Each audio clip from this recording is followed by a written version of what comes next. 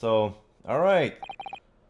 Somehow, the door to the cabin we were in ended up bolted after we made an emergency stop.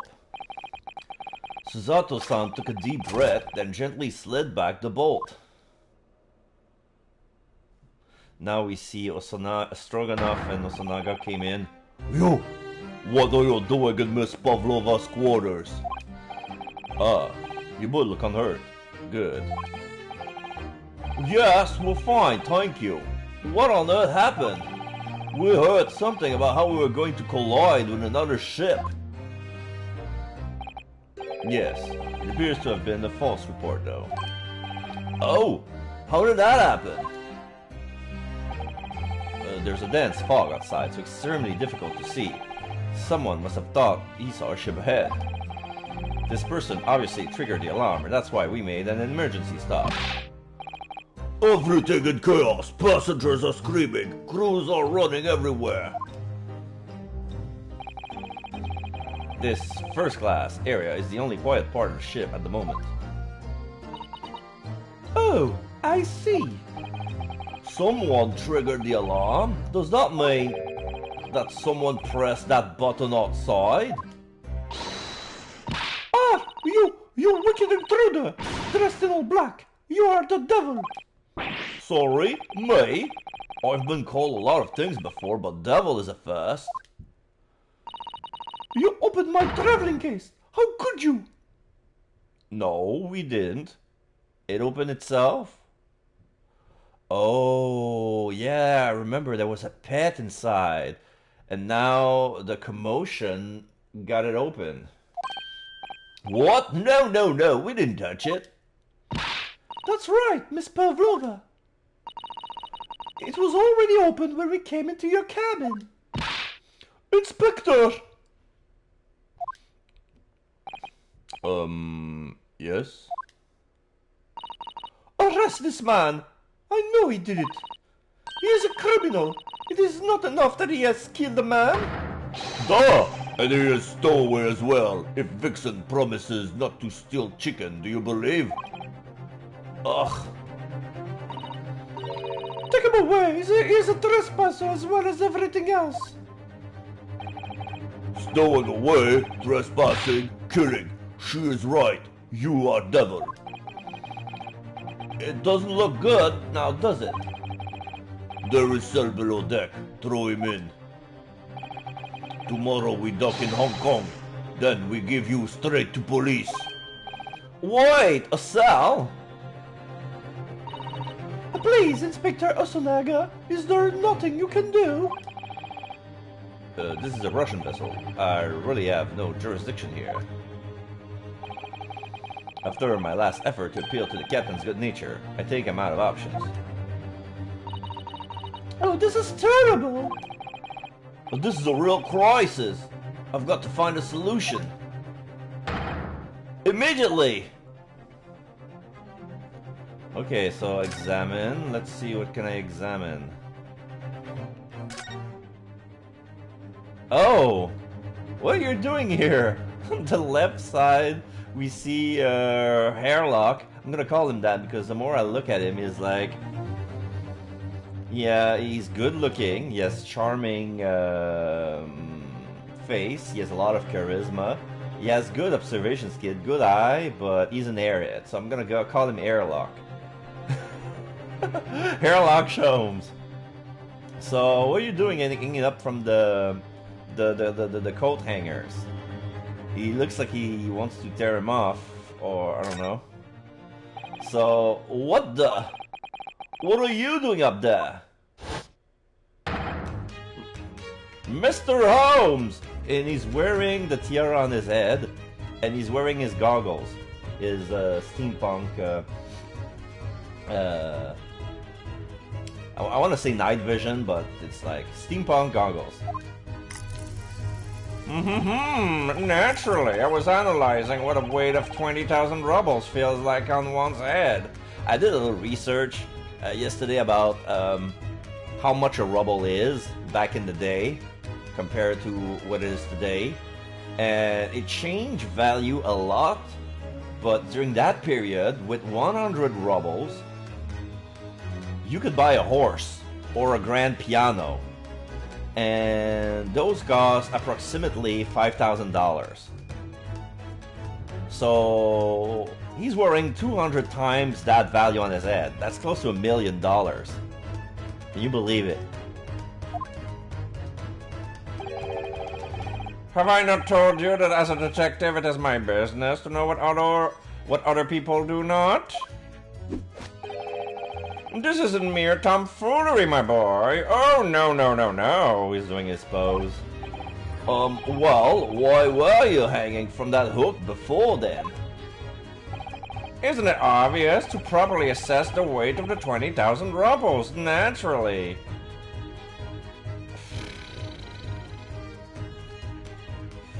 I'm rolling in my eyes so hard over here. I wish to determine that if it would bend that conceited-looking hook on the wall, so full of brag and bounce. Oh, I never know whether to take this man seriously or not. You again.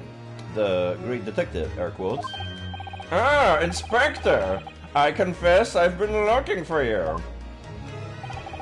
I have something to report to you most urgently. Well, you might try looking for somewhere other than the hook on the wall next time. What is to report? Speak. An urgent report from a great detective can mean but one thing. Yes. The case of the curious murder that took place last night here on this vessel, the steamship Buria, has been solved. By me, naturally. Exclamation mark. What? Really? Really? Yes, I have eliminated all other possibilities. No other explanations exist. So, allow me to illuminate all your minds. For I am about to reveal my great detective's greatly admired great deductions to the case. Alright, we're at it again. This is gonna be fun. I'm gonna enjoy this. I like those little parts. Oh, you have solved it. Even Hedgehog understands this case. We all knew who was responsible for killing student boy this morning when we found criminal in wardrobe. It is the stowaway and he has handcuffs to prove it. I didn't do it! The trouble is, there doesn't appear to be anyone else who could have killed the victim. Because, as everyone knows, the cabin doors was bolted shut from the inside. That means the culprit must be someone who was inside the cabin. Yes, it's what's called a lock room mystery in detective story. Da, locked room, that is point. The room was locked. Well, I can deny that. There's no way the bolt could have been drawn across from outside the cabin. You are all quite mistaken. The cabin next door is not a so-called lock room at all. What? Oh yes, there is another entrance. An entrance used last night by the culprit in order to gain access to the cabin despite the bolted door. What other entrance? We never discovered one. Why, it gapes open-mouthed at you even as we speak. I'm talking, of course, about the ventilator, man. The ventilator? You think this is funny? I cannot even put an arm through that hole. That's because your arm is as thick as tree trunks. You're suggesting that the culprit entered and left the victim's cabin through that tiny opening? It's not possible. Ah, but it is. And last night, the victim even witnessed the intruder in the act of passing through the ventilator. ...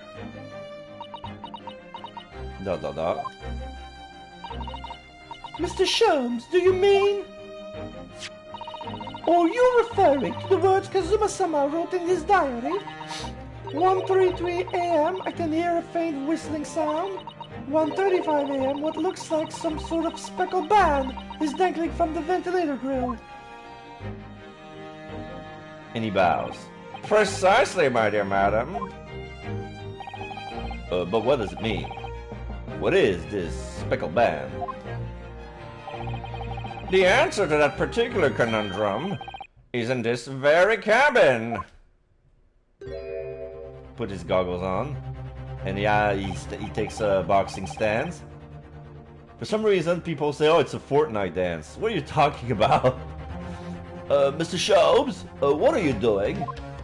There is a distinct element of danger, but fear not, I am ready.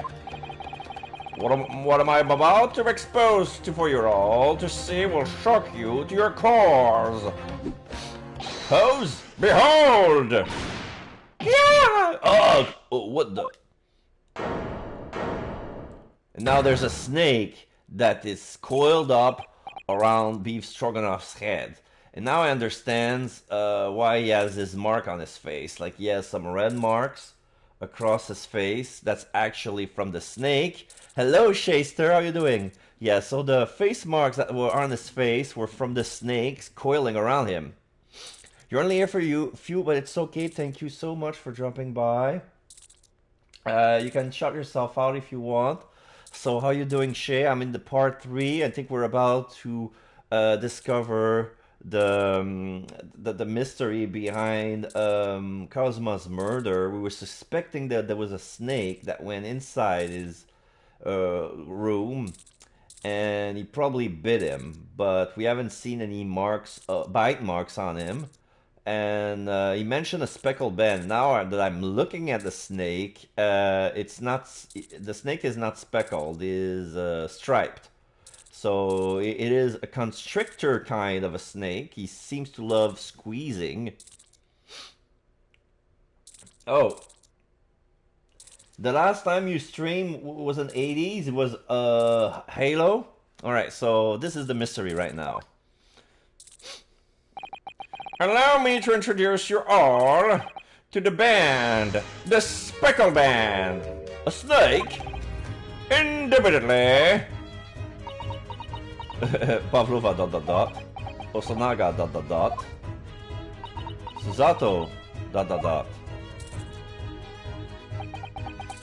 And us ... Mr. Sholmes, just one thing. Pray, what troubles you? Well, that snake isn't really speckled, is it? It looks more stripy, wouldn't you say? Hmm? Yes, you're right. I think in this case you would have to call it a striped band? Wouldn't you? Chums ...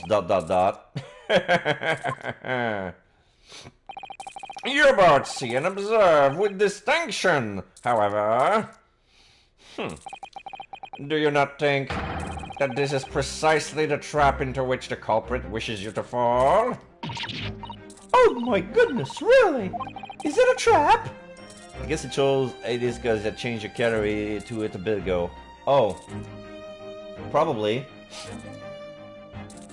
Yeah, probably.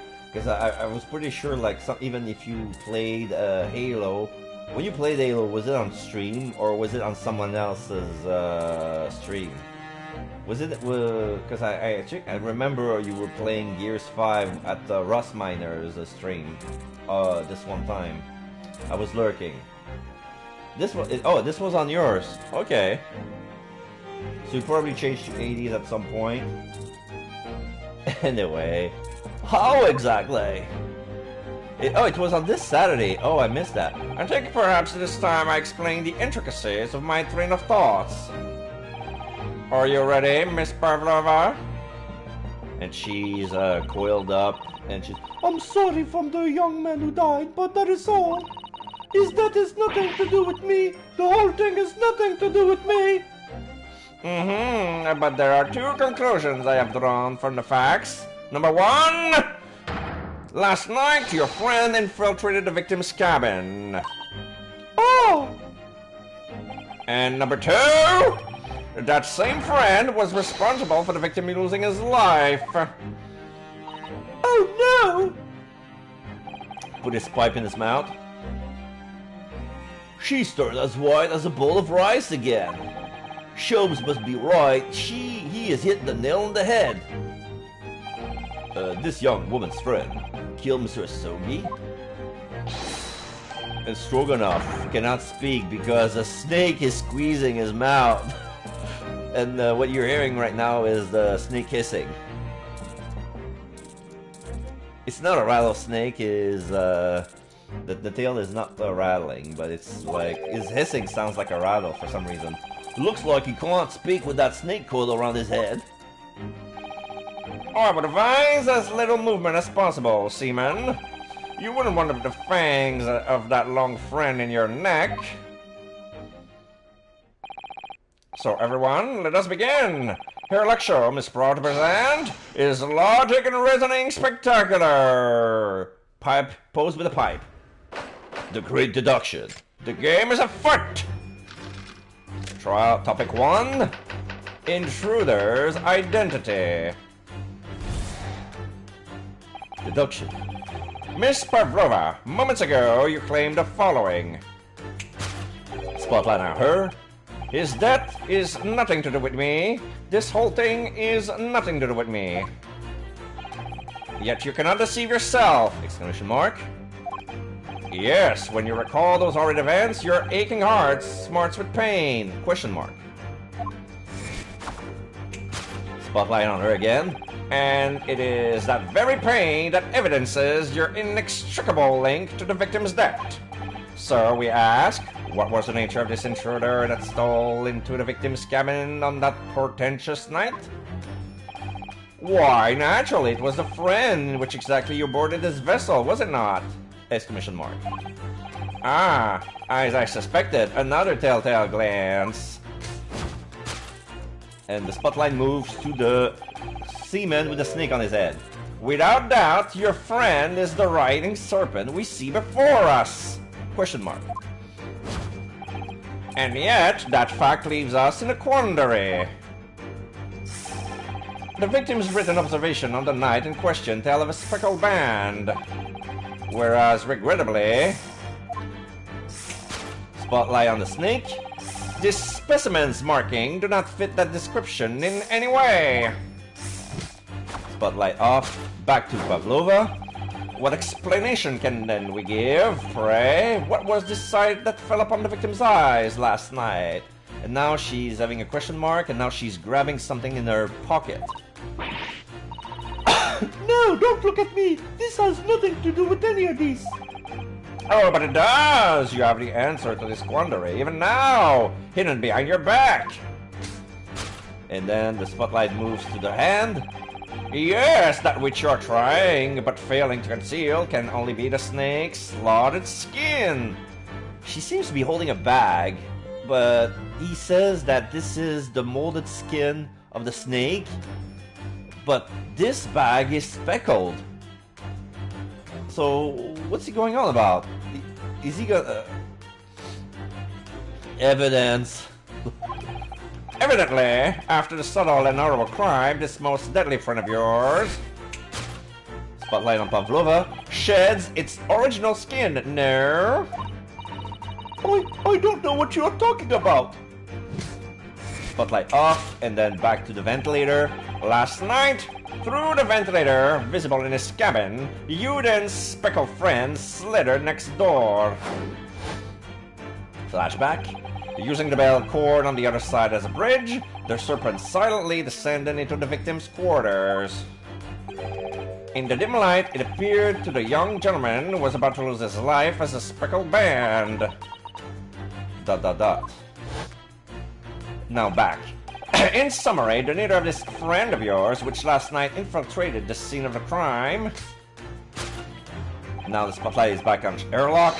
Is a rare breed of snake whose marking change each time it sloths its skin. Yes! That thing doesn't exist, by the way. This is why this is the main difference between the real Sherlock Holmes and this phony over there. Is like Sherlock Holmes does his research. The real Sherlock Holmes does his actual research, and he's like, the more he talks, I feel like I'm listening to one of those anti-vaxxers who does their research on the toilet on their cell phone, and they call that research. A snake so dreadful we can only imagine it will be found in the deepest depth of India. Yeah, like you've been there. Conclusion, a beloved speckled snake. Topic number 2. How Mr. Asogi died. Deduction. Moving on, we come to the heart of the matter. The grim demise of the victim. Spotlight on the then face of Asogi on the floor. How did this young man lose his life, and why? Pavlova ... According to the data of which I have been apprised, it would appear there were no visible signs of injury. Exclamation mark. Ah! Spotlight on Pavlova. In fact, the circumstances of the victim's death can only be explained by a terrible venom. Question mark. Now, if we take that as a fact... Now we move back to the scene of the crime, back when the body was there on the cabin. We can reasonably imagine that there were remains evidence to affirm that... I'm gonna really read that. We can reasonably imagine that there remains evidence to affirm it at the scene of the crime. Exclamation mark. Oh no! Could there be? Spotlight on the body. Yes, an examination of the deceased body would prove the cause of death conclusively. Question mark. The almost but not quite imperceptible puncture wounds left by the venomous fang will seal the truth. Yes, the vestiges of the snake bite delivered by your terrifying friend. This almost makes no sense. Spotlight off. Now back to Pavlova. There is no point fearing ignorance, Miss Pavlova. After the incident, you endeavored to hide everything, didn't you? Exclamation mark. But now your involuntary glance betrays the hiding place you chose. And now we see the suitcase. That's right. You hid the evidence that leads you to the victim's death in that traveling case. Question mark. Back then it was closed. Now it was, back then it was closed and moving. When we first met in this cabin, it came to my attention that your case moved periodically. Now it's open. And it's empty. Spotlight to Pavlova. Your serpent assassin was restless inside, no doubt. You don't. It is telling me that the victim made a note of a low whistling sound that he heard minutes before this ends.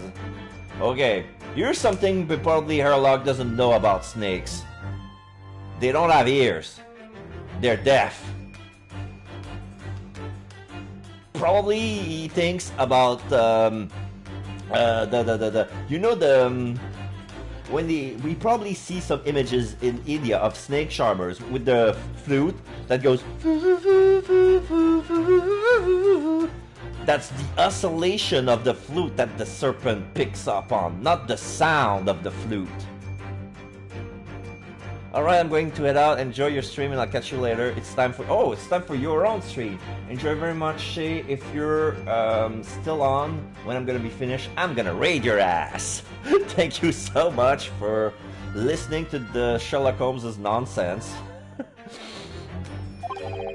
Well, that was your signal, was it not? The sounds you had used to train your serpent friend. To train? Spotlight off. Back on the ventilator. Mass might not appreciate that. Indeed, you would put the serpent through this ventilator and wait. After a period, you would summon it back with a whistle. You couldn't know if the animal had done its duty, so you would listen for signs of life next door. If the victim appeared not to have been dispatched, you release the snakes once more. Spotlight off, then back to the snake. Do you deny the snake has undergone such training? It's not true. Spotlight off, flashback. Having slithered through the ventilator and down the bell cord, the creature needed only to sink its fangs in once. And its venom would course through the victim's vein and in its existence forever. Spotlight back to Sherlock. That is the true nature of the speckled band that took the poor young man's life. There can be no doubt, my logic is infallible. Conclusion: death by venomous snake's bite. Flicks his hat. Thus concludes Sherlock Sherm's great deduction of the speckled band. Please, hold your applause. No need to thank me. Everybody is mouth gaped and amazed, in shock and or awe. The snake is indifferent. Biff is having a neutral stance. We cannot see his expression because of the snake. Miss Pavlova has trained her pet snake as a killing machine. There on the floor, you will observe a saucer of milk. The promise of food is the key to training any creature. Incredible! You've solved the mystery! Amazing, your great deduction really lives up to its name. I see now why Sherlock Sholmes has become such a household name. My dear man, it was nothing remarkable. As the Russians say, I could have done it with one left hand. ... Zato. Could I venture an opinion, Mr. Sholmes? But of course, what's on your mind, my dear? Oh, it's just about your deduction before. Some things don't quite make sense to me.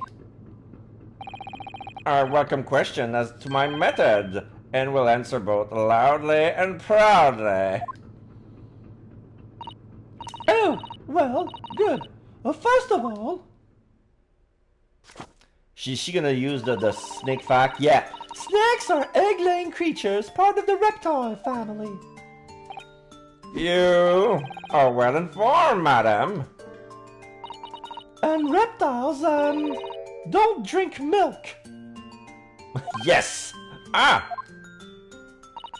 It's really only mammals that like to drink milk, you see? So, I'm not sure it would be possible to train a snake using milk as a reward. Oh, no matter. No doubt Miss Pavlova used some other treat to encourage her pet to do her bidding. Milk was merely an example. The logic holds. Well, there is something else. Snakes have no ears. There you go. Thank you, Susato. Ah! Yes, so I'm not sure where would it be possible to signal a snake by whistling. But madam, what of the tales from Arabia? Have you not heard of the snakes that dance to the sound of a flute? Oh my god, he really, he's really using that argument. I think perhaps the performers play their music in time with the snake's natural movement. Oh, is that how it is? The snake charmers plays according to how the snakes moves and not the other way around. Oh, I see. No hands, no feet, no ears? Oh, these creatures are so inept as to be practically useless! Yes, they are. But don't take it out on the snakes, Mr. Sholmes. There is one other thing. You have more? Snakes use the scales of their bellies to propel themselves. So, I'm not really sure that a snake would manage to climb up a flat bell cord like the ones in these cabins. Yeah, that was an issue I was saying. Would the snake be able to climb down the cord if it's like a vertical? Because it would just fall. Like, it would have to coil up around the cord just to be able to hold himself in from not falling and falling flat on his head. So, I wonder. Then you should try harder. You should get good. Please don't be angry with me, Mr. Sholmes. The point is, Even if the snake has gone through the ventilator to the next door cabin, it wouldn't come back without help. Oh, yes, he cannot climb up vertically. Oh, I didn't. I didn't look it up like that way. Good call, Susato. Good call. What I'm trying to say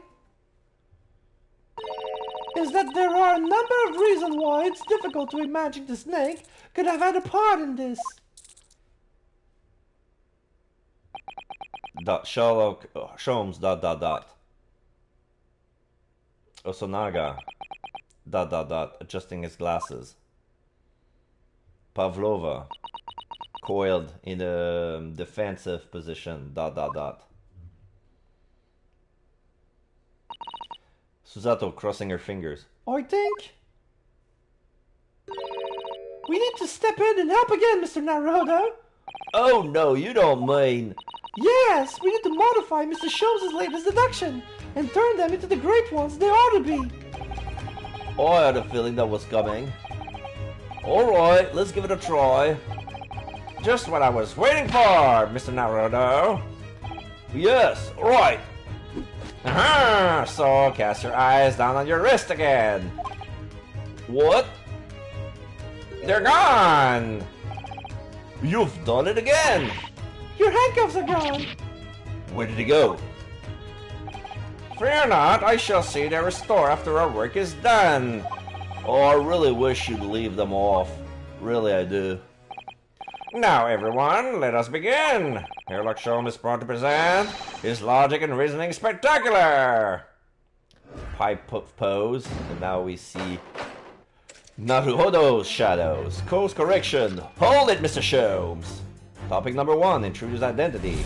Now we gotta reread everything again. Correction. Miss Pavlova, moments ago you claimed the following. His death has nothing to do with me. This whole thing has nothing to do with me. Yet you cannot deceive yourself. Exclamation mark. Yes, when you recall those horrid events, your aching heart smarts with pain. She does have a pain expression on her face. Yes, that's true. She looks as though Kazuma-sama's death is weighing heavily on her mind. But you're not sure Mr. Holmes has read her quite correctly, is that it? Could there be some other way to interpret her expression then? Let's take a moment and really look very closely at Miss Pavlova. Right now, she's holding her left hand and looking at it. Let's see what she has. That's Kid Smarts. Wait. Claw scratch on the top of her left hand. She's been scratched? Oh, wait. What is this? What the fuck is this? I seen on the table, on the tea table, there's a picture of her with holding a cat. I knew it. It was really a cat that she was hanging on the inside of a suitcase. It's not the snake. The snake does not belong to her at all. But where does he come from? So let's go with the claw scratch. Yes!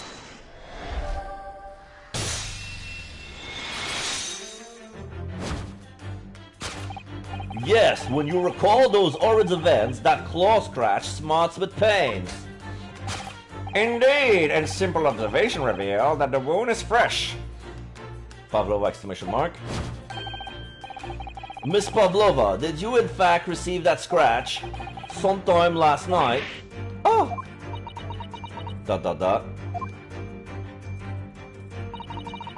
When I think about the young man who died next door, I feel so sad. And when I am sad, the pain from this wound is worse. Spotlight on her. And it is that very pain that evidences your inextricable link to the victim's death. So we ask, what was the nature of this intruder that stole into the victim's cabin on that portentous night? Why, naturally, it was the friend with which you boarded this vessel, was it not? Ah, as I suspected, another telltale glance. Spotlight on the sailor. Without doubt, your friend is the riding serpent we see before us. It seems that the scratch mark on the back of Miss Pavlova's hand was made by this friend of hers, doesn't it? Except, snakes don't have claws, do they? No, they don't. They don't even have hands or feet in which claws might grow. Well then, if that snake isn't her pet, what is? What's the true identity of this friend of ours? We should follow her gaze, Naruto-san. That's where we'll find the answer. Okay, so now we're gonna... Okay, now we can move. You can see the seaman Stroganoff. Stroganoff... Could Stroganoff have scratched her? No, he doesn't have any nails. Okay, let's check. Oh, I can get... Oh, there it is. Oh, look at the photograph in this frame. I have no idea, but I can actually examine. I didn't want to press, or maybe I wanted to press, but I pressed the wrong button. But actually, you could examine the evidences. Look at the photograph in this frame. This must be something Miss Pavlova brought with her when she ran away. We see... Oh, yeah, we see a cute little black cat. I think it's the... Yes, the Persian cat from the artwork that we saw. The Persian blue. The Russian blue. So this is a Russian blue. It has a little belt around her neck. Wait... What color is the collar? It's a black and white photo, we cannot see. But that bell, half of the bell was at the scene of the crime. Okay, so I think this is what happened. The cat killed Asogi, but accidentally. Maybe he heard a whistling, but it was not a whistling, it was the ringing of the bell when the cat went into Asogi's cabin. But probably there was a fight, I don't know. The cat, for some reason, lost her collar and left it inside Asogi's cabin. And then ran. And then Kazuma stepped on it, slid because of the polish of his boot. We see scuff marks on the floor from his shoes. So he slipped on the bell, fell and broke his neck, because that doesn't make a mark. And when the seaman saw that, he took his hand and make him draw the word wardrobe in Russian, because I think he suspected them having a stowaway in the cabin, and then left the room. But then the boat came to a stop, which tilted everything and locked the room, which explained the locked room. So this is my theory for right now for what actually happened. Maybe I'm wrong. We'll see how it goes. She is exceptionally beautiful, isn't she? Yes, that's true, but personally, it's the little black creature she's holding that caught my eye. Maybe we better take a closer look at this. Okay, we're gonna... Little kitten. We're gonna present the little kitten. Yes! Yes! So, without doubt, your friend is the little kitten we see before us. Spotlight on the picture frame. Now spotlight is on Pavlova. Yes, the scratch on the back of your hand makes that abundantly cleared. Oh no! Spotlight is removed. Focus on the picture. The whereabouts of this black kitten isn't clear, but what is clear is that you brought the animal with you when you ran away, didn't you? Ah! Dot dot dot. Darka is my best friend. I couldn't leave her behind. Darka would appear to be a Russian blue. And yet, the fact leaves us in a quandary. The victim's written observation on the night in question tell of a speckled band, whereas regrettably,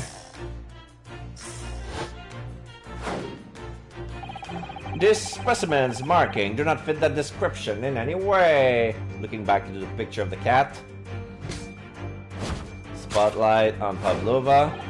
What explanation can then we give, pray? What was this sign that fell upon the victim's lies last night? Now she goes for the some sort of bag, the speckled bag she's holding in her pocket. No, don't look at me! This has nothing to do with any of this! Oh, but it does! You have the answer to this quandary even now, hidden behind your back. Yes, that which you are trying but failing to concede can only be the snake's sloth skin. Oh, did you see that? She just looked something. She just took something out of her pocket and hid it behind her back. If she just left it in a... Oh, wait. If she just left it in her pocket, no one would ever have known. Oh yes, ploys like that are Mr. Sholmes' speciality. He's ever so cleverly forced her to reveal something. Oh, I thought deduction was his specialty, or maybe making me believe that it was a ploy too. Anyway, I found it hard to believe that this is the skin of a snake. In which case, just what is Miss Pavlova hiding behind her back? Okay, so let's look at her. What she's hiding? Oh, wait, what is this? Snake slaughter skin. She's holding some sort of stick. Let's examine the skin. Well, it is speckled and it is a band, but what is it? It seems to be soft and fluffy, a long piece of cloth of some sort. And that looked like a handle at one end. I think it may be a cat's toy. This sort is common in the West apparently. Wait, so it's a stick with a piece of cloth dwindling from it. Oh, like those things we see in gymnastics. So it's like a ribbon stick. It's a cat's toy, and it's speckled. So did the cat run away with his toy inside of the vent? And this is why Pavlova tried to call the cat back to bring it back, and she whistled. And of course, cat don't respond to that, so she went onto the other side of the room. And this is where Asugi saw the speckled band, some sort of speckled band. He had never seen this sort of toy before, neither did I. Like, I would never expected that this would be some sort of ribbon, like a cat's toy. How is that a toy for cats? Well, cats like to chase the band around and paw at it. Kittens in particular love that sort of play. You only need to wave it in front of them and they pounce to catch it. Aha, that sounds positively adorable. Now the snake skin becomes a cat's toy. Yes! Okay, so in some cases I have to examine to see, oh, it's not really what it seems to be. Yes, the thing you're trying to, but failing to conceal is a cat's toy. Precisely, and the true nature of the now infamous speckled band. Oh!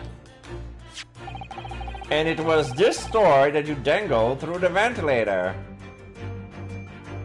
Oh, they're still gonna say it's her fault? You waved it around, I presume. Naturally, the victim could not fail to notice it. But why? For what reason? Holding his pipe. My dear boy, there can only be one answer to that. And her feline friend disappeared through the ventilator into the neighboring cabin. Miss Pavlova intended to use a speckled cat's toy to incite the creature to return. Oh, so that's how it happened. The whistling didn't work, so then she used the cat's toy. Oh! In summary, the nature of this friend is Miss Pavlova's, which last night infiltrated the scene of the crime. Is a blithesome Russian blue breed of cat by the name of Dorka. Yeah! A truly troublesome feline young Darka is proving to be. She must be caged once found. You will forgive us for borrowing the photograph of your pet, Miss Pavlova. The photograph of Miss Pavlova and Darka has been entered into the court record.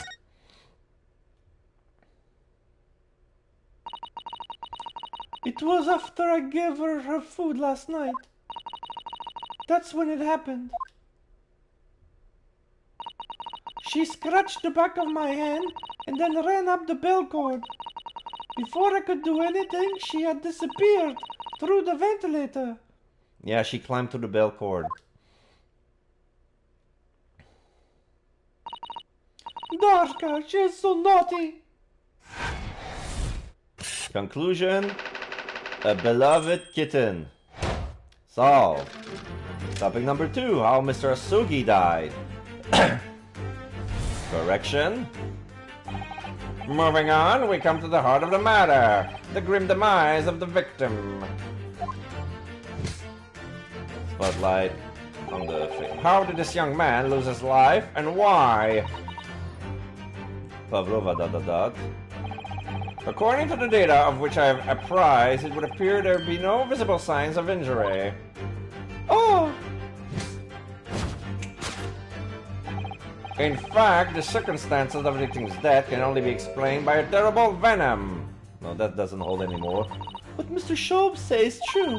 There were no signs of a wound anywhere on Kazuma-sama's body. That's right, but Mr. Sholmes seems to be unaware of one very important detail. Kazuma wasn't poisoned. Yes, it would seem so. Let's give him the information is missing now. Oh. So, the post-mortem report, no traces of external injury or poison. Yes!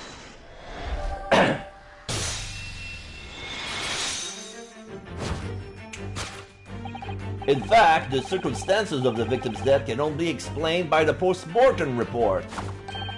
Ah, yes, I knew it was one or the other. Exclamation mark. His neck was... Indeed, the breaking of the cervical vertebrae is fatal. Only that Goliath would be strong enough to survive that. Seaman Stroganov isn't some immortal... Seaman Stroganov isn't some immortal freak, you know. The jury is out. Anyway, we have on good authority that the victim's neck was broken. Now, if we take that as a fact, we can reasonably imagine that there remains evidence to affirm it at the scene of the crime. Oh no, could there be?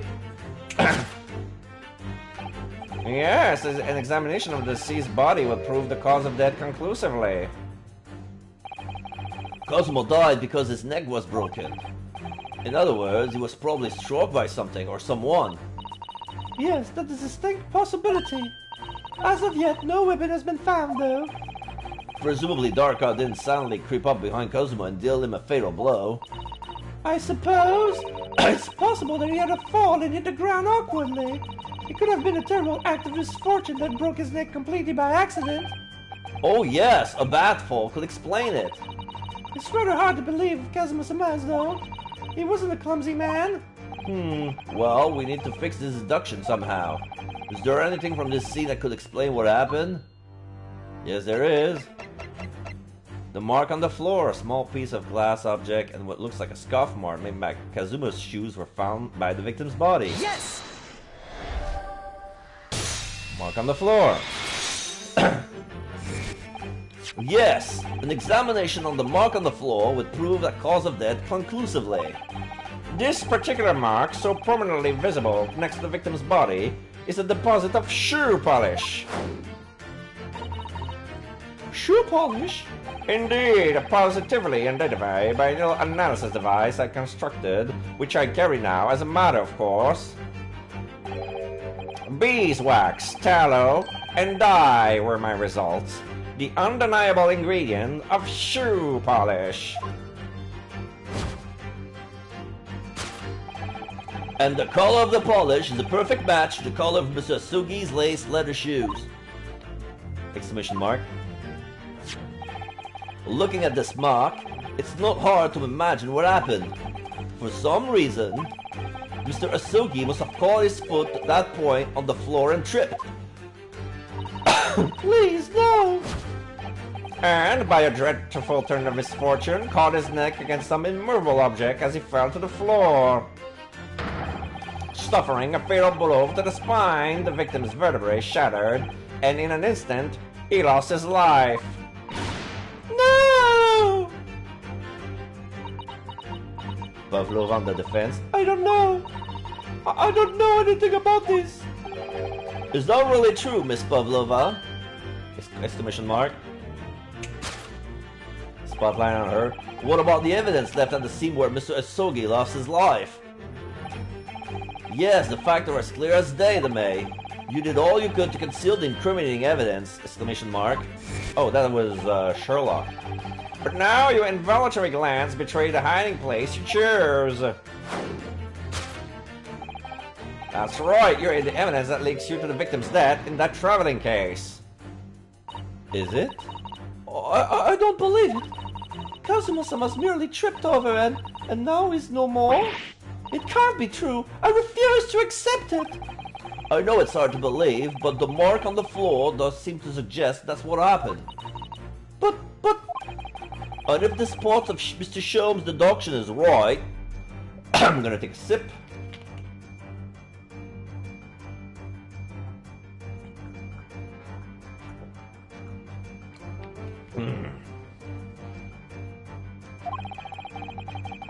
Miss Pavlova is trying to hide some evidence that would prove it. Here in this cabin, somewhere in the direction that she just cast her eyes. Where, I wonder? Let's have a good look around. The answer must be here somewhere. Okay, so let's look. Traveling case. The tiara. What else is there? Waste paper basket. What's in there? This is a waste paper gas basket. Perhaps all the first class cabin have them. But Miss Pavlova only started occupying this cabin late at that last night. Presumably there's not much rubbish in there yet. Oh, here we are. The other half of the broken bell. Oh, what's that? It's a broken piece of glass, isn't it? Yes, it is. And I feel like I've seen it somewhere before. If it looks familiar, perhaps it's more than your mind simply playing tricks on you. Alright, waste paper basket. Yes! Batting! That's right, you hid the evidence that links you to the victim's death in that waste paper basket. Ah! Here we have a fragment of some intricate glass object, it would seem. One that has a familiar air, in fact. Precisely, we found another piece of broken glass on the floor in Mr. Asugi's cabin. And as you can see, the two pieces fit together perfectly. Oh no! So, Miss Pavlova, shall we consider that what this tells us? Why would it be that the part of this glass object, which was evidently broken at the scene of the victim's death, should be found in the waste paper basket in your cabin? Cure! You're well acquainted with You're well acquainted with this glass spells, are you not? Pavlova ... I don't. I don't know, in that hushed Russian accent of yours won't save you this time, dear girl. Why? Because we have conclusive evidence linking you to the bell in question. What? Take it away, Mr. Naruhodo. Oh yes. The evidence linking Miss Pavlova and the little glass bell, that would be the picture we just received. Pavlova and Darka. Yes! If you look at this photograph, you can clearly see, hanging from Darka's collar, the very glass bell in question.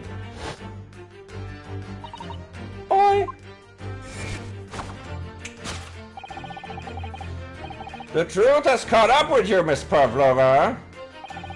The young man who lost his life last night did so after a truly inauspicious fall.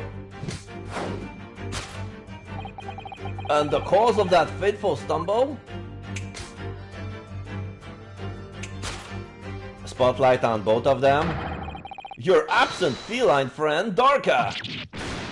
Oh no! Whiplash. ... I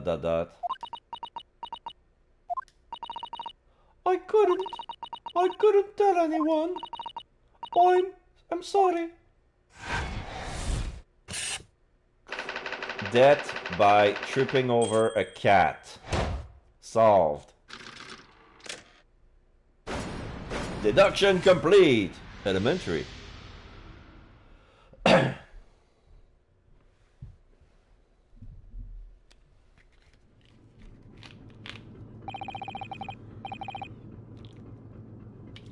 Why don't you tell us now, Miss Pavlova?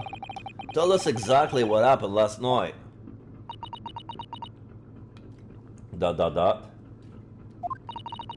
It was a little after 1 in the morning. Oh wait, that's Suzato's voice. It was a little after 1 in the morning. It was so late, but I hadn't had time to feed Darka. So I gave her some food. And then, all of a sudden, she scratched me and jumped out of my hands. People do say that cats become very anxious and nervous in new environments. She was so fast, she disappeared through the ventilators before I could stop her. And that is how you acquired a rather nasty wound on the back of your hand, I take it? Yes. And I had read the rules on the wall. I knew that I was not allowed Darka with me. Yes, modern science suggests that animals can carry infectious diseases. It's a precaution, really. So I listened and listened, trying to hear that there was some noise in the next cabin.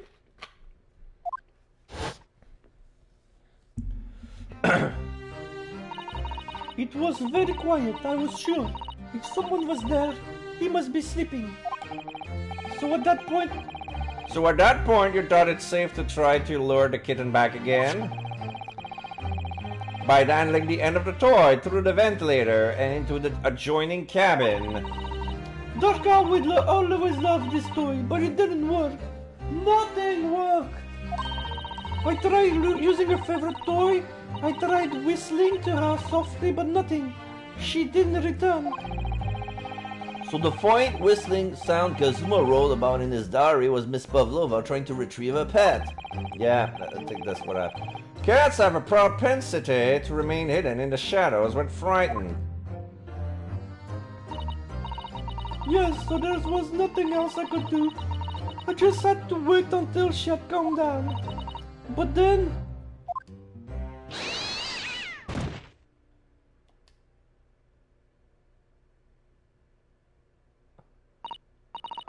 I nearly passed out with shock.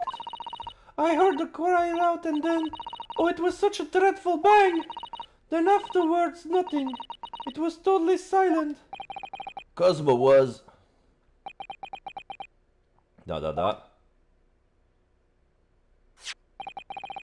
From the appearance of the brown mark on the floor, it seems likely that what you heard was the victim stepping on the glass bell and tripping up. But how... The SS Bureau was a large vessel, but even she can pitch and roll violently without warning. If Mr. Asugi was already off balance as a result of the ship lurching when the kitten got under his feet, the combination of unfortunate factors could easily have caused him to fall over.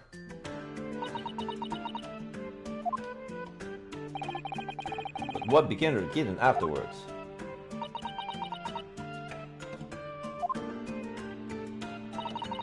In the end, I managed to get her to come back through the ventilator.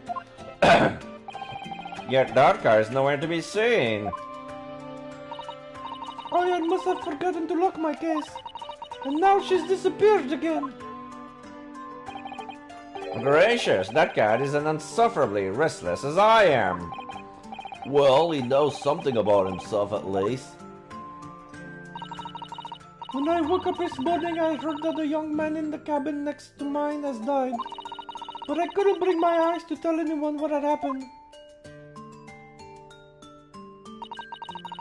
I was too scared. Scared that they would send me back. Oh, hold on a minute. What about the snake? Alright, where is it? If the snake isn't your friend, Miss Pavlova, then whose is it? And where did it come from? What on earth is such a dangerous creature doing on board this ship? Okay, so now Strong Enough is smiling. And he's actually petting the snake, so is it his? Is he gonna say that that's actually his pet? Oh, I didn't say. Oopsie. Snake is my friend. His name is Piroshko. What? What? That snake belonged to you? We escaped from cage when emergency alarm sounded. I was looking for him. And every time he pets him, the snake will just squeeze any tighter. And it's like... I did not expect to find him in here. Yes, how did that snake get into this cabin? But animals are not permitted on board. Ah, we are at sea for 1 year. You want me to be so long without close friend? Without someone who understands? Could you find someone a little more human who understands you better? But my dear burly fellow, a gargantuan venomous snake, surely you can appreciate the danger you're putting everyone in. No venom. Piroshko does not have venom. He is harmless, very long but very gentle. He is adorable like Granny. And just realize that when he opened his mouth, I don't see any fangs. So he's got his fangs removed. So it is a constrictor. He doesn't have venom. It's not a venomous type. It's a constrictor type. It's venomless? Yeah. Now he is hungry, so he is in bad mood. So once I feed him, you will see big smile. And you feed him what? Milk, I suppose? Oh, like they say, milk chicken. Ridiculous. Snakes that drink milk are only in stupid stories. Piroshko eat mice. No, big fat round mouses. Oh! So is that what the mouse trap in the passageway out there is for? Of course. How else can I catch my friend's favorite food? Nothing. Nothing's at top of the food chain like the look in their eyes right now. Sherlock Holmes ... We cannot see his eyes for the moment. He looks like... It refuses to drink milk. It can't hear a whistle. It can't climb up a bell cord, and it's not even venomous. How the deuce did something so inept land a starring role? And then he fall. He fell on the floor.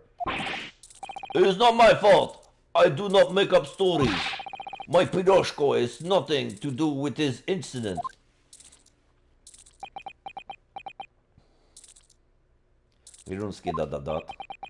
So that's what happened. That's the truth behind my best friend's tragic death. But wait, what about the wardrobe markings?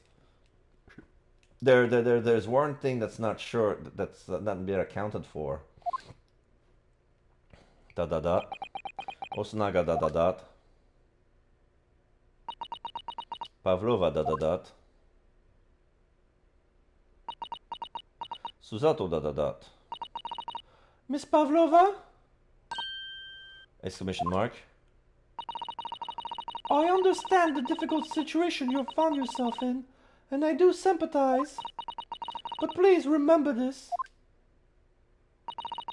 A young man lost his life.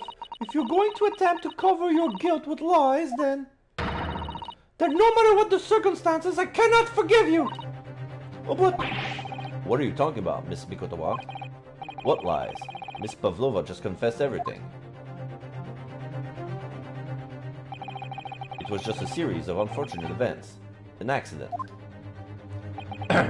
Sholmes, ...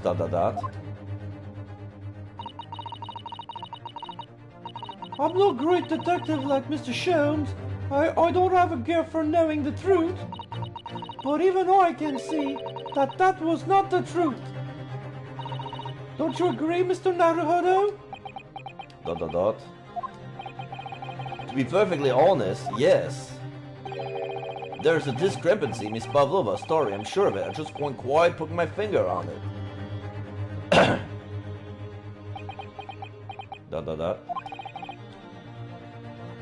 I confess, I was attending to let Scotland Yard lay there with any outstanding issues on this matter. Oh! I am only present here for a very specific reason. Flicks his hat. The truth is, you, Mr. Naruto, are simply a distraction. A distraction? I do hope you've not been finding your shackles too uncomfortable. Oh. Oh, not again. When did he do that? Especially as they're on your wrist as a result of my intervention.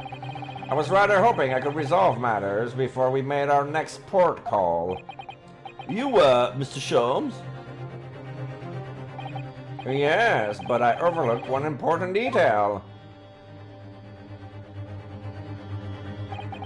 The deceased young man was a very close companion of yours. Was he not? Yes. Kazuma was my closest friend. I owed him my freedom even. Susato... ... In that case, we must follow this to its conclusion. No further distraction. You must uncover the real truth here, Mr. Naruto. Yes, whatever that may be. The key to this is the discrepancy in Miss Pavlova's story, I'm sure. If I can chase that down, maybe the truth will become clear.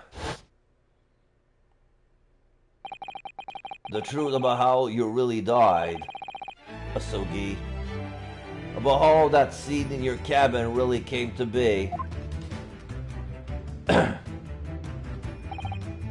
Alright, I'll see what I can do. Excellent. Thank you, Mr. Naruto. Pavlova. So then, shall we begin? Yes! What we should ponder first is the victim who lost his life in a cabin that was bolted shut from the inside. Was this truly an unfortunate accident? Or was it in fact no accident at all? That is what we must establish in the first instance. But we already established it, haven't we? The man tripped over the kitten that had climbed into his cabin via the ventilator. Tragic, yes, but still an accident. Hold it! Wait, let's just take a step back. It doesn't make sense if that's really what happened, does it? I'm going to have to ask you to spell it out for me, I'm afraid. Well, yes, it's starting to take shape now. There's a clear contradiction between the facts and Miss Pavlova's story here. The evidence is right here, there in Kazuma's cabin. It's undeniable. His death couldn't possibly have been a mere accident. Exclamation mark. Really? Well, let us show our hand, Mr. Naruto. Time to present the evidence. The evidence that proved unequivocally that the victim's death was no mere accident. The word? Yeah, I guess that would be it. The truth is clearly recorded in this photograph print. Photographic print. There is no way that Mr. Asugi could have left this message on the floor. that script, it's Russian, isn't it? Indeed it is. The word written means wardrobe. I see what you mean. Most people would leave a diary message in their native language, Japanese in this case. But maybe he was studying Russian. It is a simple language. He could have picked it up very fast. But that doesn't seem likely. That's actually not the point. It makes no difference whether he knew Russian or not. Sorry, what do you mean? Exactly what I said before. There is no way that Mr. Asugi could have left this message on the floor because he broke his neck. And the reason why is clearly explained in here. Damage to cervical vertebrae resulting in instant death. Emphasis on instant death. Oh. Which means after the victim fell to the floor, he couldn't have possibly have written anything. Because he was already dead. That's not the only reason either. There's something else we found in Mr. Asugi's cabin. A remnant of something that couldn't possibly have been there if what Miss Pavlova told us was true. What? So Susato-tan has noticed it too then. I didn't notice. I don't recall this. Let me save. I know it auto-saved not too long ago, but I gotta do it again. Just to be sure. Just to be really sure. Save complete. Oh, somebody texted me.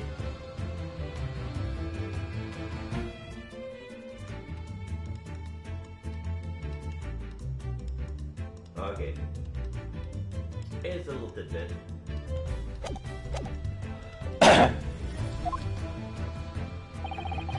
Putting this message on the floor aside is something else that gives the truth away. Another piece of evidence that proves that it was no accident. In other words, paper seal. I'm gonna need to check. Okay, no.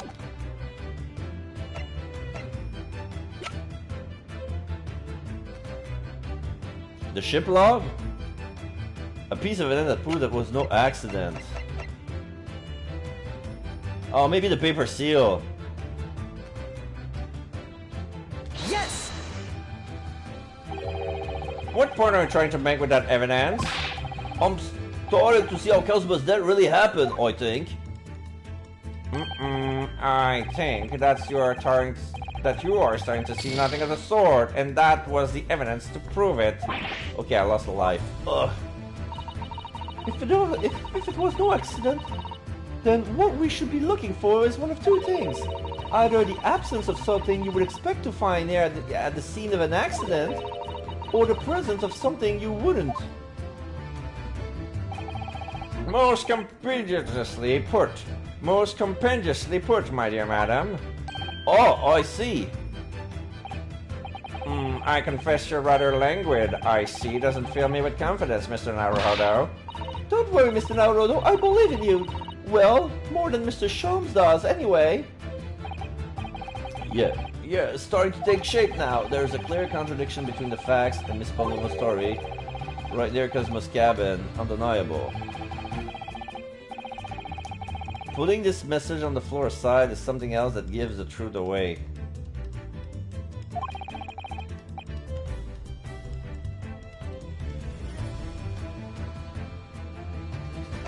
So we need to find something that should be there if that was an accident, or something that's not the cat? Yes! No. Not the cat.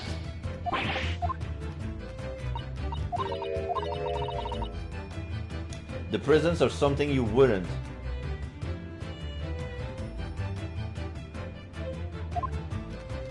Okay, I'm gonna try again with the ship log. I don't know what are they getting at with this.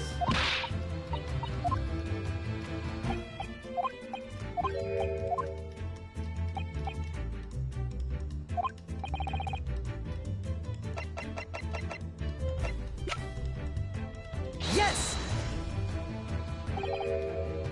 No. I'm gonna have to reload. Absence of something you expect from accident by the person. The dying message, but that's what I was trying to do. But there was something else.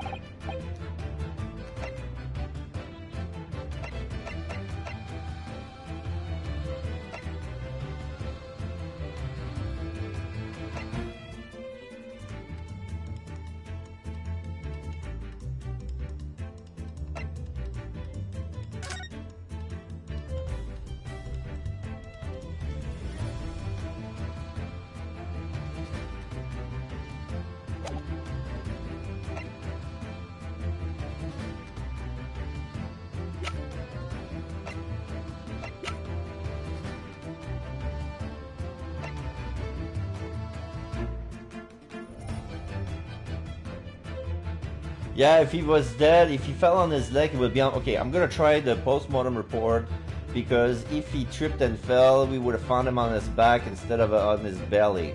Yes! Come on! Okay, I'm gonna have to reload.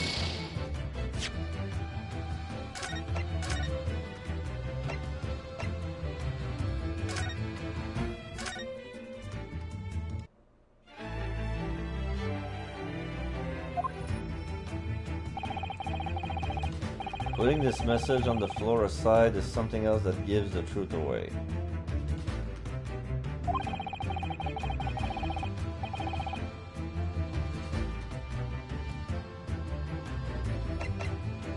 This again? Yes! No.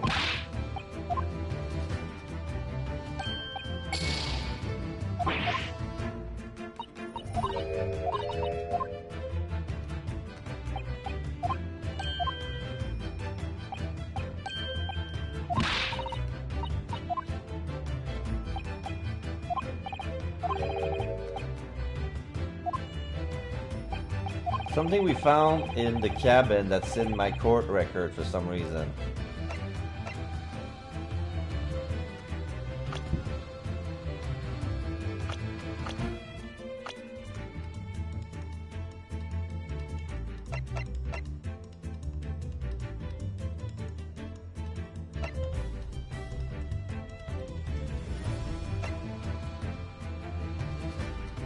The diary?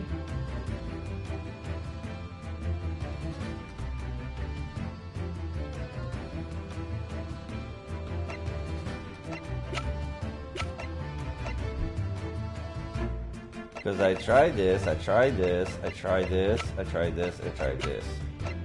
So, yeah, there's a diary. Yes! No?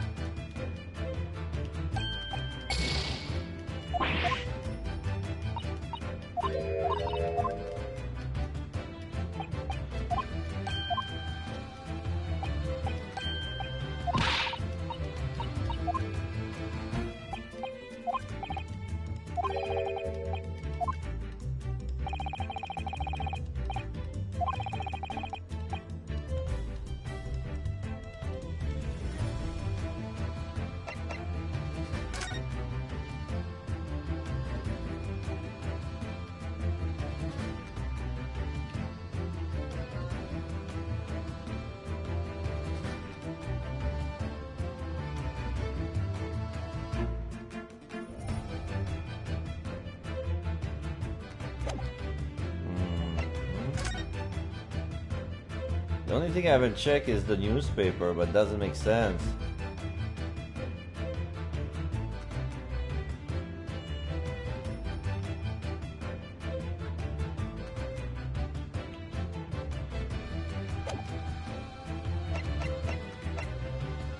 The mark on the floor? That's the only thing that was at the cabin. I mean, yeah, it belonged. Why? Yeah, I mean, why the bell would be on the floor? Why would he stepped on it? Yeah, this is weird. Yes! That was it. This piece of broken glass next to the mark on the floor. But that's the glass belt the kitten had around his neck. We already know that. We already know all about that. It was broken in half and the victim tripped over the cat and fell. So we already have a satisfactory explanation. Where's the flaw in that logic? Yeah, I don't see it. Unfortunately, there is a very big flaw, a fatal flaw. What? If that's really what happened, then how did one half of the bell ended up back there in this cabin? Ah. Yeah, I noticed that she didn't explain, she didn't say that she went back into the... Okay, she didn't say that she went back into the cabin to retrieve... Yeah, but if she went back to retrieve a piece of the... Why did she bring only one piece, not both of them? Okay. That should have rocked my brain a little bit more. Yes, remember when we found the other half of the glass belt in that waste paper basket? Would you care to explain that, Miss Pavlova? Oh no. All these pieces of evidence clearly point to the same conclusion.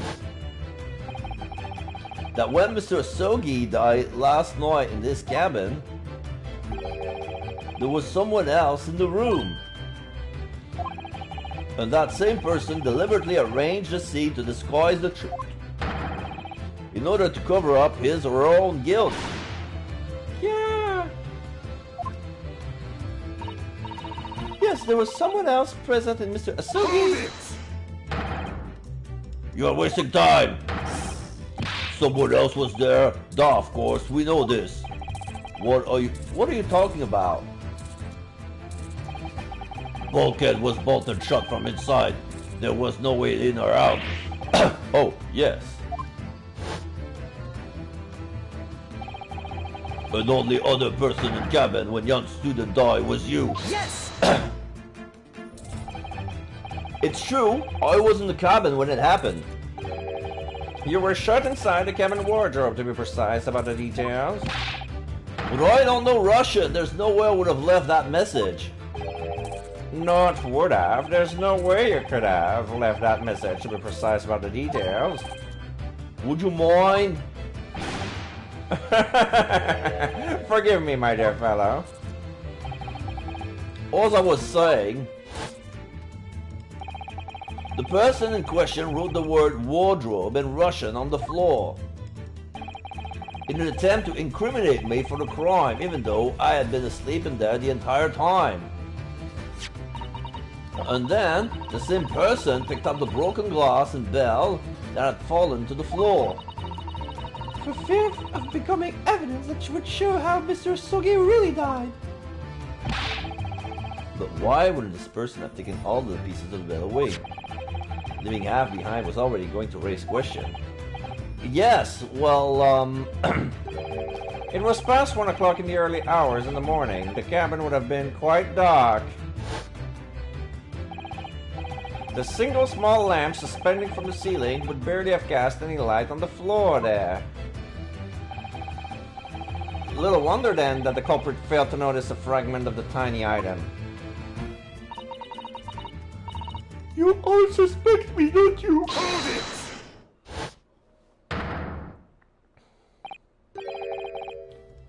Seaman Stroganoff, he removed his snake.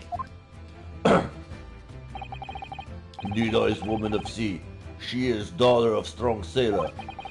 2 years ago they noticed her dancing skill and she went away to join ballet company. But before she was dancer on the ship, a member of ship's band. You do not accuse ship's angel of being criminal. Oh, so that's it. You say that when young student died, Nina was there in his cabin. But that is not possible, I give my tooth. Well, this is an almost interesting. And why would you give your tooth, pray? How can you be so sure? You're a great detective, you should know. Look through the eyes, cabin bulkhead was bolted shut from inside. Nobody could go into cabin, not Nina, not anyone. Or you want to tell me that killer can walk through locked doors? Yet, it's impossible.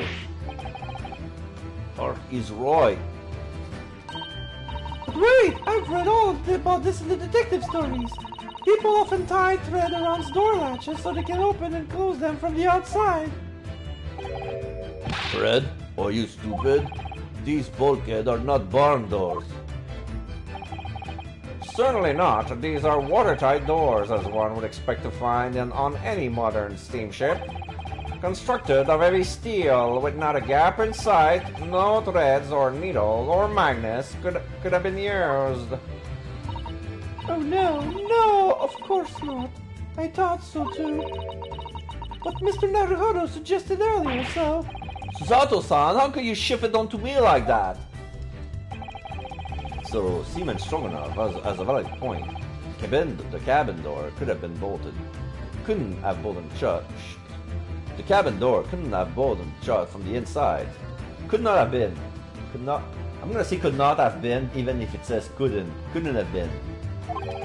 It's not necessarily. What? I put it to you that I could bolt this cabin door without laying a finger on it. And in this very cabin, we can see the traces of the method I have in mind having been used before. I don't believe it. Well, Mr. Naruto, I believe you know what I mean, don't you? Yes, I do. A way to shut the bolt of the cabin door from the outside. One way does spring to mind, yes. Do you really know what Mr. Sholmes means, Mr. Naruhodo? Yes, and so should you. Because we've seen it happen. Indeed we have, so would you care to do the honors, Mr. Naruhodo? Point out the telling signs of the method that was used to slide the cabin door across from the outside. Where's the alarm thingy?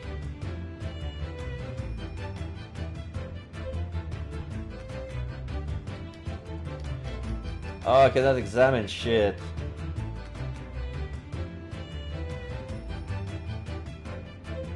The alarm? I'm gonna try this. Yes! This is it. This shows how it was done. It certainly shows how something was done, I concur.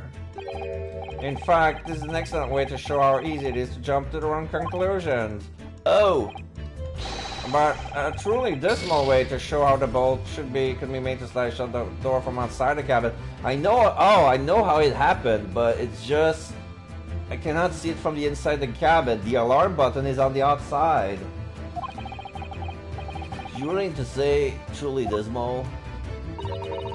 Surely it can't really be possible to make the bolt slide shut without touching it at all, can it? I'm sure that is it. Something in the back of my mind tells me so. Do you really know what Mr. Sholmes means, Mr. Naruto? Yes, and so should you. Because we've seen it happen. The book tilting down. Yes! Look at the bookcase there. See how all the books and things on it have toppled over? That must have happened when the ship made its emergency stop before. Yes, that's right. It's a very powerful vessel after all. When the engines are thrown into reverse, a violent jolt goes across the entire ship. Any small objects that aren't fastened down are bound to fall over. I believe, yes, it's what is known as the force of inertia acting on the objects. Is there nothing Susato-san doesn't know, or that isn't in her book at least? Well, whatever it's called, the same forces that push over those books on the bookcase also made something else in this cabin move. The bolt on the cabin door. Ah! It was very obvious just after the emergency stop that the ship made earlier. We have come into this cabin not long before and we haven't bolted the door. But then...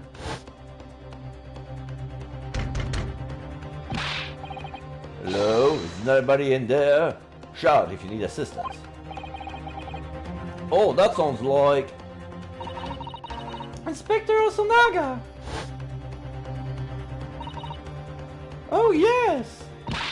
That's it! When the ship stopped suddenly, the bolt flew across and locked the door. Yes, it's made of metal, but it's small and light enough to be moved by the ship's sudden change of speed. Or the force of inertia. Not inertia, ineptia, if you want to call it that. Or are you trying to say that last night, after Mr. Asogi was killed...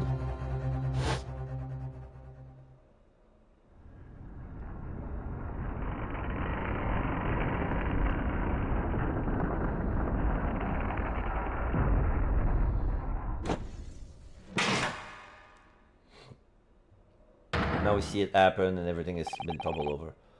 The SS Buria made another emergency stop. When I woke up this morning and looked around the cabin, I thought it looked a little odd. All the books on the shelves had toppled over, and all the ornaments. It was also as if someone had run their hands across the shelf and deliberately knocked everything over. Oh yes, I remember that. And I stood them up again, didn't I? Then when we came to this cabin, we were surprised to see the same thing in here. All the books and everything that toppled over. Oh, sorry, there's a phone call.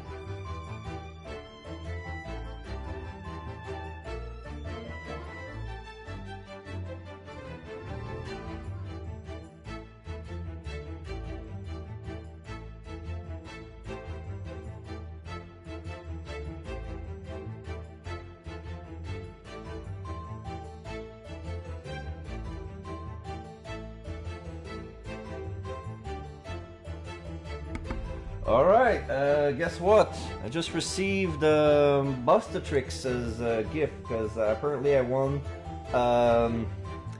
the little giveaway that she gives, like the Gooder sunglasses, and I gave my my mom's address because I was expecting them to come home, and there was a little notification saying that it's been received already. And since my mom was on her way to the beach and near my house, she's gonna drop it at my apartment, so we're gonna have a blind unboxing because I don't have my camera on and I'm not I didn't feel like streaming with my cam, so we're gonna see how it looks like. You're gonna be witnessing. We're gonna be witnessing it. Okay, so. Oh my! Do you have anything to say about this, Miss Pavlova? ... Are you out of your mind? You said Boria made an emergency stop. It does seems a little far-fetched. How could that possibly have happened? Unless you're saying that the culprit is actually someone from the engine room. Oh, is it simple? Oh, it is simple enough. Are you forgetting the button in the passageway outside, used to trigger the emergency alarm? Oh, yes, of course. There was a notice, wasn't there, telling you only to press the button in times of emergency.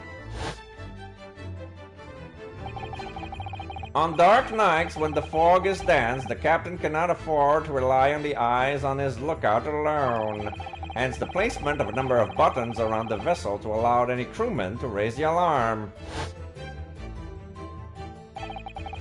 The sort of button one is almost compelled to press to satisfy one's curiosity. ...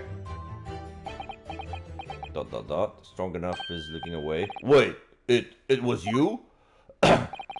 When the button is pressed, two things happen in the interest of safety. The emergency alarm bell rings and the vessel comes to a complete stop. As indeed it did a little earlier today. Oh, so I got ... So they're saying that the reason why the boat stopped earlier before was because Holmes pushed the button to see what he would do. ...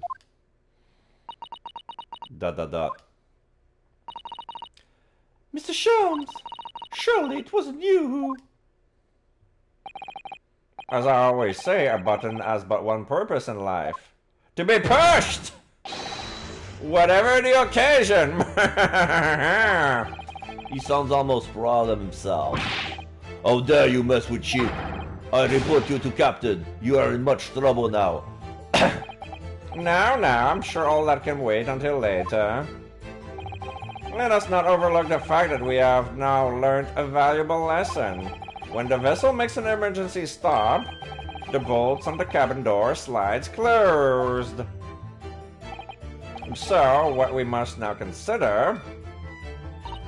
Yes, it all comes down to one thing now.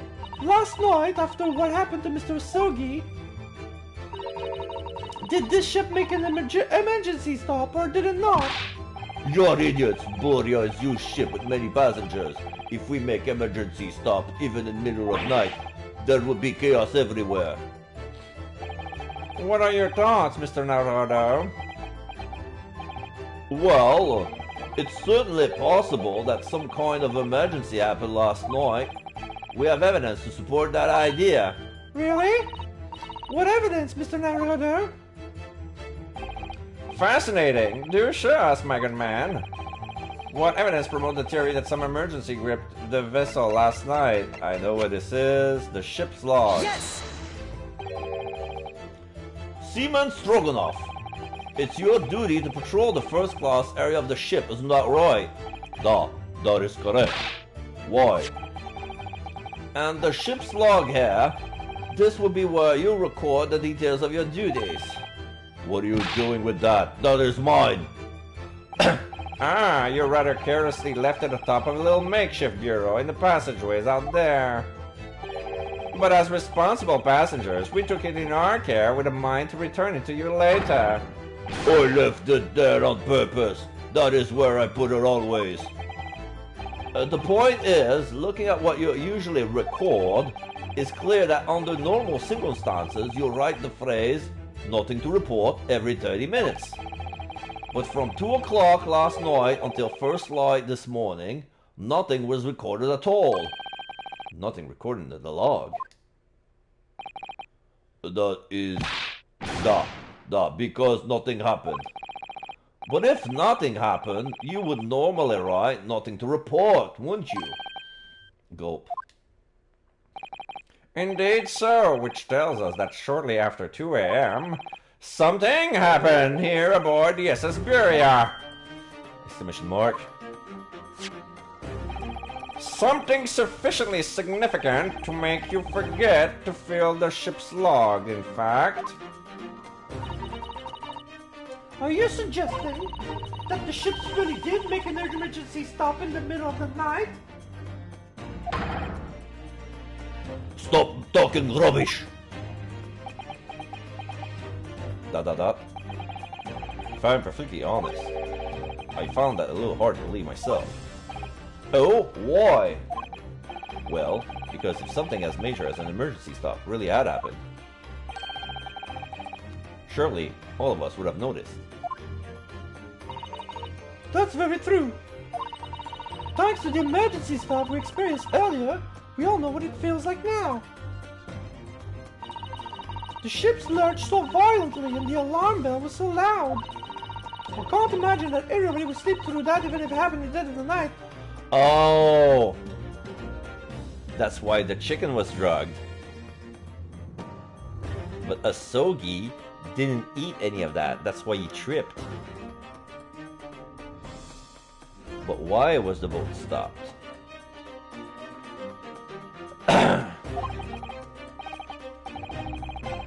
Well, no. That's a good point. Dot dot dot. What of the throbbing? Sorry? What do you mean? Your head, man. The throbbing on your head since this morning. We all have suffered with it. Ah! Oh, yes. I have a headache. I have had a headache, you're right. In fact, I haven't been feeling myself since I woke up today. Nor have I. My head has been feeling heavy ever since dawn. Yes, you've all been afflicted, haven't you? Just as I suspected. He's right, my head's been throbbing today too. And since eating dinner yesterday evening, everything has felt sort of hazy. I can't really remember anything that happened after I climbed back inside the wardrobe. Then the first thing I noticed this morning was the throbbing pain in my head. I had already been dragged out of the wardrobe. And I have those handcuffs put on me by that point. Why didn't I wake up when all that was happening to me? Tell me, Mr. Naruto. You boarded this vessel as a stowaway, didn't you? Oh, well, yes, sorry. The stowaway class of accommodation doesn't usually include meals. What did you survive on? Oh, well, Kazuma looked after me. He was always happy to share his meals. So you enjoy some of the whole roast chicken dish that was served yesterday evening, I take it? Yes, in fact, I had all of that. Kazuma wasn't fond of chicken. Oh, really? So the victim didn't eat any of the chicken at all? That's right. He didn't touch it. Is that relevant? Sholmes ... My dear fellow, does that not strike you? Oh! Mr. Sholmes, do you mean to say that there was something wrong with the chicken? I do. No, really? Is that really true? The meal prepared for the passengers last night had been tampered with. Tampered with the addition of a soporific designed to induce a very deep slumber in those who consumed it. A sleeping drug? Do you mean whoever did this laced every meal with a sleeping drug so no one would notice the ship's emergency stop? Mr. Naruto, of course that's not what Mr. Sholmes means. What a far-fetched idea. Precisely. Lacing every meal of every passenger on board with a soporific drug would certainly be impossible. Unless, that is, every single member of the crew was a conspirator! What? Mr. Sholmes! Well, seaman? Pipe? I'm sorry to say that any more deception in this matter will get you nowhere. ...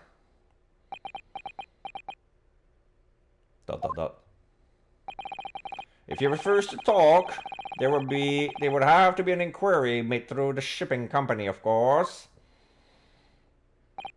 And were that to happen, every member of the crew and the captain himself would be hauled over the coals.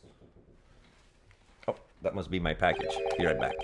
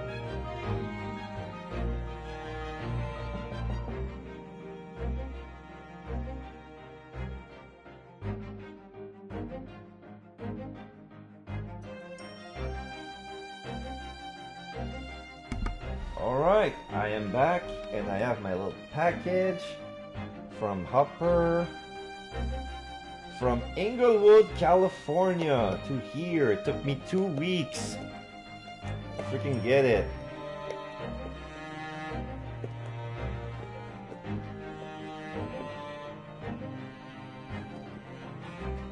And yeah, it passed by custom. The guy is called Carl the Flamingo. I'm trying to opening the stuff, but I don't want to ruin the package. There's a little tape. It's a nice box. It's a nice blue box with a lot of pattern design from Gooder. So you know what? I'm gonna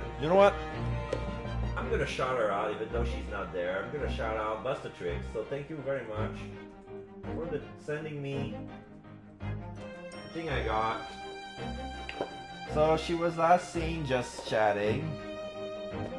So I remember she does a lot of, she's a flow artist as well. She does play a little video game sometimes, but she tries to open her own business. When she does a stream, she does sometimes streams of art, and when she has to go out, she does makeup streams. She does her makeup live, and then she plays some streams.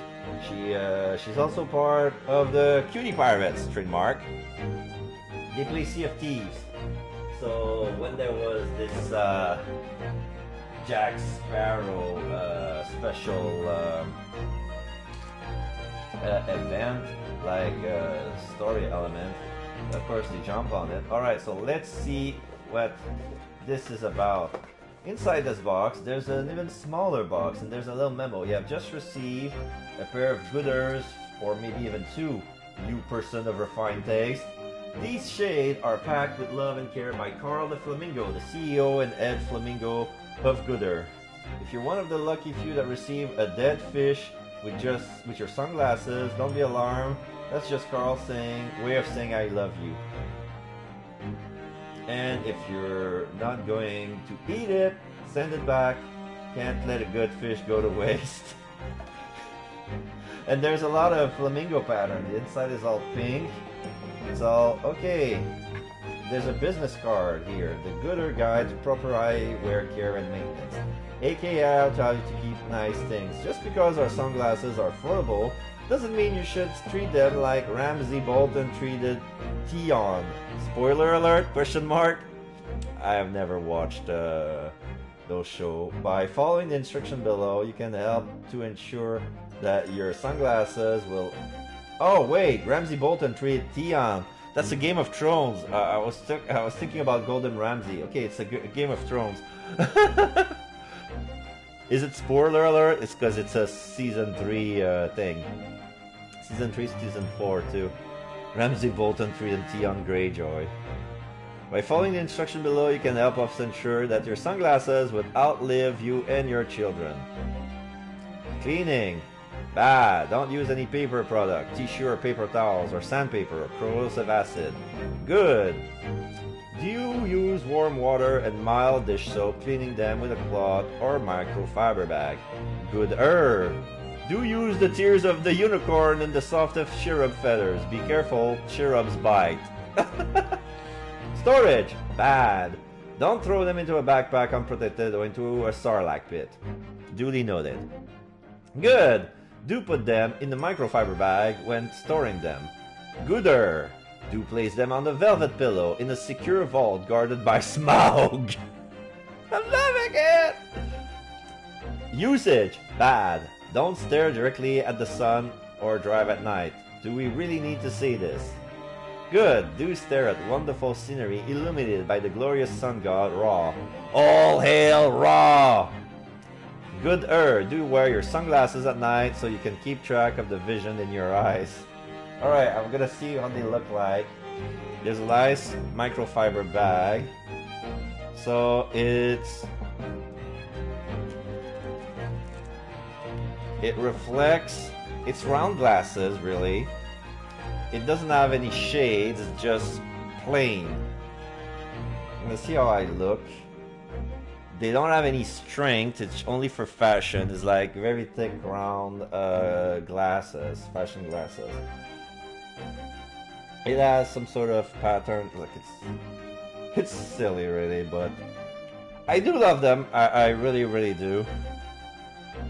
They make me look like a nerd. I look at them. I'm gonna need to put them out on the mirror. I'm gonna look them like a nerd. But if I'm ever do a skit with those glasses on, just be forewarned that they don't have any strength in it. They absolutely do not. So maybe if I make another pair of glasses, I'm gonna use those frames. See if it works. I hope they will. But squawk! That means congrats in Flamingo. So thank you very much, Bustatrix. Thanks you again, and thank you to Calder Flamingo for sending me the gooder glasses. They're no sunglasses at all. They have no nothing in it. It's just plain with a round frame. For aiding and abetting a renegade. I'm pretty sure I said a sentence here, but I'm gonna reread myself. If you refuse to talk, there will have to be an inquiry made through the shipping company, of course. And were that to happen, every member of the crew and the captain himself will be hauled over the coals for aiding and abetting a renegade. Strong enough, exclamation mark. Looking away. ... Please, no more. I will tell everything. I cannot make problems like this for everyone anymore. These crewmen are your former comrades, I believe. She nods. Yes. So when I decide to run away, I ask them to help me. We all agreed to help everyone together. She threw away everything, her fame in the ballet, Mother Russia. We wanted to help our angel. I don't believe it. Fist against his heart. You're right. We put sleeping drug in chicken last night. Yes, I remember now. I did notice chewing on a lump of something strange and better at one point. We could not make all drug. How do you say, dissolve? Ugh, talk about heavy seasoning. At midnight, in waters near Shanghai, we brought our angel on board. She was helped by comrade on shore with small fishing boat. While all the passengers of the SS Buria slept soundly, thanks to the almost magical effect of the slumber-inducing potion, their evening meals as contained. So, if that's what happened, the only people awake on the ship last night were the crew, people who disliked chicken, and the newly boarded passenger, Miss Pavlova.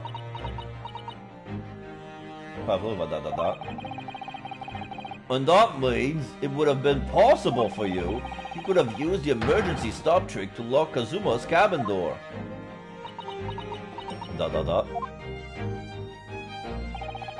But how does that make sense? Surely every cabin door would have ended up locked in that case. There would have been complete chaos. Oh, I wouldn't say so. What? Of course! Just like us, all the other passengers would have eaten their evening meal of chicken in their cabin, after which they would have been overwhelmed by the tiredness because of the sleeping drug. Quite. And accordingly, All passengers were already in their cabin for the night. Yes. The overwhelming majority of passengers would habitually sleep in their cabin doors, bolted anyway. And so not one of them would have found it remarkable to find the door locked in the morning.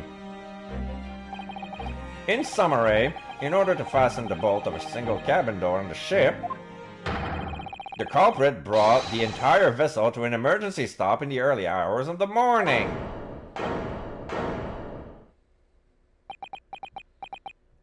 Stroganoff ... Fist to the heart. You have talked long time and said many things. What is point? The point is what I said earlier. There was somebody else present on the scene when the victim lost his life last night. Someone who left a message in Russian on the floor in the attempt to incriminate another. Someone who tried desperately to hide the broken fragment of glass that would reveal the culprit's identity. And someone who abused the ship's emergency stop procedure in order to lock a door. All told, a busy night. But I don't know about any of this. I am just a little girl. You like to speak with your long English words and explain your clever ideas. But I am sailor, and sailors don't listen to long, boring stories. We don't believe. Sailors like me, we only trust what we see with our eyes. A laudable trait. What? I am quite of the same disposition, my good man. Observation to me is everything. Mr. Naruto? Oh, yes? Do you hear it? That accusatory cry of guilt on the wind? What accusatory cry of guilt? Sorry, you've lost me. Proof of involvement, man. But you can't hear such a call with your ears. No, you must hear it with your eyes, for observation is the basis of all deduction. What are you talking about? I believe the time has come for one final logic and reasoning spectacular to expose the truth. Yes! So, Mr. Naruto, your assistance, if you please. What exactly, Mr. Shogs? With observation, my dear fellow, just as I said of these two prevaricators. Observation? If you remember, Mr. Naruto, we know that somebody tried to fabricate evidence, don't we? By tampering the scene of Mr. Asugi's death. What we're looking for is some traces of evidence that one of these two was there when it happened. Precisely. You're delightfully quick to grasp my meaning. Alright, I'll see what I can see. And I'm gonna save. I'm not sure how it's gonna turn out.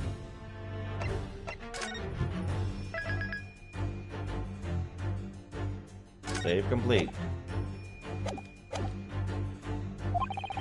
So, we're looking for a trace of evidence that shows someone else was there last night when Kazuma died.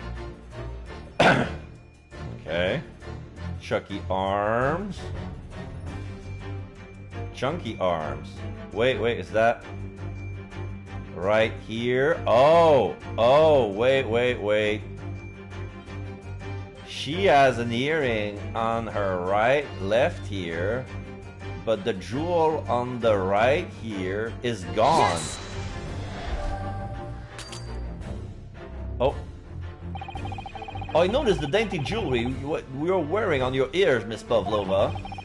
Were we to find a piece of those earrings in Mr. Asugi's cabin, it would prove beyond doubt that you were there. Although, we haven't actually found anything yet, so... That deduction was wanting in every way. Yes, I was wanting you to hear it. I'm quite proud of it. I find myself wanting never to have heard of it. I'm quite pained by it, in fact. Oh, sorry. I'll try again. Okay, that wasn't good. That bounced. How exactly are we supposed to show that someone else was there when Kazuma died? I can't think of two possible ways.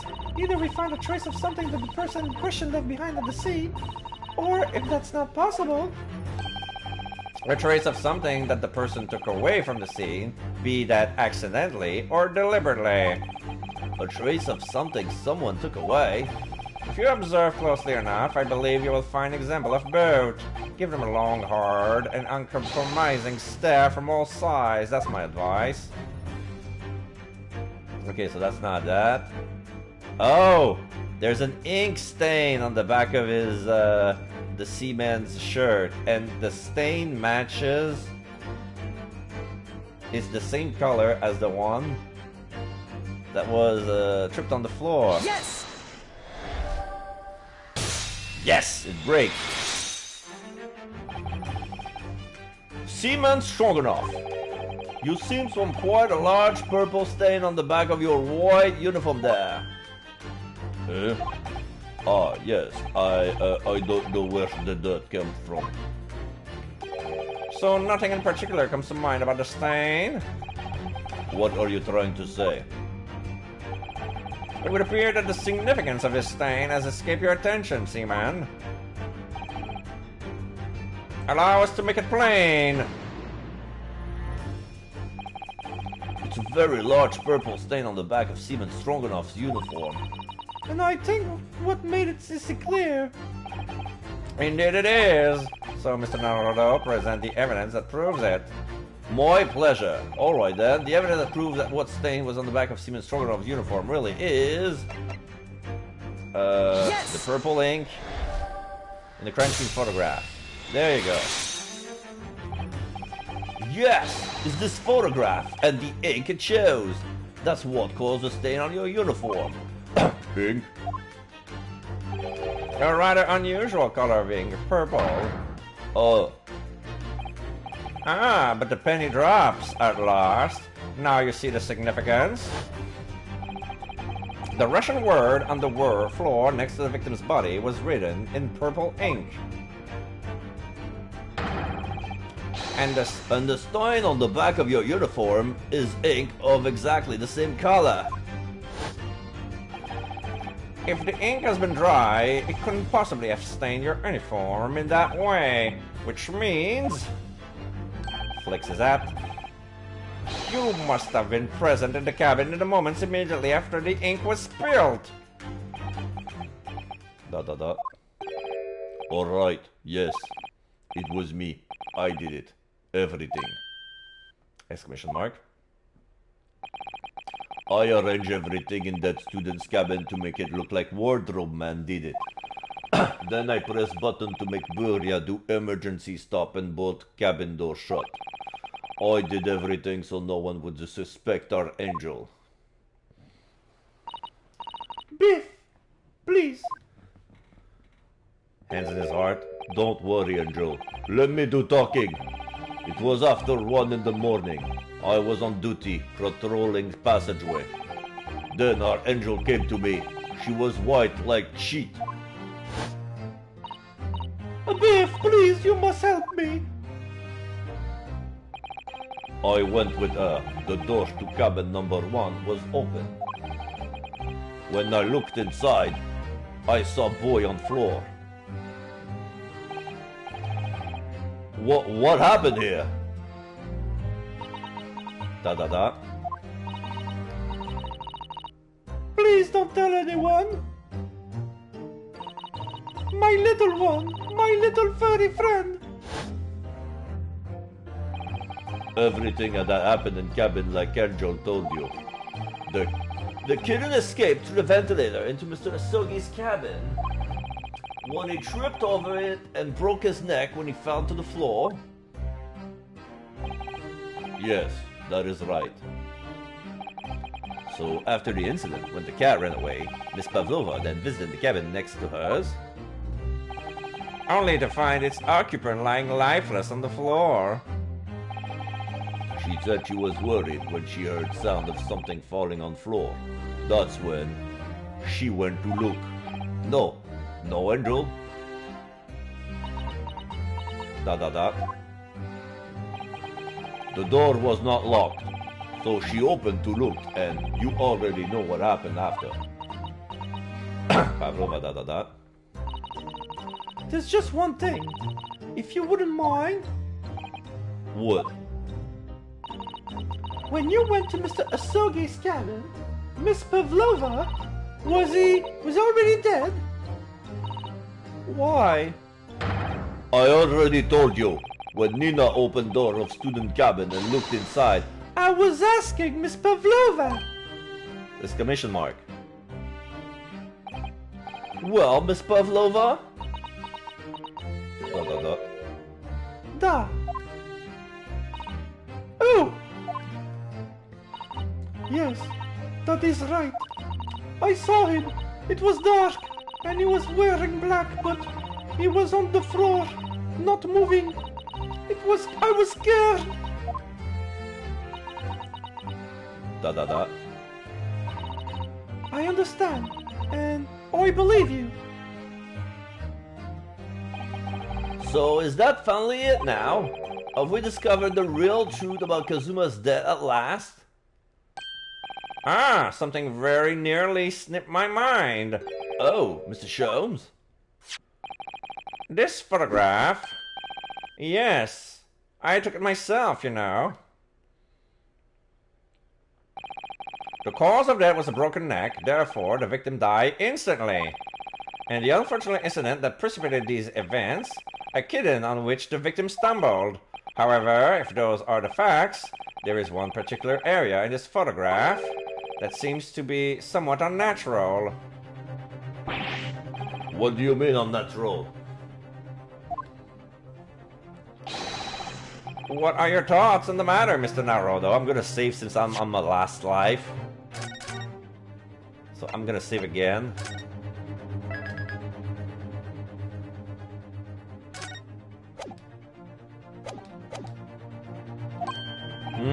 Oh, well... If Kazuma tripped and fell and by some terrible stroke of bad luck broke his neck, which part of this photograph print seems unnatural? That he's on his belly. How do I present that? Where do I click? Oh dear, oh dear. I think we're gonna witness a game over here, folks. Let me think about that for a minute.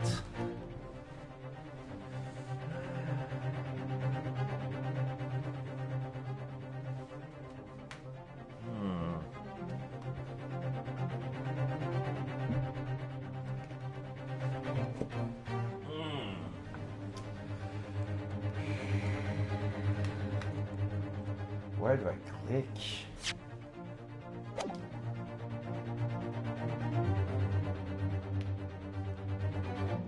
I want to say his body. Or his back. Yes! It must be here, surely. Oh, I'm good. I'm done. I'm dead. Allow me to offer you a piece of advice regarding the pursuit of detection, my dear fellow. When noting a crucial point, it can be helpful to keep your eyes open. They were open. And it can be equally helpful to use them. Sorry, I'll try that.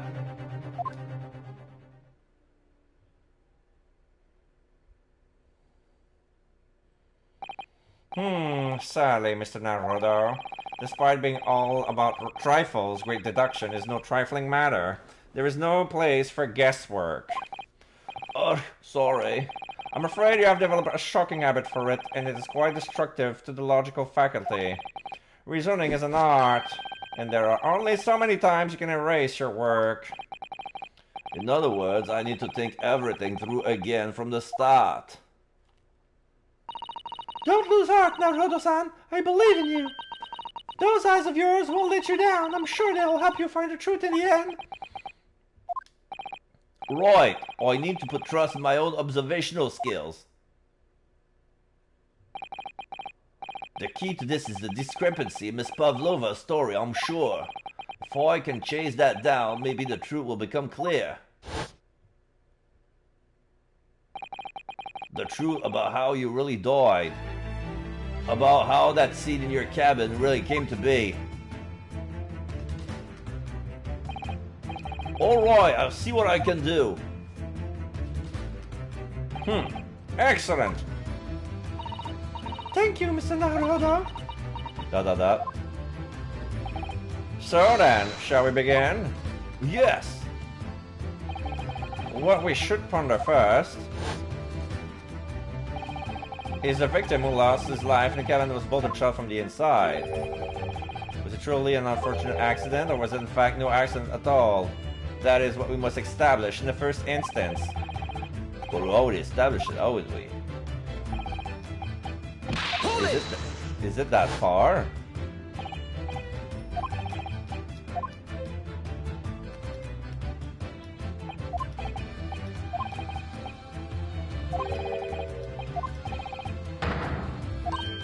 Oh yes, it's that far. Okay.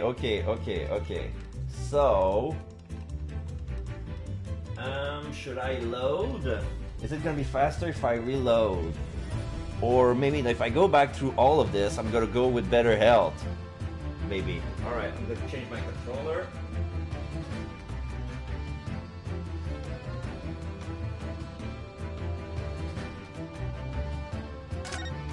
Alright, no, not that.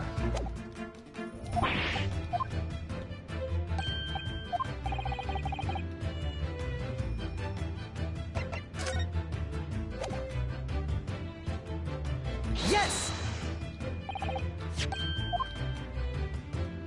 Okay.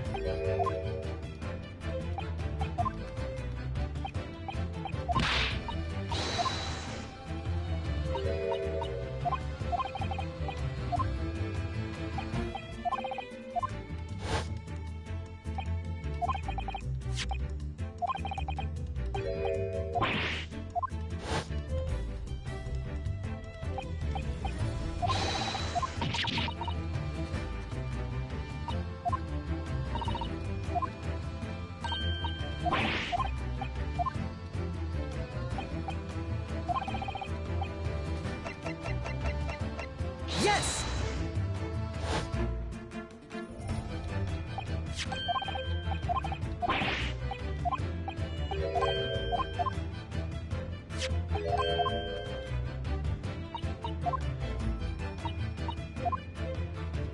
Let me take a sip of water.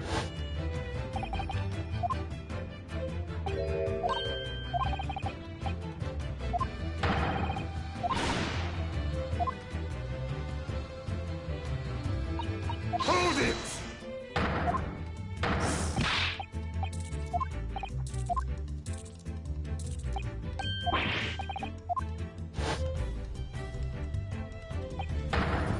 Yes!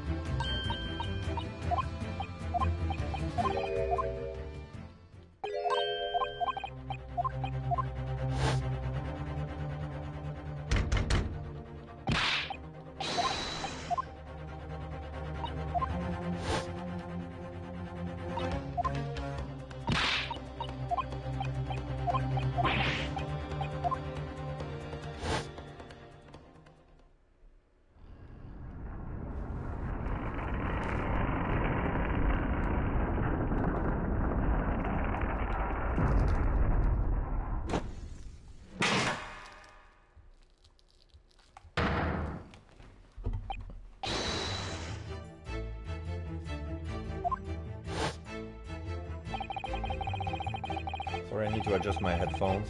So I'm putting this on autoplay for a minute.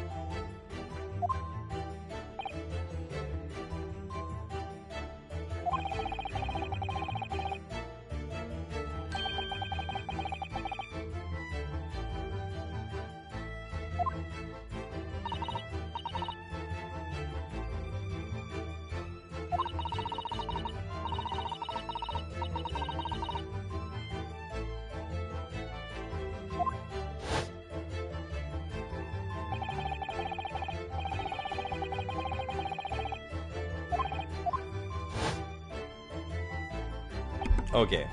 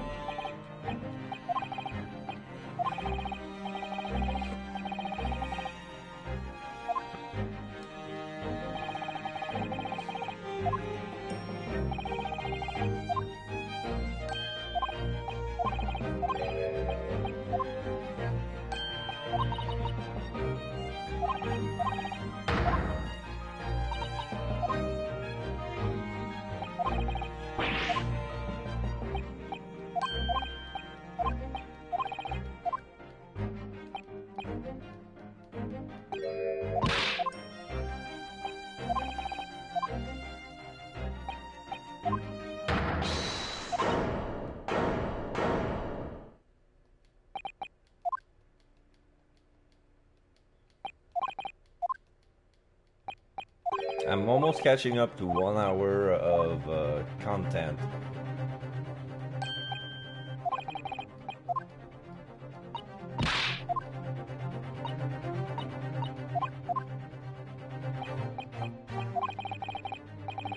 This is gonna be a good moment to save. I don't want to redo this over again.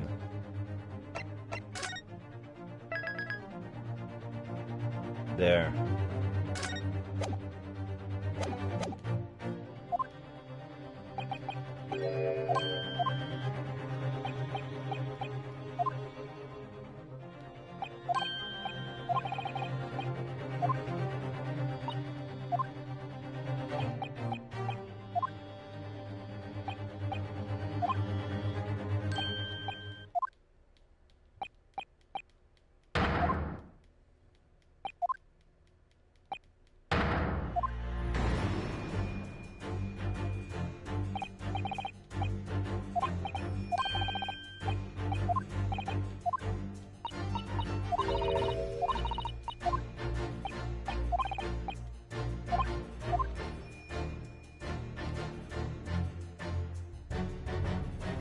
Yes!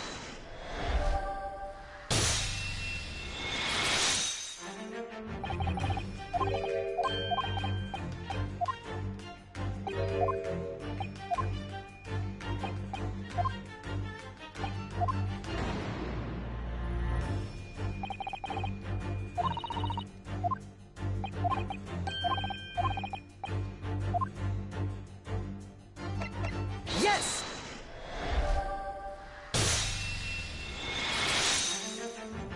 And then we're caught up.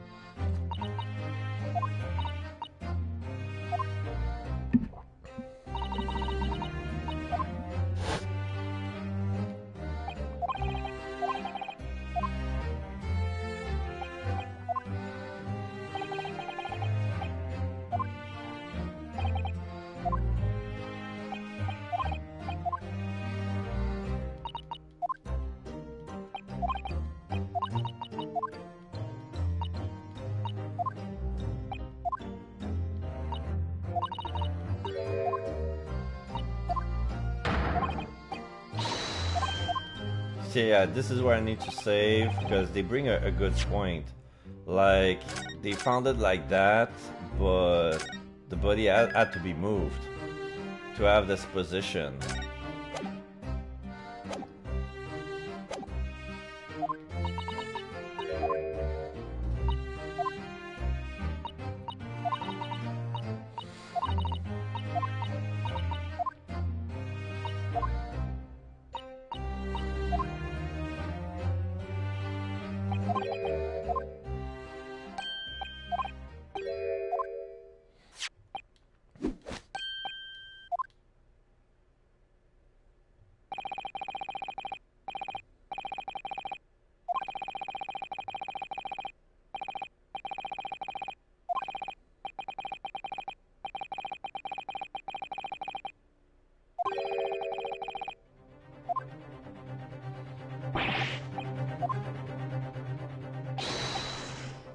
Alright, so this is where I save.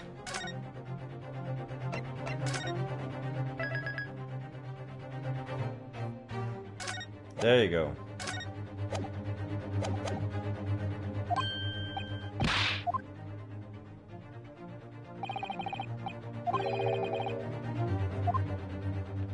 The closed fist, maybe? Yes! Alright, if he really fell due to an unfortunate accident, then his fist just doesn't seem quite right. The exact same thought occurred to me. In a fall, one's instinct is to open the palms flat. Yet here we see the victim with his left hand tightly balled into a fist. Almost, you might say. As though we were gripping something. What do you mean? Simply that I took the liberty of investigating the victim's fist a short while ago. You did? And what, pray, do you imagine I found there, my dear fellow? Mr. Sholmes, show us, please. Why, of course, my dear madam. Why would I keep you in suspense? Da da da. This is what I found. A jewel, the jewel from the left earring. So I was correct that the earring was missing, but what I had no idea was that Asogi was holding on to it. Why would that be? So Pavlova really was at the crime scene. Oh shit. Oh, a crescent moon with a little gemstone in the middle. Yes, you're right. A crescent moon. It's very pretty, but what does it tell us? It tells us nothing. I'm not so sure. That crescent moon looks familiar somehow. I'm sure I'm seen it somewhere before. There you go. This is where I need to click the right here. Observation, Mr. Naruto. That is the key. What? The truth is now tantalizingly close. How did that crescent moon come to be in Kazuma's clenched fist? Oh, this is the final clue, the last piece of the puzzle. Ask yourself, what does this little crescent moon mean? What significance has it? And observe, find the answers with your own eyes. Yes! And here it breaks. Miss Pavlova, I noticed that on your ear, even though you have a metal earring, the decorative part of it seems to be missing. The little link holding it on must have broken, I suppose. What? But looking at your other ear, I notice a crescent moon. Oh. I don't believe it.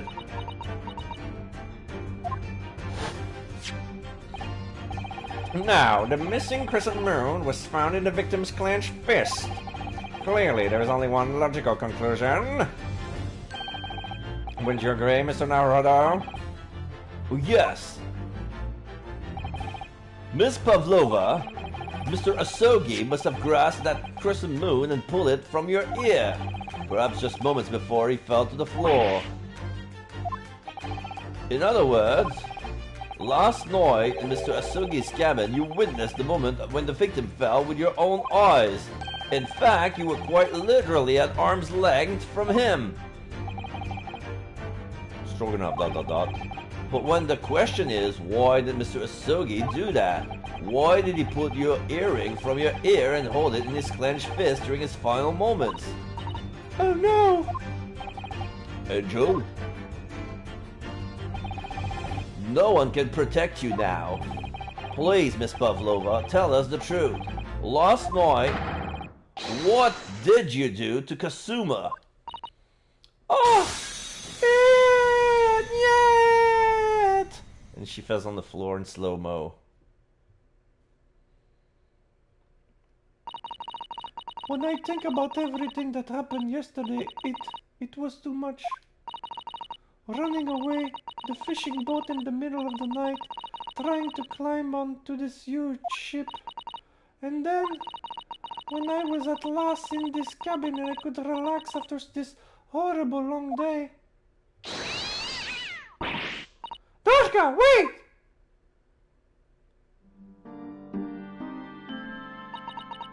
I couldn't believe it when she disappeared through the ventilator. I tried to call her with a little whistle. I tried waving her favorite toy, but nothing worked. Dorka would not come back.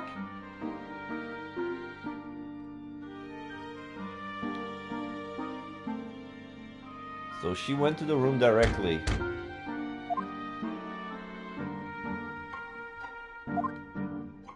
Dot dot dot. Clunk. What are you doing here at this time of night, Inspector? Oh wait, that's probably a Sogi.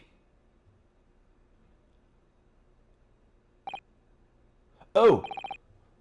Oh, okay, so he assumed that okay. What were you doing here at this time of night, Inspector? Oh, I'm sorry.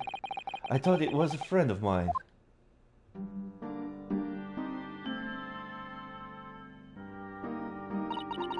The young man from your country, he was very polite and kind. He helped me to find Dorka and he promised not to tell anyone. But then, when I had my friend in my arms again and I was going to leave the man's cabin... Just a moment. Sorry, but... Oh, yes? I'm sure I know your face. I've seen you somewhere before. Ah! Ah, of course. You're Nikolina Pavlova, aren't you? The Russian ballerina. Huh? No, I don't know that name. My heart nearly stopped when he said that. He knew who I was. How could this man from a land in the faraway east know a Russian ballerina? And he smiles.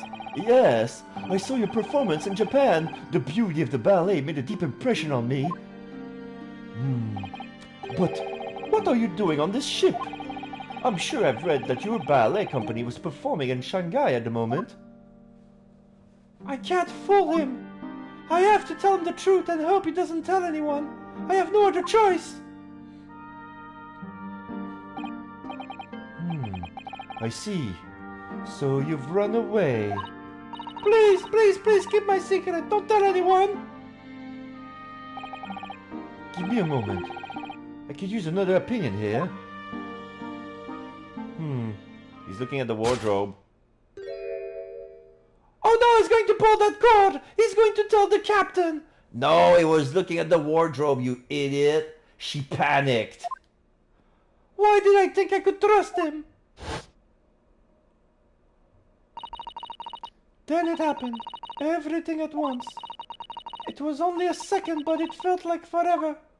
Wait! I shouted. And then... Dorka jumped out of my arms and down to the young man's feet.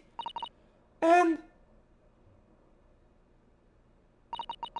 as he turned around to look at me... Ouch! I pushed him! She pushed him and he fell. The neck fell on one of the corners of the bed. You know those beds that are little poles that goes up? That's where he broke his neck on. Ouch! I don't even know why. I don't know why I did it. I was just so scared. And I had to stop him from telling anyone about me.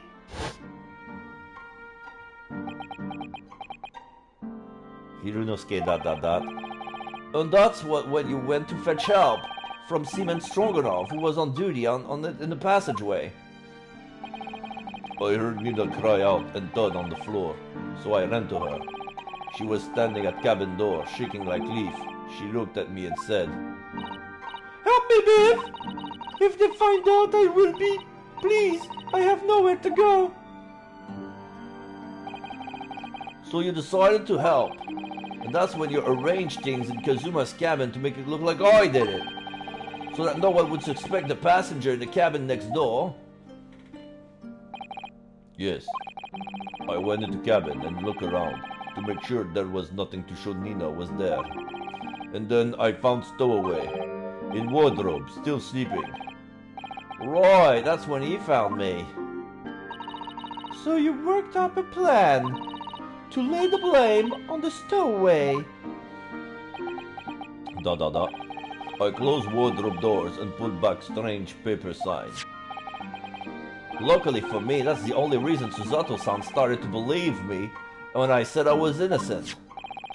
I dragged young man's body to good place and used ink that was spilling to write on floor. I wrote garderobe, so that person would found him would look inside wardrobe to find stowaway. And tell me, what of the glass bell? It was by my feet, so I picked it up. I see. But it was dark in the cabin. I didn't notice the other half. Then Angel went back to a cabin and finished job.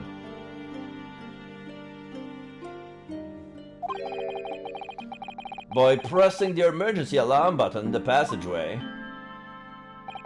Yes. Accordingly, the SS Beria did indeed come to an emergency halt at a little after 2 a.m., thus enticing the bolt on the cabin door to slide shut, creating the lock room mystery. ...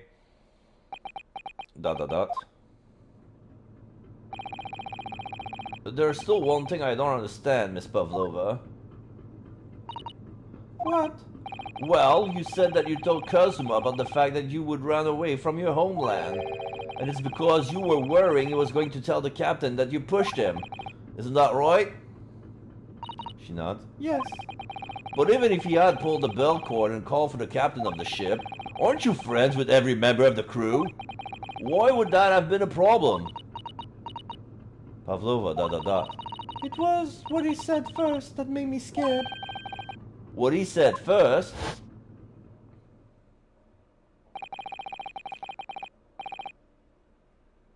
What are you doing here at this time of night, Inspector? Oh, I'm sorry. I thought it was a friend of mine. Oh, he told her accidentally that there was a cop on the ship and he's friends with it. So that's why if he rang the bell, the issue she had was not with the captain or the crew, it was with Osanaga. He said an inspector was his friend. Oh, yes, meaning me, who was supposed to be acting as his bodyguard. I thought that if police knew about me, they would arrest me. So before he could pull the bell cord, I... May I stop you for a moment, please, Miss Pavlova? Exclamation mark. It just doesn't seem to make sense.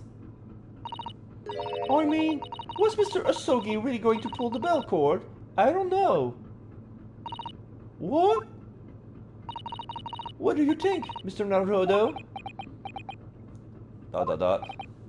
Well, I'm not Kazuma, so I can't know for certain, but... he was a man of his word. If he told you he wouldn't give your secret away, then he would have done. No, he was walking over to it. He was going to pull the cord. He was going to make them send me back. Well, Mr. Naruto, the day's work is not yet done, it seems. There is one more deduction to make. What? Another deduction? Yes, what action was the victim really about to take at that moment? He was going towards the wardrobe. He needed a second opinion. He wanted to seek my help with her problem.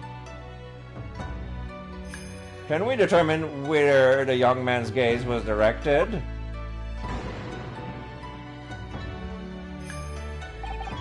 First, consider the victim's location within his cabin.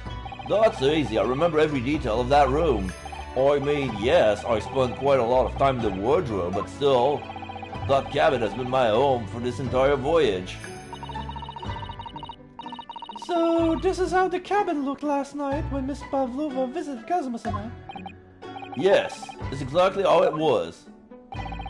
Are you ready then, Mr. Naruto? Yes. If there's one thing I've learned today, it's that simple gaze can reveal all matters of truth. And not only that, in order to draw the right conclusion, you can't afford to be out of bite even a little bit when you're following the gaze of where it lands. So, when we turned away from Miss Pavlova, what exactly was Kazuma looking at? The wardrobe.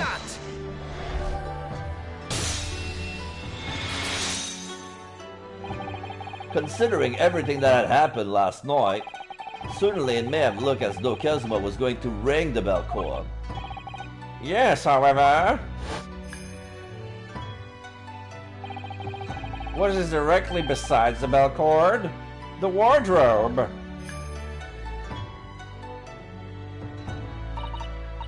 The wardrobe? And more importantly, what was inside the wardrobe? The man's great friend, sleeping soundly. Ah! Miss Pavlova, please, think back very carefully.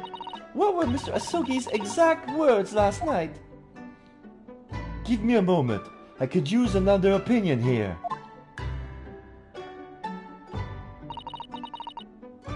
Another opinion? Yes, but not from a member of the crew. No, Mr. Sogi intended to consult his close friend on the matter. To see if between them they might be able to help in some way, no doubt. Oh no! Sadly, we can't know the truth for certain now. It's too late for that. But I wish you had made sure of what Mr. Asugi was looking at. Things might have ended very differently if you had. Pavlova, . Miss Pavlova. Oh, she's near the tears. I want to thank you for finally admitting the truth. But unfortunately, the truth is, a man lost his life because of what you did, and that will never change. I hope you'll never forget that. I'm sorry. Really, I'm so sorry. Now she weeps. What have I done? And she cries in her hands. And so, at long last, the mystery surrounding the tragic accident of the SS Buria was finally laid to rest.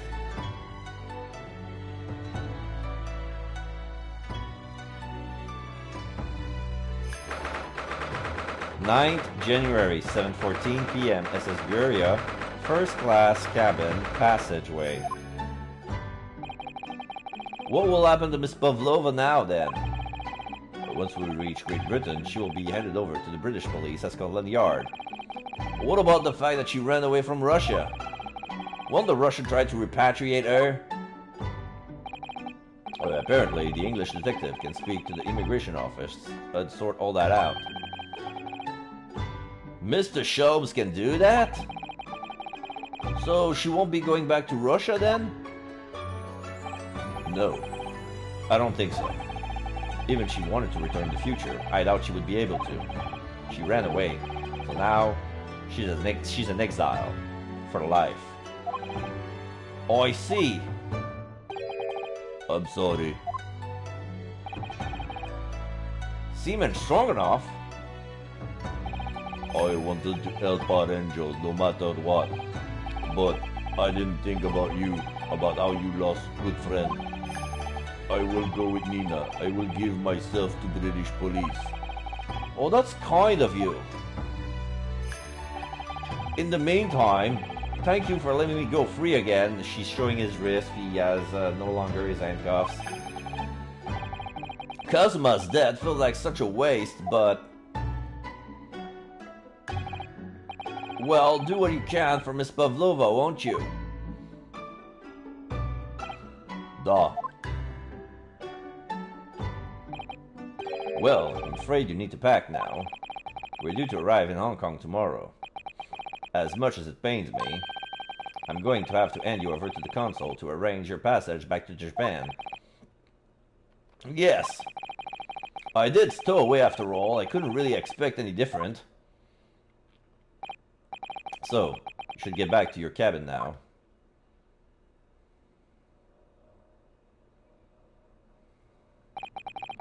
It looks like my sturdy tour to Great Britain is over before it even begun then. To think that only days ago, Cosmo and I were laughing together about how we'd tear up the streets of London. That seems like a distant memory now. ... Oh, what's that? Is it someone weeping? Oh, it's Susato. She's holding Asogi's katana. Susato-san? Oh! Naruhodo-san! I didn't know you had returned. Oh, well, I haven't been back long. Inspector Osonaga just told me I should pack, you know, ready to leave the ship tomorrow and all that. ... Susato, ...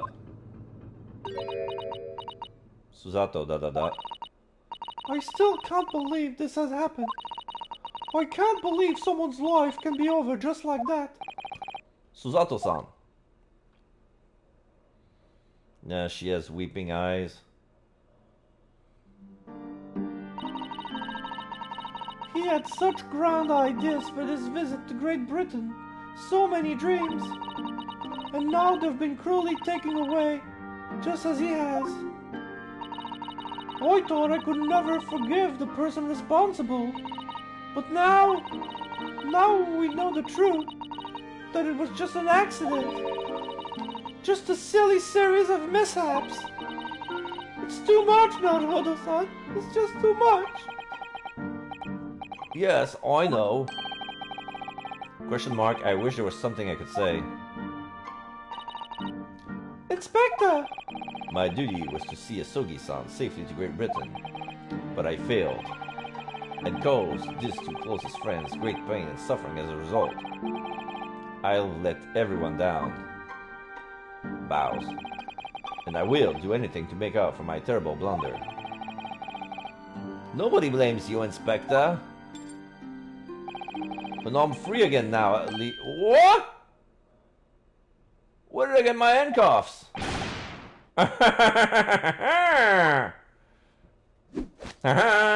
Surprise, Mr. Naruto.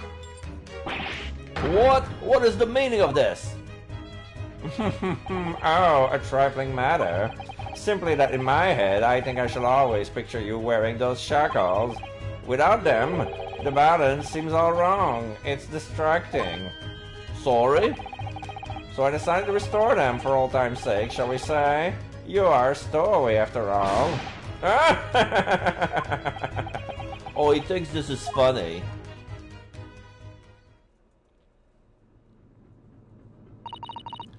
Mr. Sholmes, we do appreciate all your assistance. I'd like to thank you from the bottom of my heart. Not at all, not at all. And though it's a little late, may I offer my sincere condolences?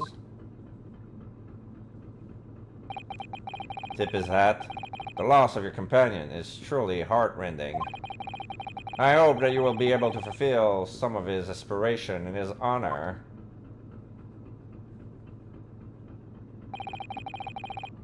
I'm afraid that won't be possible. We shall be disembarking at the next port in Hong Kong. We have to return to Japan and make a full report about everything that's happened. What? Wait a minute! Is it just me that has to go back, isn't it? I mean, I was the stowaway. ... The terms of his study tour were negotiated by the Department of Justice in both Great Britain and Japan. It was to be one lawyer and one assistant. Was to be? In the light of Mr. Asogi's unfortunate death, I'm afraid the study tour can no longer go ahead. Oh no, I don't care for me, but... Poor Susato-san.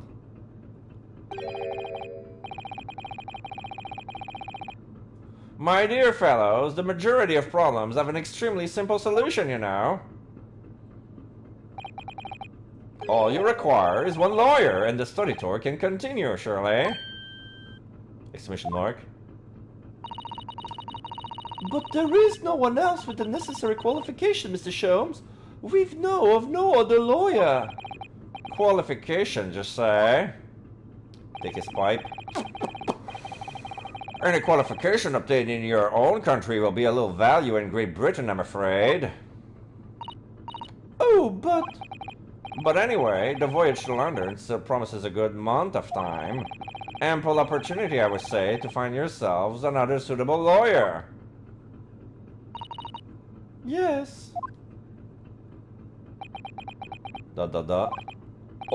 Miss Susato, Yes. do you think perhaps I might be able to do it? But you're not a lawyer, Mr. Naruto.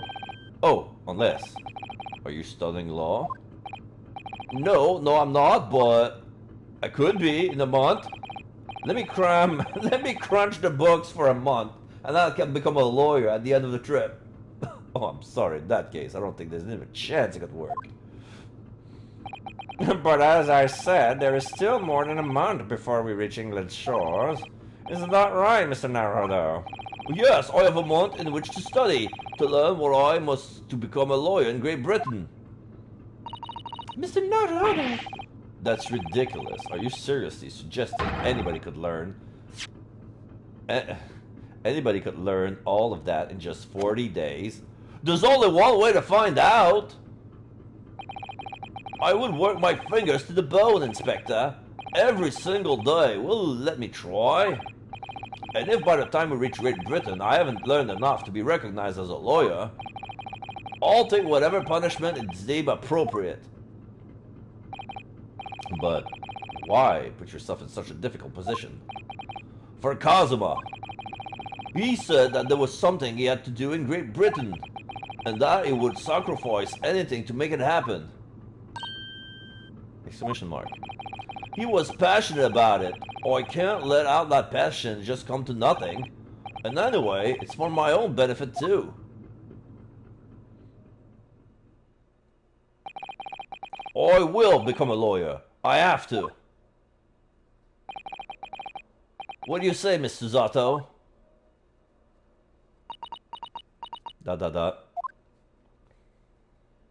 And she smiles. I think it's a wonderful idea. Thank you. Oh, that's Susato's team. So, what does our bespectacled inspector friend say? Are you serious? One lawyer and one assistant. The numbers are indisputable. No. It's madness. Yet fascinating, wouldn't you agree? Fascinating. Ugh. Duty and rules are the dull routine of existence that we all abhor. Give us interest. Give us fascination. Adjusting his glasses. Speak for yourself. Besides, qualifications are no measure of a man. What matters is his character. No? Exclamation mark. And you have witnessed ample evidence of this man's exemplary character today with your own eyes, from the early hours of this morning until this very moment now. Despite contending with the passing of his close companion, and despite the accusation of guilt, this man has shown resourcefulness, intelligence, and above all, courage. ...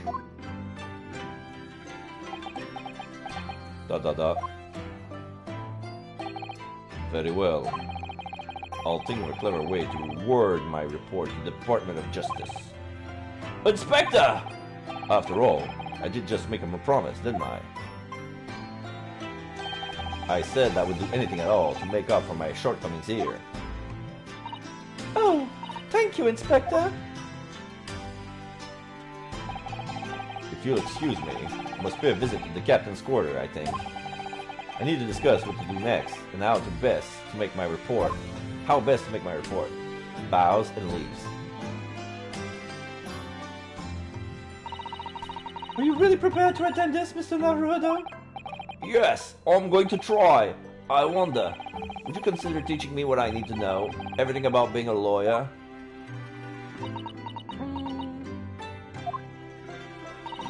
I would be delighted to help you. I am a judicial assistant, after all. Thank you. Mr. Naruhodo? I would like you to take charge of this. What? Me? Are you sure? I'm sure it's what Kazuma-sama would have wanted. Its name is Karma. It's a great sword that's been in the Asugi clan for generations. The sword's name is Karma. Kahuma. As in the Von Karma. So Naruhodo carries both Phoenix Wright and also Von Karma / Edgeworth's lineage in there. I knew Asugi was Edgeworth's ancestor. He kind of looked like him too. Great. Very well. I accept. I'll treasure it always.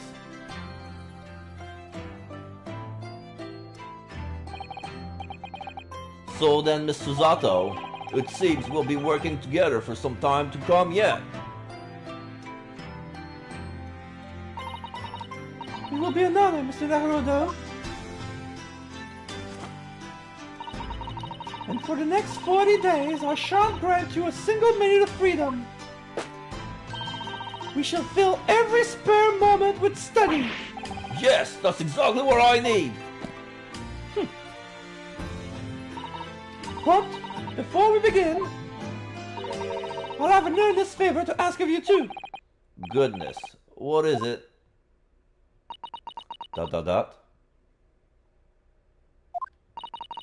Please throw me to the ground. 3 times.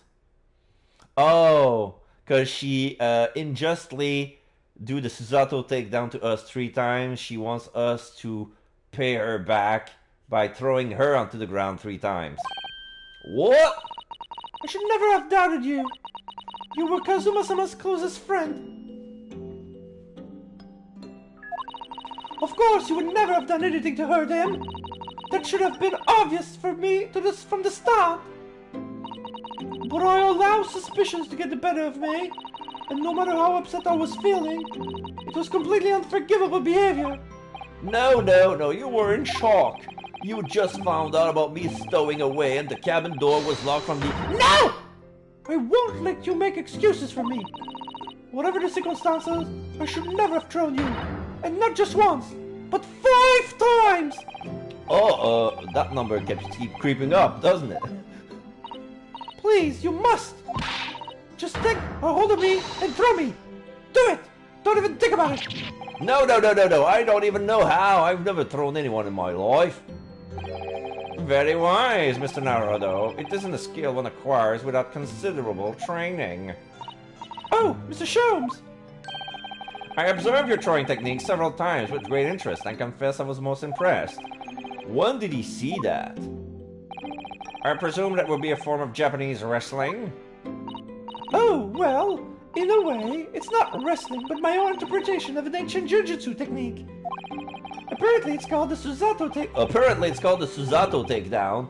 It leaves your head swimming, believe me. How beguiling. I am a practitioner of the combating art myself. I am somewhat an accomplished boxer, see? Look at my fortnight dance. There he goes, dancing around again. I wonder if you'd be so kind as to instruct me on the technique of your arresting throw. Susato ... She smiles. Yes, I'll be honored. Then let us not dally. Demonstrate, my dear madam. Alright, here it goes. First, you throw the guy like this. Whoa! That will be 4 times now. Oh, of course. Are you ready, Mr. Naruhodo? Wait, how come am I the dummy? I'm sorry. Oh, yeah! Just ho! And as you can see, you throw from the abdomen. Oh, yes, arresting indeed. And that is what you term the Susato takedown, is it? Actually, no, that was a Susato squash.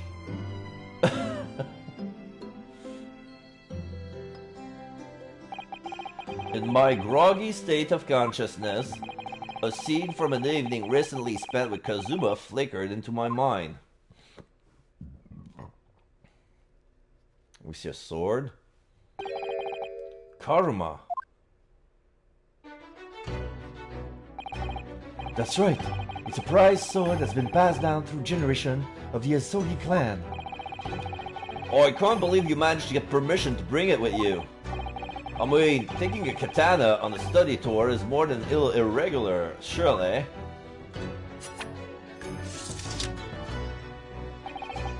A Japanese man's sword is his soul, Ryunosuke. I can't be parted from my katana. Karma guides me. I truly believe that.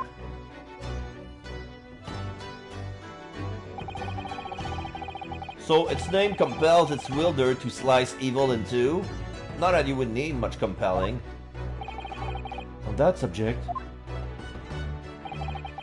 there's something very important that I have to do in Great Britain, and I'll sacrifice anything to make it happen. I would appreciate to see it through with me. Oh, of course I will. Whatever it is, I'll see it through to the end with you. I knew you wouldn't let me down. That important thing you had to do. Oh, I still don't know what that was. But I'm going to see the place for myself and work it out. In Great Britain's capital, London.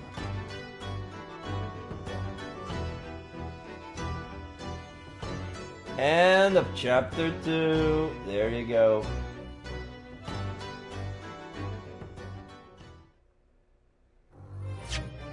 Crash Course candidate, save your current progress. Yes. Okay, so save complete. If I go back, I'm gonna trigger the second. Okay, so this is the third episode, The Adventure of the Runaway Room.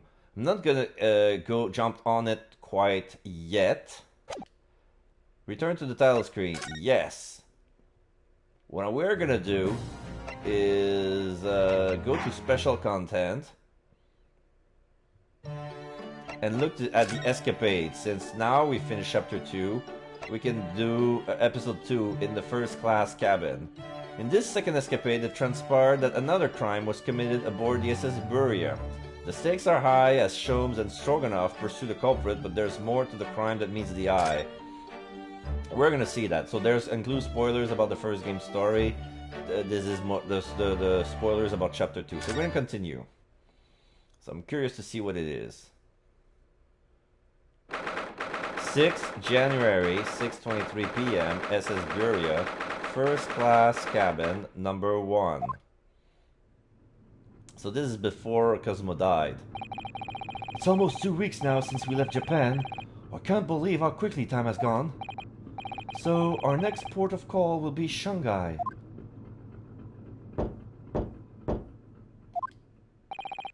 Who's there? Who could it be at this hour? A detective. A detective? Who? A great detective. I don't get it. What's a great detective? If you would just be so kind as to open the door. Oh, yes, sorry, of course.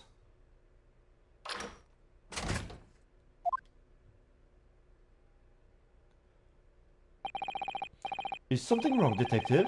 Are you investigating a case? Wherever a great detective goes, great cases occurs. Indeed, I am the root of all evil. Sorry? Then I don't think I want you in my cabin. Under our very noses on this steamship, the terrible theft has just occurred. What? You noticed, I presume, the brief power failure a short while ago? Oh, yes. The power couldn't have been out for more than 10 minutes, though. Indeed, yet that was ample time for this wicked crime to be perpetrated. I see. Well, clearly it's a case that needs investigating. Precisely. The Culprit ran away in this direction, down the first-class cabin passageway here. Really? The thief came this way? I'm quite sure of it. He may have escaped the attention of the dim-witted crew, but not of the great detective. To that end, I would be obliged if you would allow me to investigate here in this cabin. Well... How curious. Is there some reason why it wouldn't convince you to have your cabin searched? Inconvenience me? Well, I'd be lying if I said no. After all, there's a stowaway in that wardrobe right over there. It's just me in there, you see, no one else. So you might perhaps want to focus your attention on one of the other first-class cabins. As it happens, you are the only first-class passenger at present. The other cabins are vacant. Oh! ...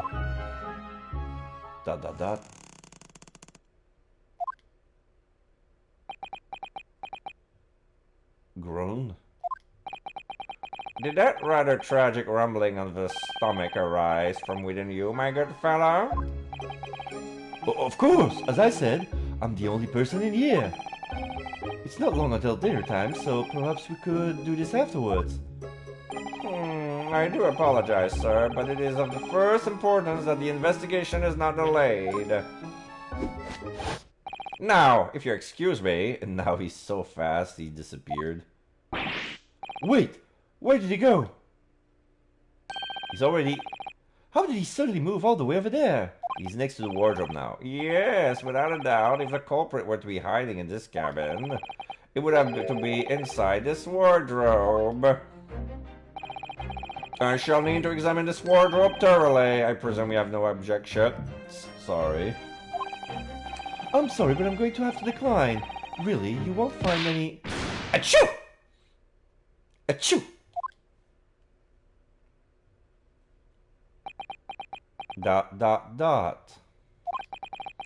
Did those two rather tragic sneezes arise from your good self? Of course they did! As I said, I'm the only person in here. You have a curious knack of talking while sneezing then. Twice, no less! This is going to be a tough one to argue. I was watching you quite intently, sir. And I assure you I saw no signs of a sneeze. Oh, couldn't Ryunosuke have held his nose? As I was saying, I shall need to examine this wardrobe. We have it now then, the game's up.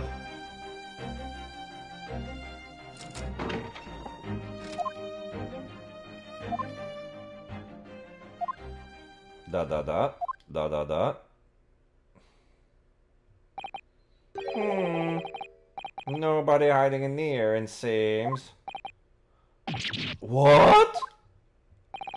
You seem surprised. No, not at all. Yes, I am. He wasn't there for sure. I shut the doors on him myself.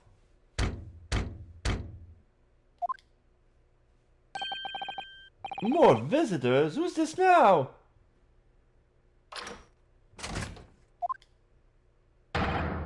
Excuse me. Oh, Seaman Stroganoff. Sorry for disturbing, but crime has been committed on the board ship. Yes, I heard. A terrible theft, apparently. How did you know this? Well, the detective here just informed me, you see. Detective? Yes, I assume you must have asked him to investigate. Detective, could you... Where the fuck did he go? I must ask you to cooperate with investigation into this crime fully. Uh-oh, he's glaring at the wardrobe already.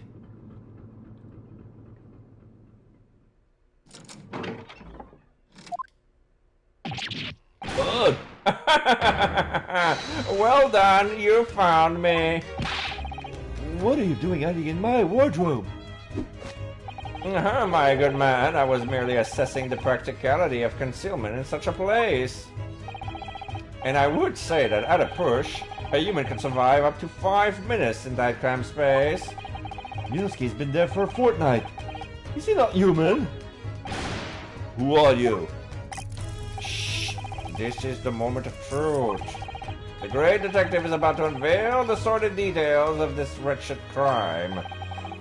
You mean to say... Yes, there can be no doubt that the culprit of this terrible theft did indeed conceal himself within this wardrobe. What? But that's impossible. He couldn't have done. Because my best friend was in there the entire time. Or at least I thought he was. How can you be sure of this? Elementary, my dear fellow. The criminal left behind the most revealing evidence. How else could you explain these 3 bones? Oh, What the... He's right. Look at those gnawed bones in there. And 3 of them. the criminal has escaped this time, but I will find him and crush him. Could I ask if you... Could I ask you something, Detective? Why, yes, of course. I always delighted to answer an inquiring mind. In this terrible theft, what exactly was stolen?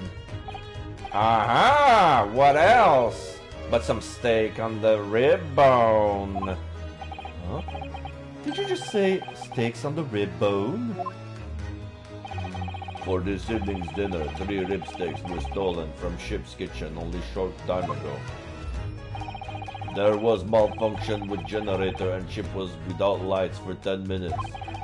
Chef, we saw criminal. Said you ran away down first-class passageway. And now I am on his tail. I'm afraid to say, dear fellow, that your man is no longer in his cabin. But how? Through the cabin door, no less.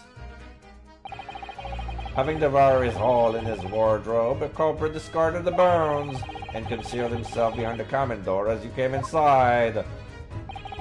Then, when attention was turned to the wardrobe, he seized his chance to escape through the open door. What? Make haste, my good man, after the culprit. I shall follow presently. Hold it! Something troubles you, sir? I think maybe criminal is not running away at all. What are you suggesting? Now I know where the dog is buried. Mr. Asogi. Me? Da! When I think that you are culprit, everything is falling in places. Exclamation mark.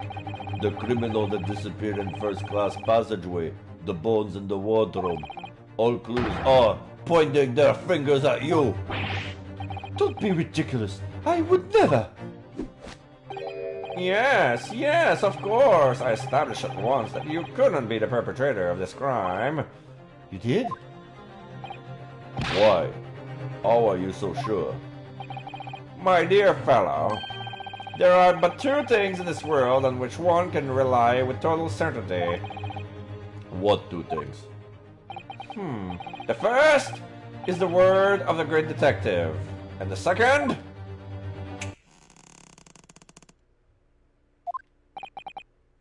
The second is the tragic rumbling of an empty belly. Oh, not again. When I first entered this cabin, there did arise from this gentleman a belly rumbling so obviously tragic, and it confirmed beyond all doubt that the man had not eaten a single rib steak in some time, let alone 3.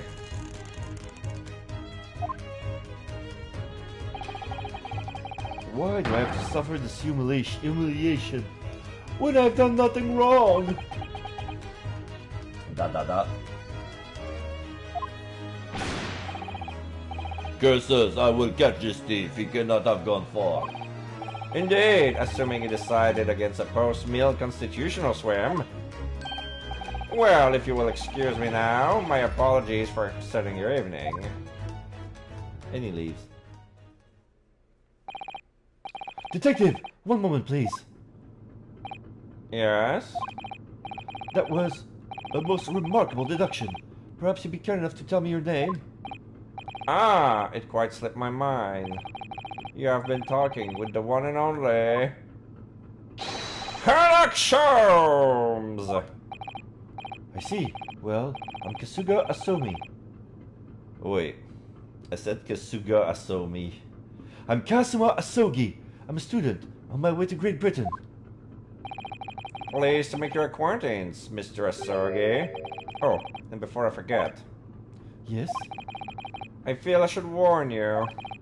Live cargo is strictly forbidden on this vessel. So you would do well to conceal the stowaway currently lying low under your bed as carefully as possible. Oh! Under the bed? I bid you farewell, then, Mr. Asogi. Bye. Okay, that was cool. He's uncovered our secret! I suppose I should have expected nothing less of a great detective.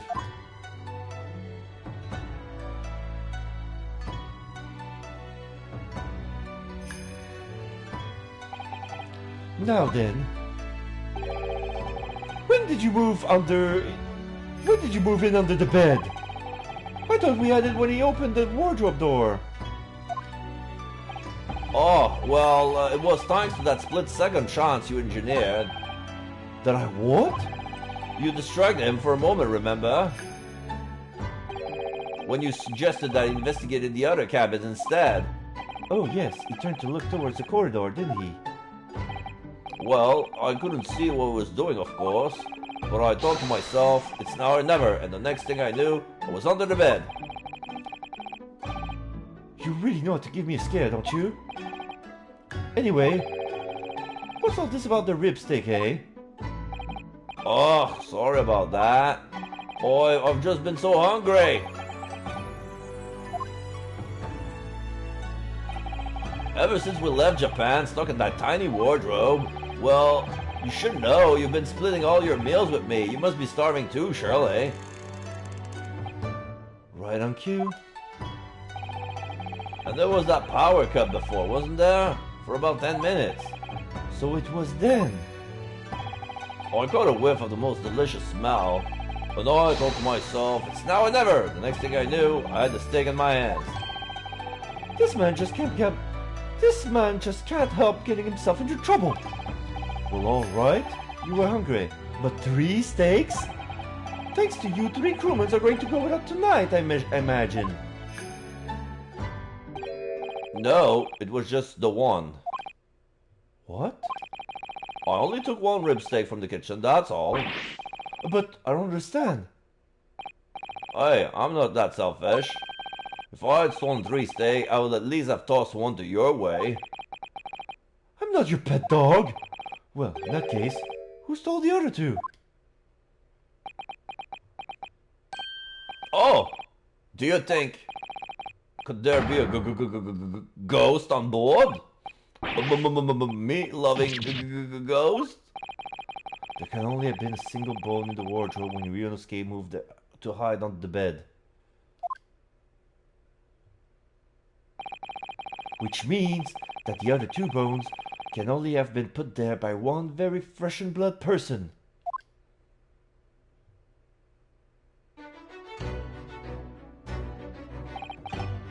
Haha! What's so funny? We're on a haunted ghost ship. A great detective or a great mischief maker? Either way, I think I would like to spend a little more time getting to know that man. The great Sherlock Holmes.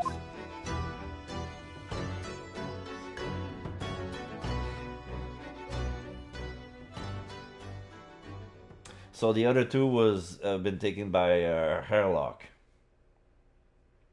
So there you go. So now let's go back. So now we have the cabin, the Kasuma's cabin, the murder scene as part of the fun. So I guess that as we move further into the game, we're gonna see more different backgrounds besides just the plain Justice, Court of Judicature. So we're gonna select Adventure.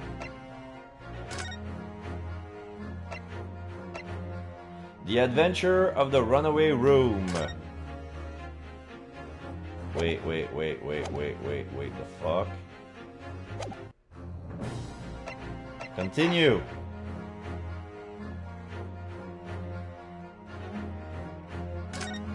Oh wait, that was the autosave. But I don't want the autosave. I want this.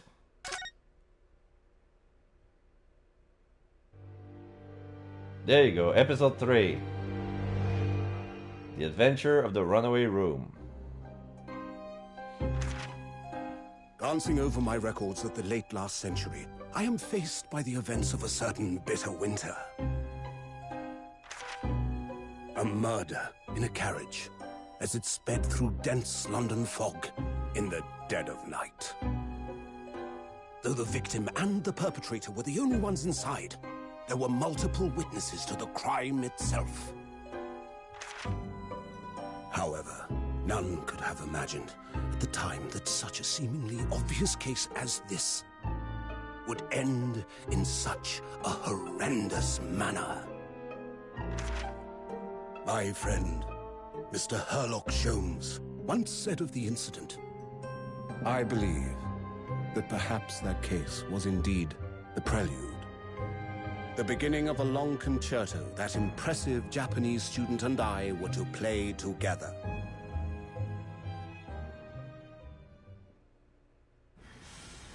Now we have a cutscene of anime. They're getting off the train. They're in London. Now we see Ryunosuke and Susato. They're finally in London.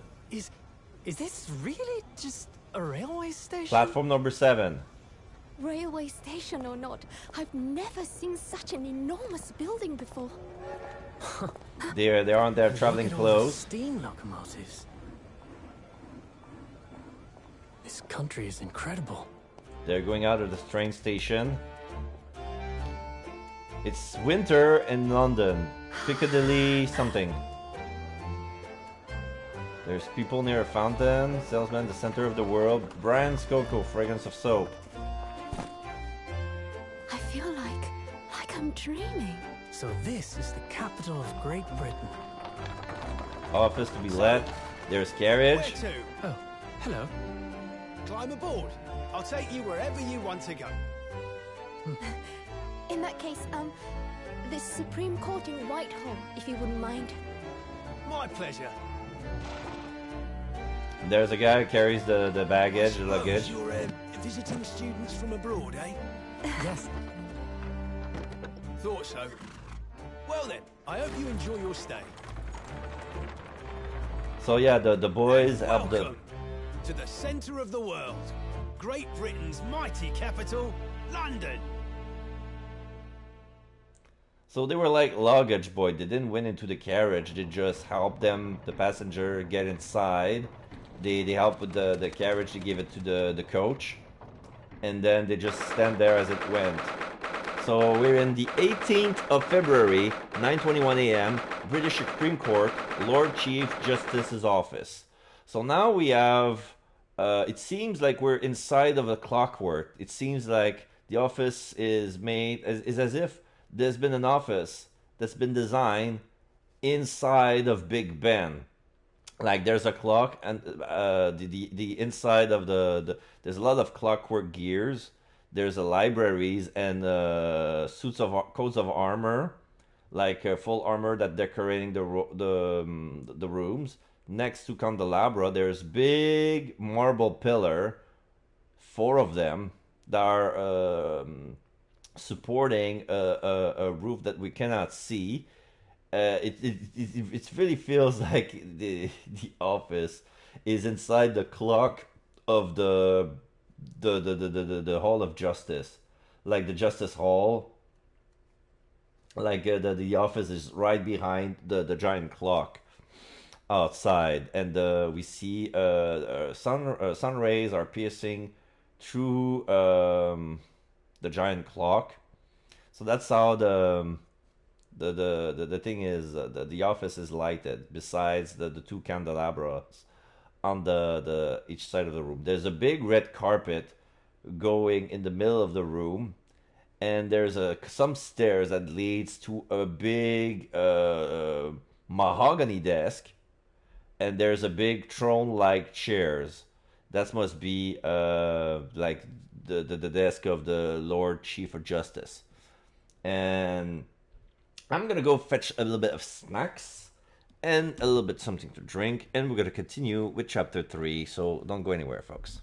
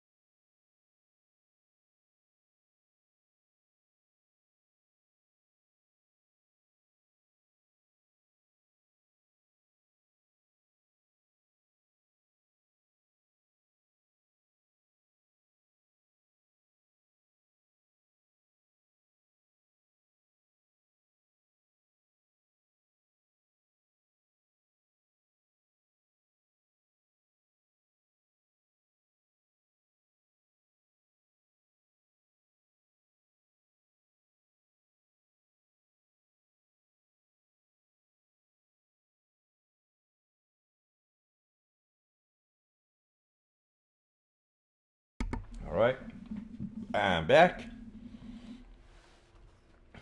Very well. I'm ready to start chapter 3, and I can't wait to see it unfold.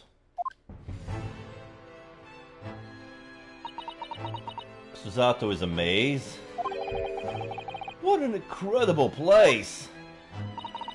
It's so imposing. It's almost suffocating. This place is breathtaking. It looks like a fortress. There are some stone buildings like this in Japan now, of course. But they've only been built in the few short decades since we opened our borders to the outside world. An authentic example like this has quite a different impact, wouldn't you agree? A far cry from the wood and paper most of our buildings are constructed from. It's certainly unfamiliar. But I think there's more to the differences than just construction materials. He's looking at the gears. What is this place again? This is the Lord Chief Justice's office, Naruto-san, in the Supreme Court of Great Britain. The Lord Chief Justice? We had instruction to report here at this time, if circumstances were different. We were supposed to let the Lord Chief Justice know that we had arrived from Japan. But Kazuma can't. No. So instead we are here in a different capacity. As envoys to report the news of Kazuma-sama's death. Yes. And having delivered his or her message and envoy's duty is done. So we'll have to return to Japan. If we want to remain here in Great Britain, I would have to take Kazuma's place as the law student selected for the study tour. yes, which means you need the requisite qualification as a lawyer. Which is what I've been studied for. Here in Great Britain. Here in Great Britain, it is the Lord Chief Justice who appoints lawyers. So that's the second reason why we're here, to have you officially recognized as a lawyer. It's the only way we'll be able to remain here in London. Oh, I hope I'm up to scratch. Ah, good morning. Sorry for keeping you. Alright, so this is Lord... Oh! Alright, so... He looks like a big, burly, dandy gentleman. The color of his hair suggests he's like middle-aged old man, like in his 50s or something.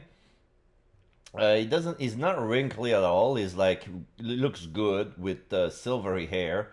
He has large mutton chops and a little bit of a goatee.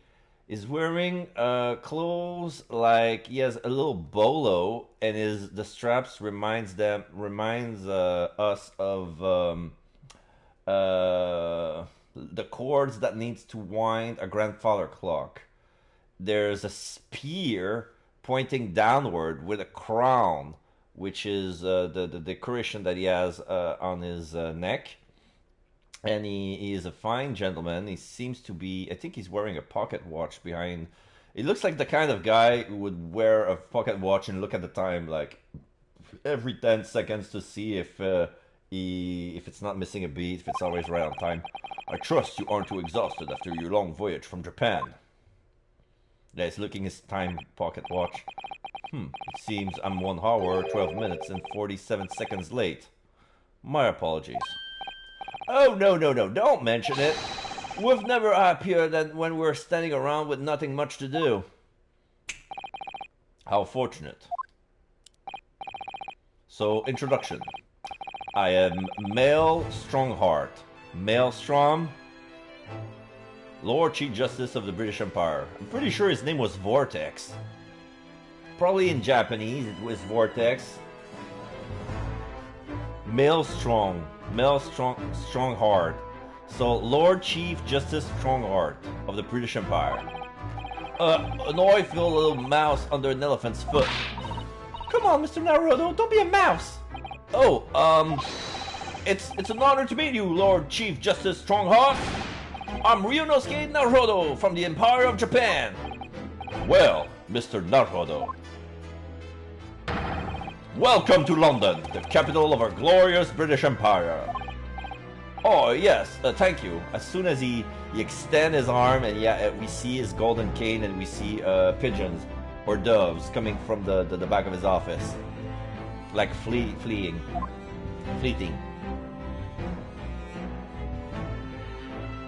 Converse. London. So, what are your impression of our capital so far? How do you like London? Help! I've been so nervous ever since I got here that I can't remember a single thing about the city. It's simply splendid, isn't it, Mr. Naruto? Oh! We had a wonderful view of some of London's streets from the carriage on the way here from the station. Everything is so impressive and grand. I must say, I'm almost lost for words. I'm glad you're here, you like it. The city boasts tramways, pipe water and gas, even cable supplying electricity. We spearhead every revolutionary new technology in the world. Every visitor into London is astounded. Oh yes, astounded is the word. Thanks for saving me there, Suzato-san. And everyone seems so jolly and full of vigor. Yes. There's much excitement about the upcoming great exhibition we'll be hosting here in London. Great exhibition? Cultural and technological achievements from around the globe are to be exhibited here in our great city. Is he talking about the World Fair? I think he's talking about the World Fair. It will be the greatest spectacle in its kind in history, and it will make Paris World Fair look like a toy shop. Yeah, so this is what's after Paris's World Fair, which, by the way, they introduced the fairly new Eiffel Tower, created by Eiffel himself.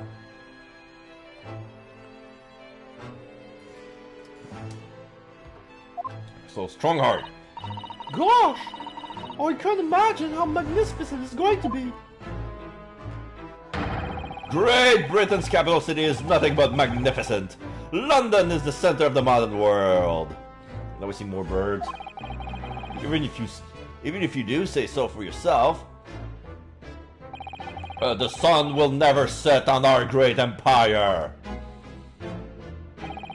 Perhaps it is fate that in these progressive times we welcome visitors from the land of the rising sun. Oh, lost you then. Lord Chief Justice, I think you were expecting a student of law from this study tour, weren't you? Absolutely.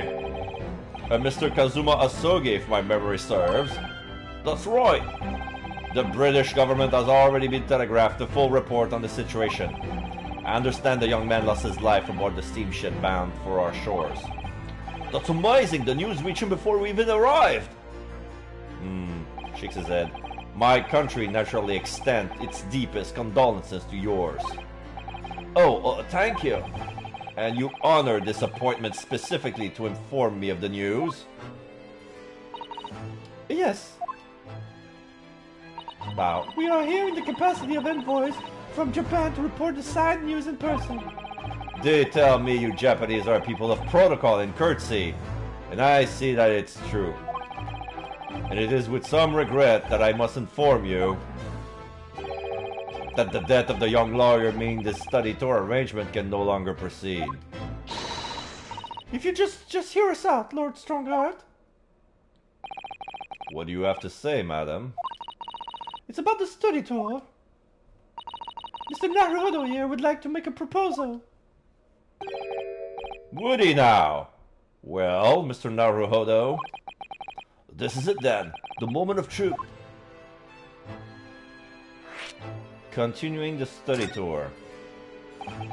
The thing is, Lord Justice, Lord Strongheart, I was wondering if perhaps you would consider allowing the study tour to go ahead. Don't misunderstand me, boy. Britain would ideally like to see the tour go ahead. But without a lawyer from your country, there's nothing to be done. Well, in that case, what if there was someone else, another lawyer from Japan, I mean? Ah. Is there something I don't know?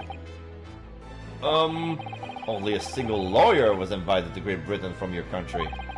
And that was Mr. Asogi, at least. That is what I've been led to understand. Well, the thing is, this really isn't going well at all. I just can't seem to find the right words to say to this man. Mr. Naruhodo! I could ruin things here if I'm not careful. What I'm going to say. If there is someone else from Japan who could be described as a lawyer, it's... Actually, there's no one. It's Miss Susato. It's me! It's me! I can do it! Is that so? I mean, I don't actually have any qualification as such, but... No qualification, you say, and yet you still claim to be a lawyer? I have acted as a lawyer in court before. Only once, as it happens. And I had Kazuma to help me, and I was the accused, but glossing over the details. Strongheart, I've been spending every spare moment on the journey here to Great Britain studying.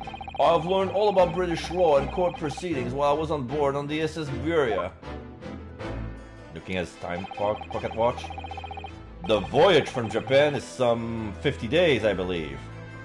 Not that you call... Not what you might call a full education. To become a qualified lawyer here in Britain, not only do you need a university degree in law, you must also complete several years of training. I realize it's for too short a period of time, but I can't go back to Japan. Kazuma, Mr. Asogi's journey has only just begun. Coming here on this study tour was all he thought about. I have to carry on and do everything he planned to do. Exclamation mark. I know it must sound like I have an overly inflated opinion of myself, but I would do anything to prove that I have what it takes. Any text you care to set me. Just one chance. That's all I'm asking for. Please. 31 seconds. Sorry. Your opening statement there, Mr. Naruhodo, it was 31 seconds long. Not too brief, not too protracted. A perfectly judged appeal, I would say. Which is a skill that would stand you in good stead as a lawyer. Oh, thanks. So, you're willing to put those words to trial, are you? Well, I'm all for entertainment. Huh? But let me ask you one thing first, sir. Yes? You say you intend to do everything Mr. Asogi planned to do. Are you firmly set on that path? Well, yes, that's my intention. I see. Am I imagining things? Or did his expression just alter a fraction in there all of a sudden? Very well. You have your wish. I'll give you a chance. A test to become the specifically certified lawyer. Whether you pass or fail is entirely down to you. Really? Test. So, what form of the test will take exactly? Tell me, Mr. Naruhodo, what do you consider the role of a lawyer to be? Well, defending people, of course. That's well said. So, let's have you defend someone. Huh? Your timing is perfect, in fact. There's an apt trial about to begin later today. No advocate has been appointed to the defense as of yet, so this will be welcome news. Today? Straight away?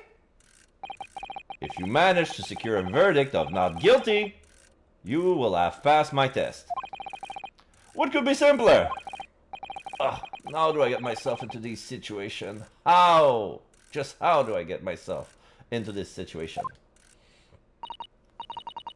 Well, could I ask what sort of trial is it, Long Strongheart? Oh, yes, good question. I remember now. Yeah. It's a murder trial. A murder? An extremely simple case, I understand. You really can't lose. That's easy to say, but I should mention, just in case. If the defendant is found guilty, he will, of course, be sentenced to capital punishment. Capital punishment? He'll be put to death? Here in Great Britain, murderers are sent to the gallows without exception. Presumably, you read that much in your short sea-based introduction to British law. We can't possibly agree to such a test. We would be toying with a man's life. I am the Lord Chief Justice, and I have decided is acceptable.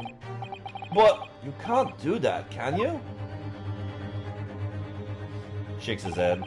There's no need to overcomplicate this. All you have to do is ensure that you don't lose. ... So the defendant may live or die depending on how well I perform in court? If I lose, he'll be hanged. Mr. Naruhodo, you've come to me claiming to be a lawyer. If you want me to take you seriously, you need to prove you're willing to do a lawyer's job. And you say you intend to see through the will of your compatriot, Mr. Asogi. I would like to understand just how far you're willing to go in order to make that happen. He's testing my resolve. What's the matter? You've fallen silent. Pocket watch. I'm sorry, but time is pressing. The trial begins shortly. I need an answer from you now. What's it to be? ... What do I say? Do I agree to this absurd test? I'll do it. Alright then, if I have to give you a decision now, my answer is... Oh, I can't do it. I can't get a word out. 15 seconds. Your decision making needs work if you want to be a lawyer. That was too slow.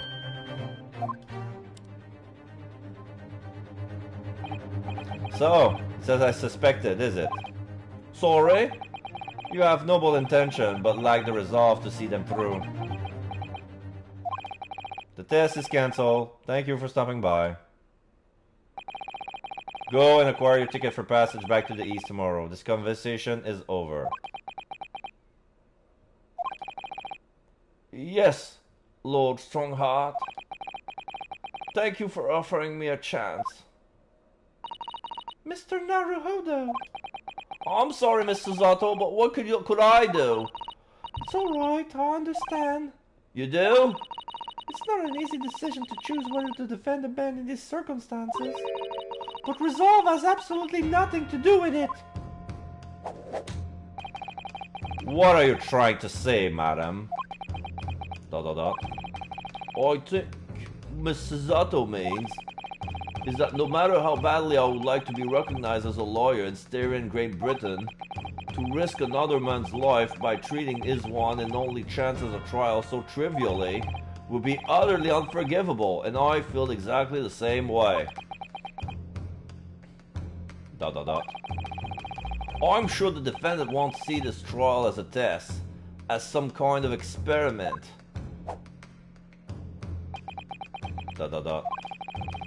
A lawyer may fight for his clients in court day after day, but for each one of those clients, the particular day they stand in the dock may be the only chance they have to fight to prove their innocence.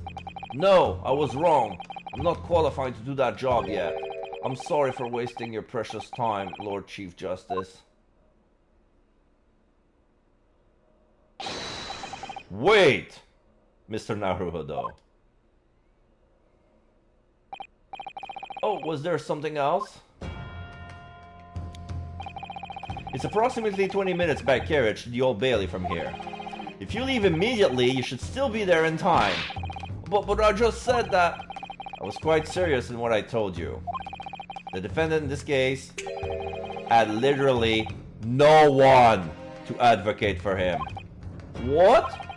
At this point, he can't hope to find someone to represent him. The trial will begin without defense. And if that happens, there's only one possible outcome. He will receive the most severe sentence the judge can pass down. But that's awful! But that is the truth. Why does it have to be like this? I'm not writing the rules. I'm just applying them. I'm enforcing them. I'm the Chief Lord Justice, bitch. Please don't expect an answer to every question. Exclamation mark. Susato is pissed. The cold, hard truth of the matter is that there is only one person now with a chance to save this man from a very miserable end. And that is you. I'm really his only hope? So, what do you say now, madam? Me? What do you mean, I'm strong-hearted? You said it wasn't an easy decision to choose whether to defend a man in these circumstances. And I agree. But in my estimation, it's purely and simply a matter of resolve. Oh! Our time is up here. I have a meeting to attend. I must leave in 2 minutes and 16 seconds. So, venture in our great city, enjoy yourselves. And he leaves. He's gone. The Old Bailey. If we're going to do this, Mr. Naruto, we must leave at once. Old Bailey. If we hurry to catch a cab, we may just make it to the court horse on time. London's highest criminal court in the illustrious past, the Old Bailey. This is where I'm to take my test and prove my worthiness as a lawyer. Okay. Now we see two officers with bucket helmets standing against the door. 18th February, 9:45 a.m. The Old Bailey, defendant's antechamber. So we see a big, long love seat, like it's for those who are wait to get in. Then there's a big golden scale as an ornament, and it looks pretty much like the court in Japan from the outside.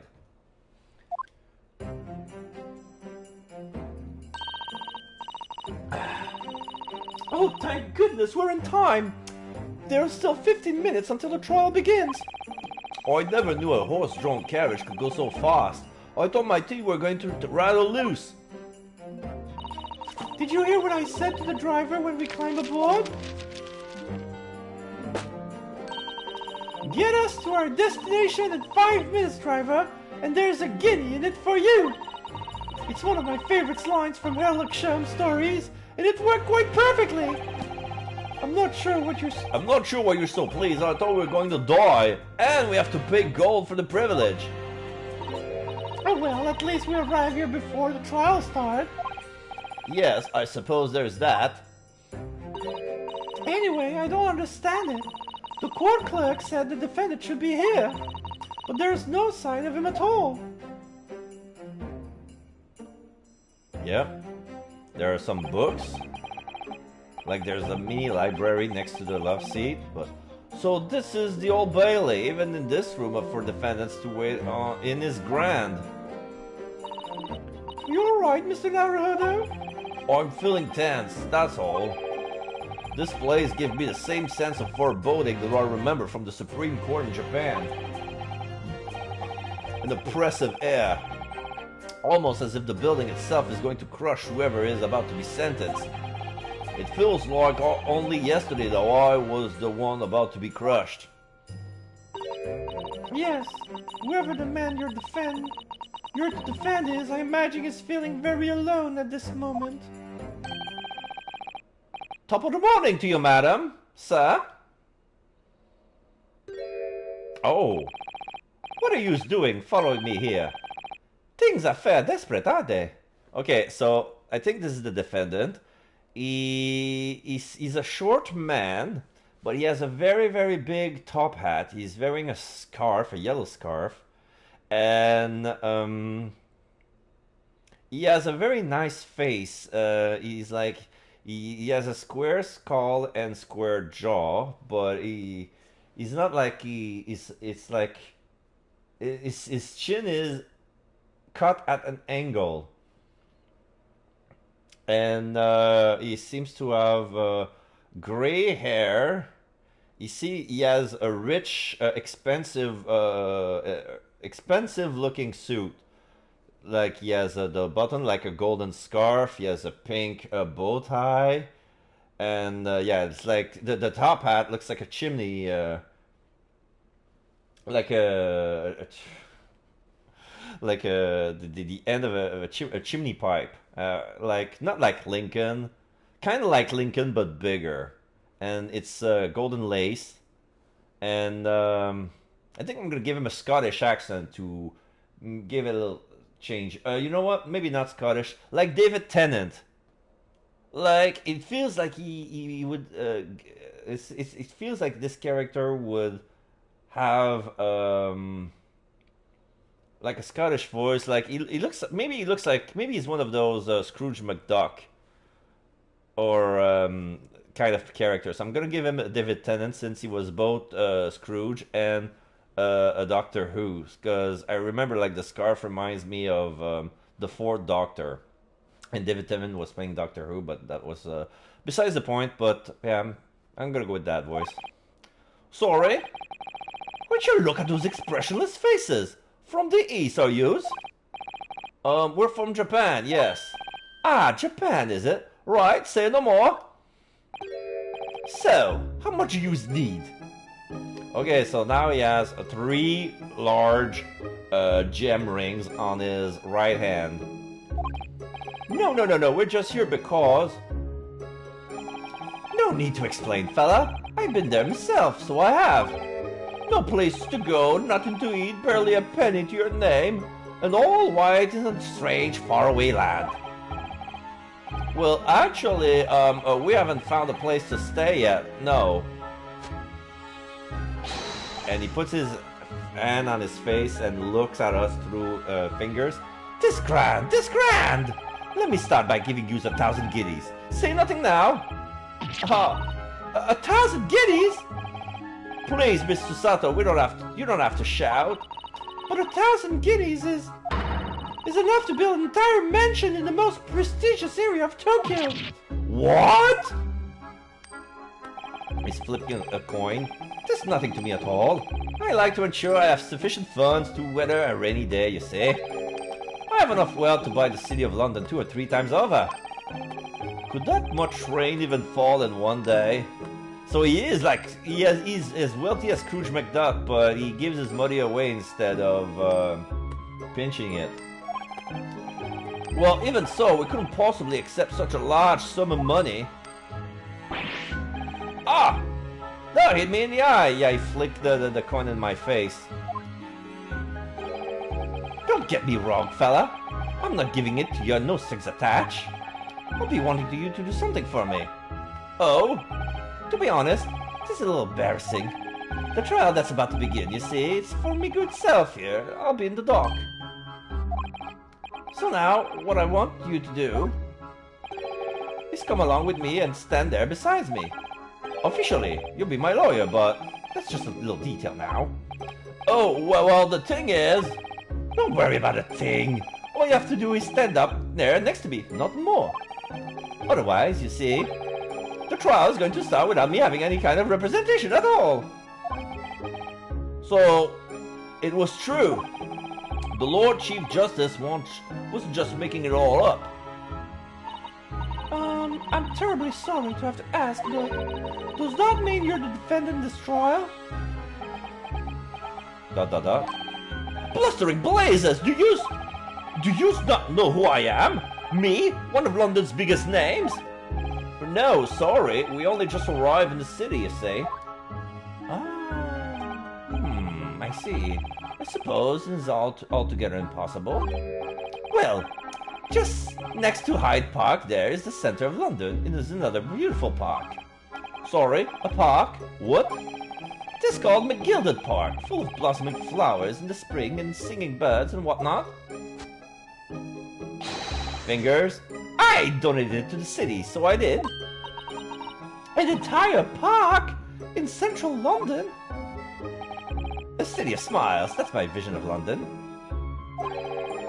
There's nothing Magnus McGilded wouldn't do for the city and this square. Oh, wait. So his name is McGilded. So I wasn't wrong saying that, giving him a Scottish accent. There's nothing Magnus McGilded wouldn't do for the city and its square old people. I need to work my Scottish accent, like to make it more like Scrooge McDuck.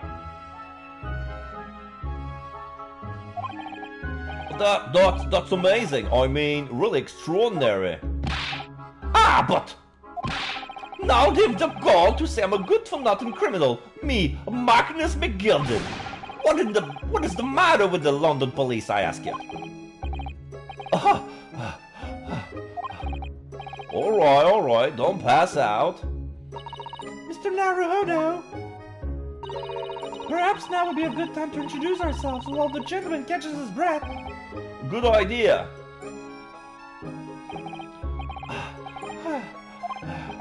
Mr. McGilded, the thing is, we're actually here in London to study British law. We're a law student on a study tour from Japan, you see. So if you don't have a lawyer for the trial yet, and you'd be happy to put yourself in our hands... What was I after? So if you don't have a lawyer for the trial yet, and you'd be happy to put yourself in our hands, we'll do our best. What was I after saying, you daft idiot? I've given you 1,000 guineas to stand up there next to me, haven't I? Well, yes, but I wasn't really offering to just stand up there next to you. Oh, I think I see what's going on here. Sorry, I know what you're thinking. This chance of a fella claims to have more money than the Queen.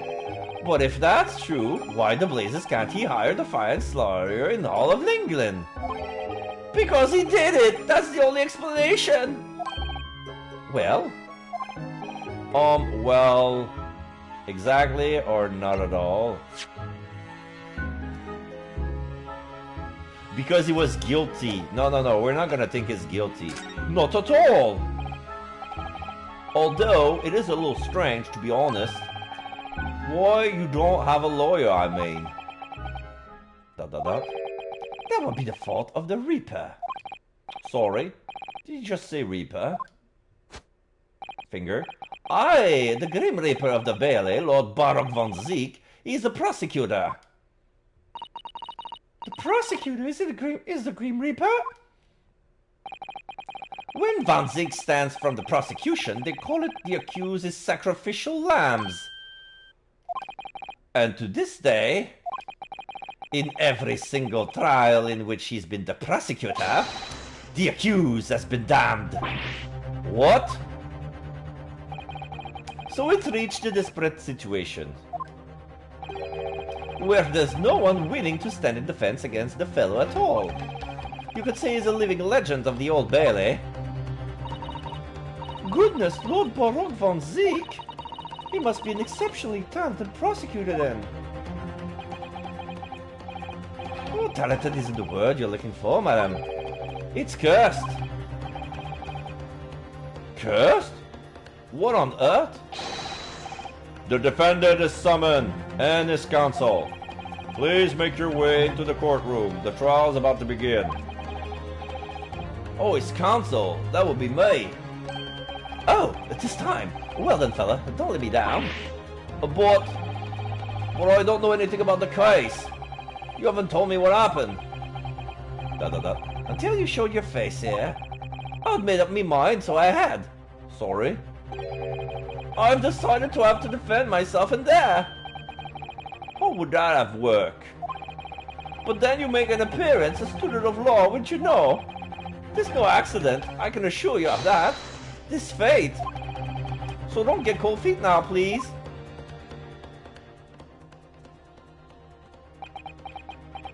I literally know nothing about the case or about this man who stands accused. In fact, the only thing I do know is that I can't just turn my back on him.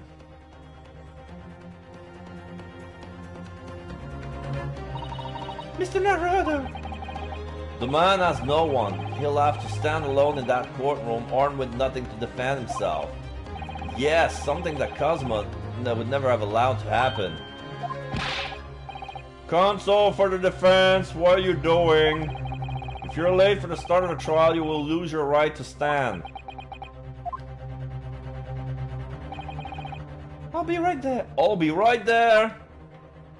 He's nodded to Susato. It's happening then.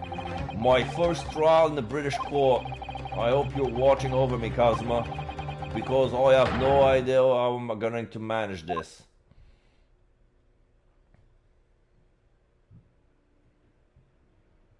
Autosave.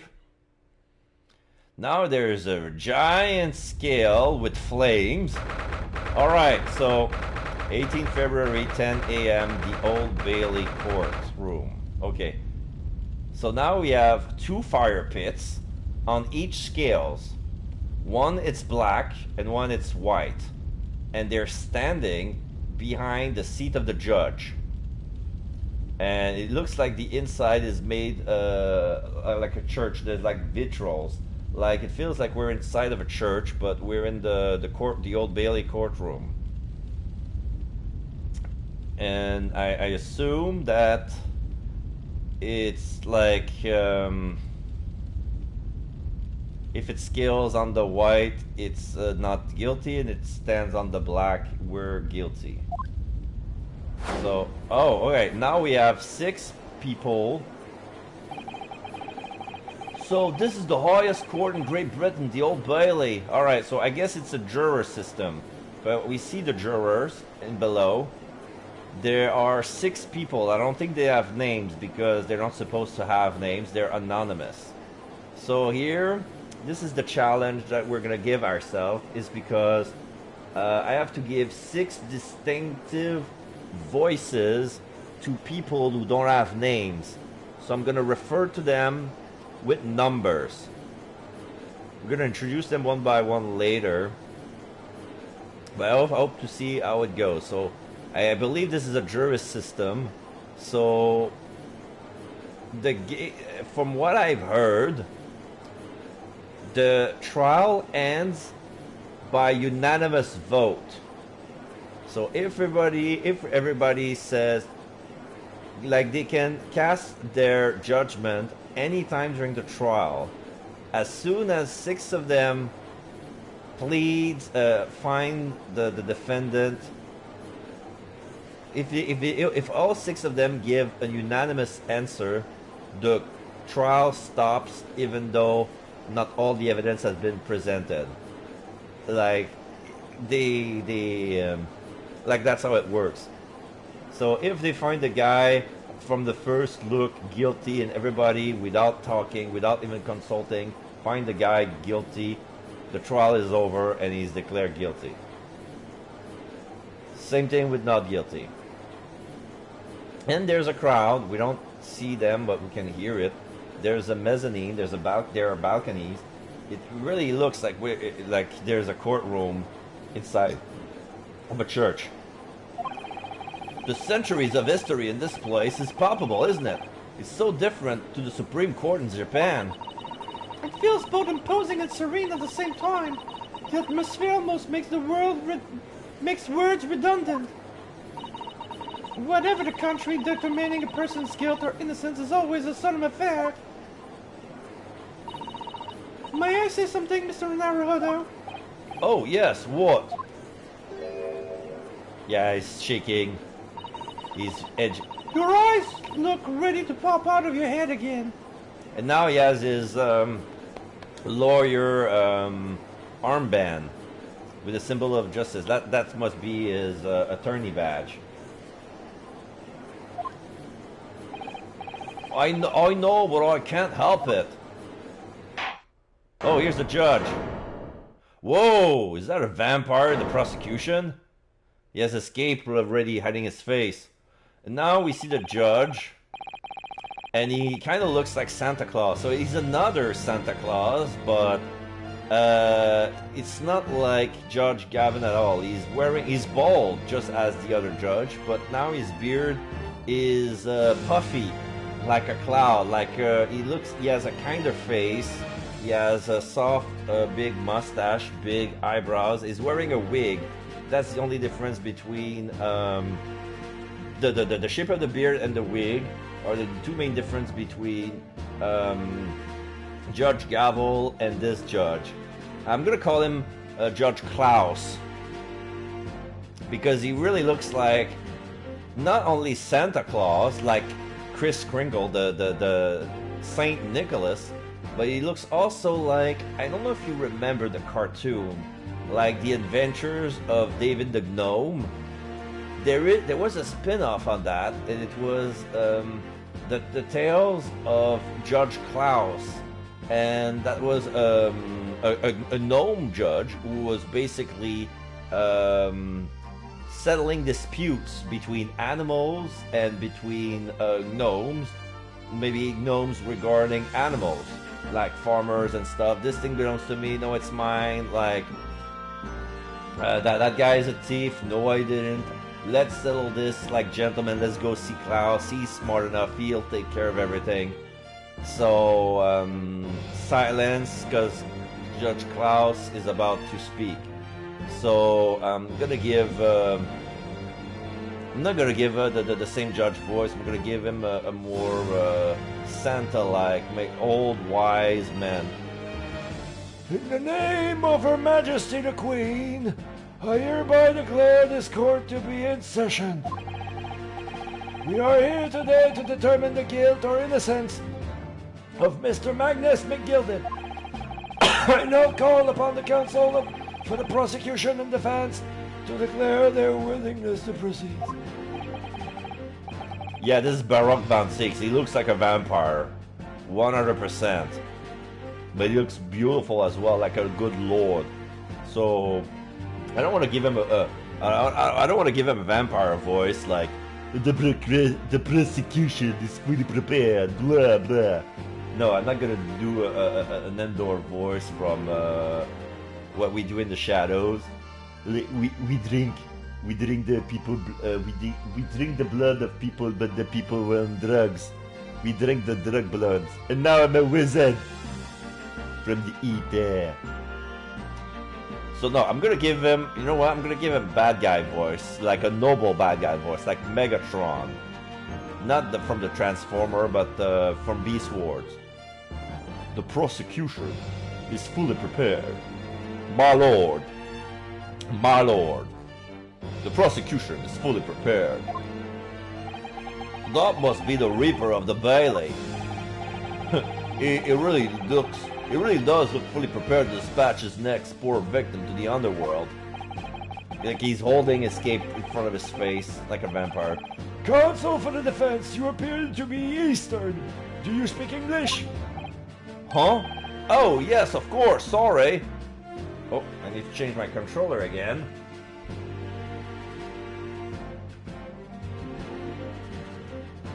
Okay.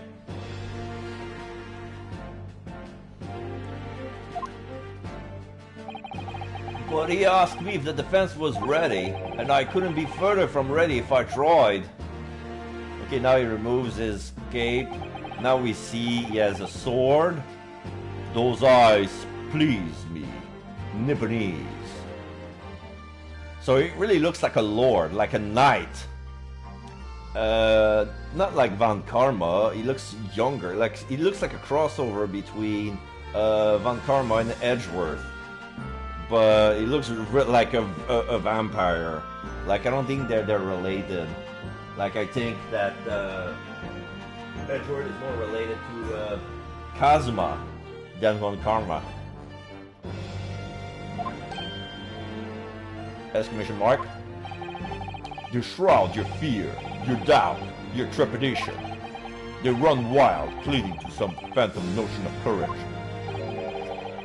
The quintessential look of sacrificial lamb. Oh, a cold shiver just ran down my spine all the way to the tips of my toes. Judge, ...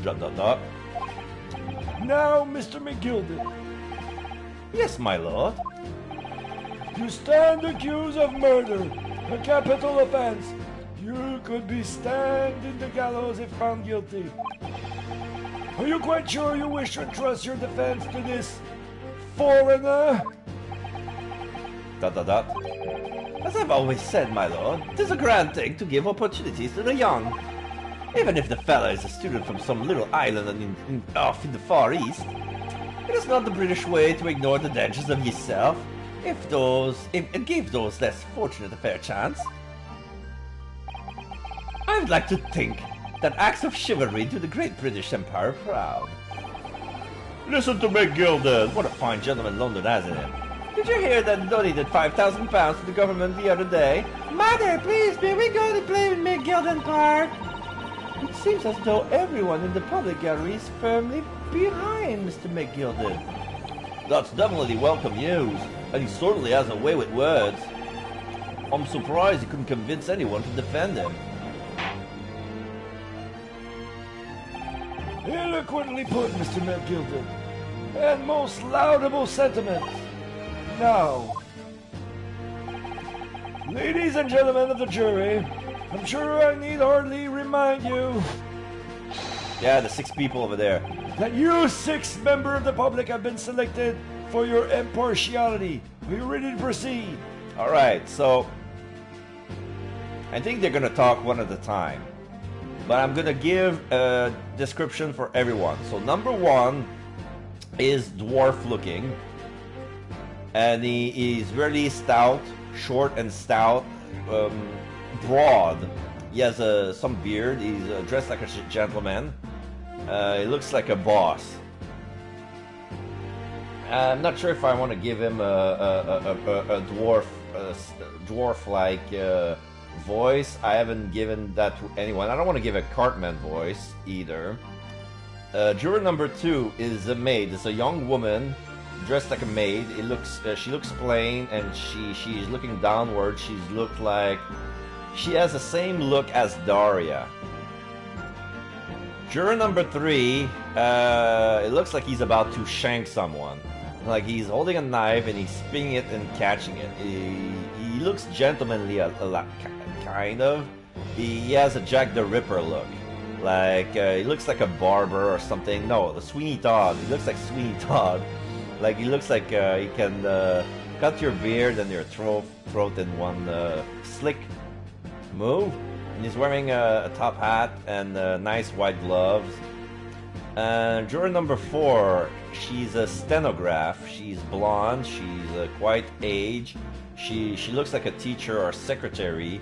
She has a typewriter in front of her. Juror number 5 looks like a coachman on the with a flask of liquor. He looks like He's not drunk, but he's a coachman. He has the same uniform as the guy who carried us to the Chief Lord of Justice. And juror number 6 is an old granny, kneading, and she is nice looking, and she's all like very kind. Oh, thank you, young man.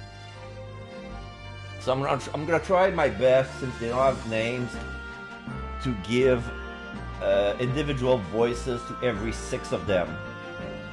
I'm gonna give them numbers at first, but I hope that we're gonna be able to tell them apart, because this is gonna be difficult. Yeah, juror number 1. Yes, my lord. Yes, my lord. If the task is to send runners to the gallows where they belong, I'm more than ready.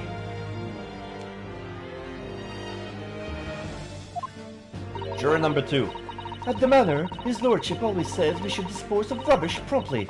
Naturally, I agree. Number 3. Ha! Any criminals there will soon be wishing they never set eyes on me. Number 4. Typewriting. Number 5. Taking a swag. Look, look. I feel a chill. Juror number 6. Oh, don't mind me, my dears. I'll just be getting on with my knitting. Must finish this mitts for my grandson. Ah, Mr. Naruhodo, those people are... The jury. Yes, that's something we don't have in Japan yet. That's right. I've only ever read about it. But here in Great Britain, the court's final verdict depends on the opinions of these 6 jurors. The judge passes sentence according to the law, but the jurors determine guilt based on common sense. So the defendant is ultimately judged from 2 completely different points of view. But how exactly do the jurors give their verdicts? That I don't know, but I'm sure it will become clear as the trial progresses. Yes. Prosecutor Van Zinks. My lord. It's been a number of years since we've seen you here in the courtroom. I thought you renounced your fame. I'm known as the Reaper of the Bailey, my lord. Infamy, rather than fame, I would say. But yes, 5 years have passed since I last spread my wings in this capacity. So, what brings you back? Is there some change of circumstances of which the court should be aware? And his hands, and then he vows. I leave that to your imagination, my lord.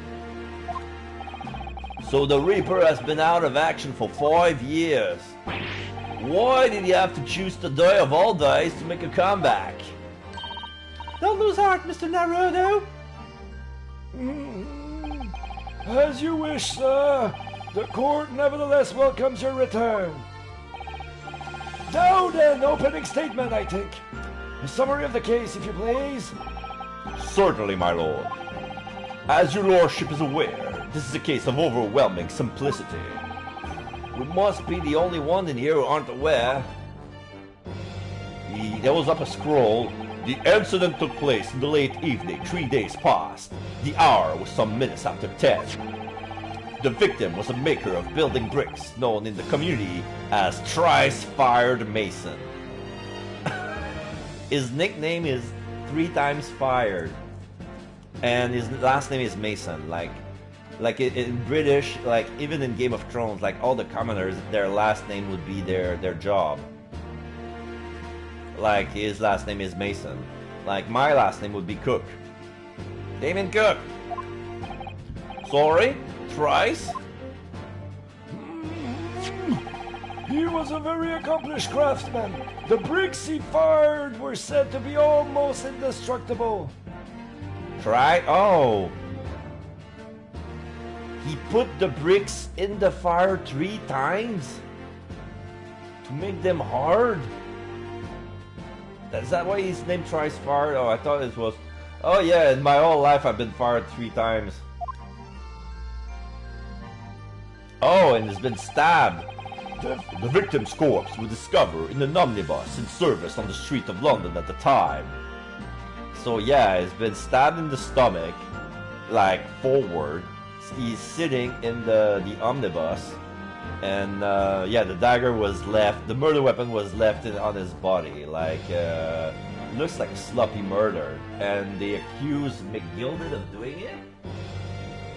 Huh. I wonder what happened. A dagger that's been thrust into the victim's abdomen is believed to be the ultimate cause of death.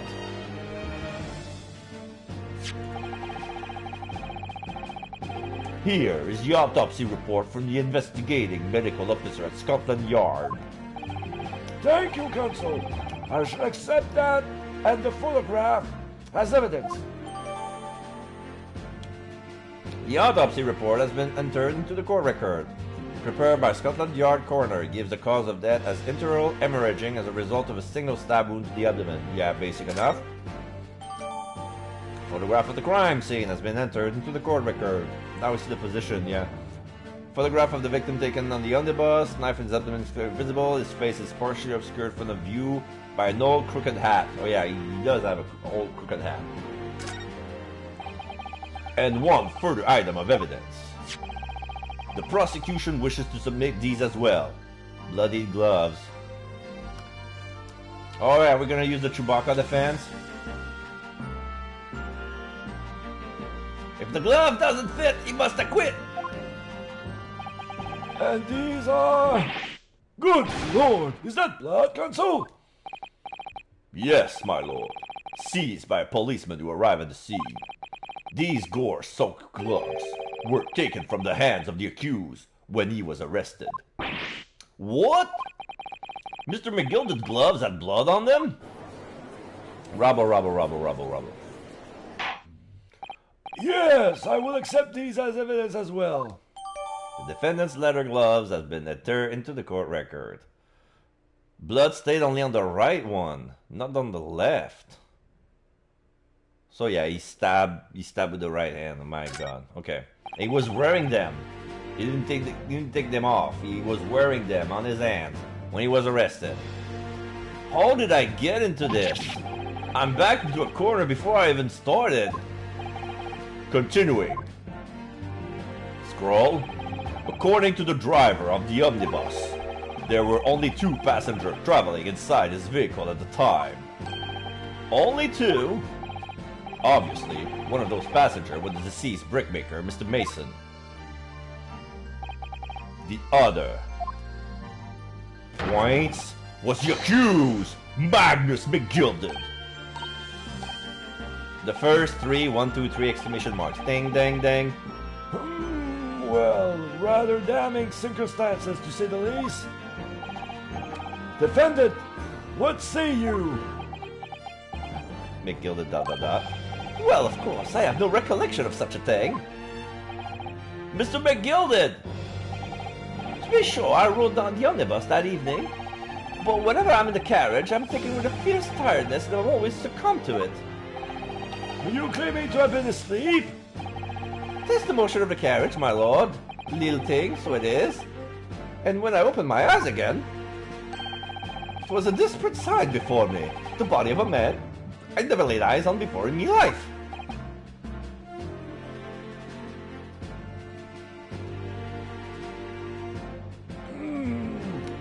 The more I'm playing with the voice, and the more it goes on, the more it feels like I'm doing the leprechaun.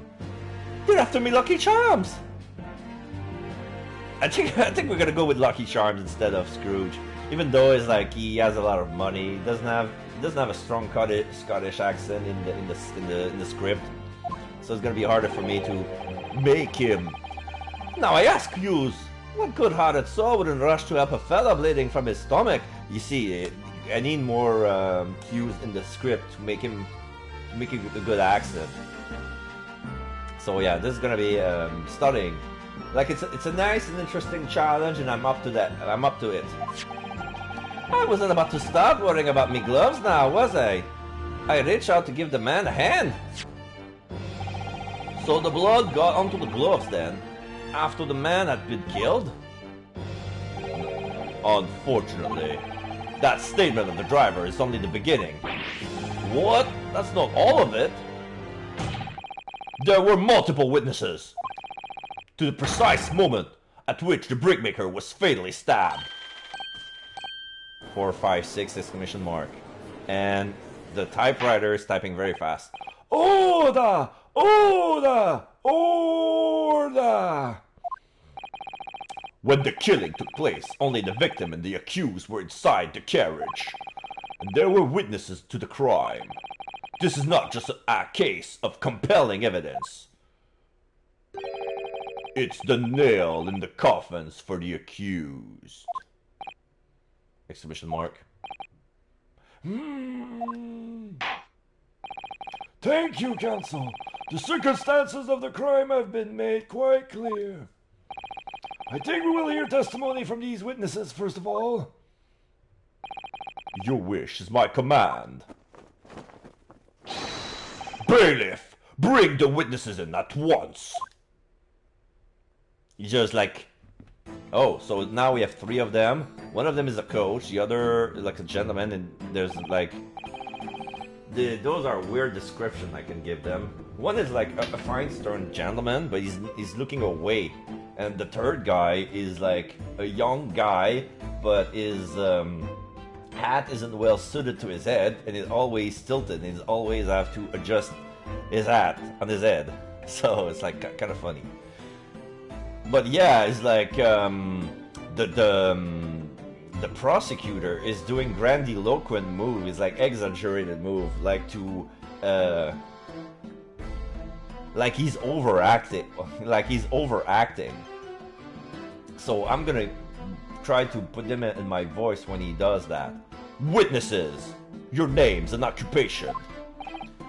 Okay, so this coach looks like he's always cold. He's wearing his gloves and he's rubbing his hands. And when he speaks, there's always like mist, like when you're talking during the winter time. So yeah, he's an old man with pink cheeks, an even pinker nose, and he doesn't have snot on his nostril, but he has 2 big lumps of mustaches and 2 big lumps of eyebrows. He has big bushy brows, the same design. Like it's as if they copy pasted the mustache on his eyes to make eyebrows. So my name is, well, everyone calls me Beppo. I drive an omnibus in the East End. Bruce Fairley. I'm a banker in the city. Oh wait, I need to be careful because that sounds a little bit like the prosecutor. So, Bruce Fairley, I'm a banker in the city. Oh, my name is First. Lay. Oh shit. His name is Lay, Lay. D from the capital of his middle name, and his name is First. My name is Lady First. I make hats for gents. And his hat is stitched together. Like, I don't know, it's like like he's wearing a Frankenstein hat. And it's not even suited for his head. Like, he has short blonde hair, and he looks very young and very naive. I make hats for gents. Let's begin by confirming the facts. 3 days ago, at a short time after 10 o'clock in the evening, all of you present in the stand were in an omnibus and witness to the aforementioned incident. Is that correct? Yes, sir. Quite right. Yes, sir. That's right, sir. Very well then. Let's process to your formal testimonies, please. Each of you will tell the court precisely what you saw. Witness testimony. What the witnesses saw. It was the last bus of the evening, so I had few customers. I remember it well. The victim and the man accused of killing him were sat next to each other inside the bus. Then out of the blue, the accused just reached over and plunged a knife right into his guts. Oh, that's right. He stabbed him. I screamed, I did. Couldn't help it. As soon as I heard the scream, I stopped my bus, and then I saw it too. He bring his so he brought his whip, like his coach whip, the one that he used to signal the horse to start, go faster, and then to stop. He brought it with him, and now he's like he made the gesture of stopping the boss. I saw it too. Okay. Unambiguous testimony, I must say.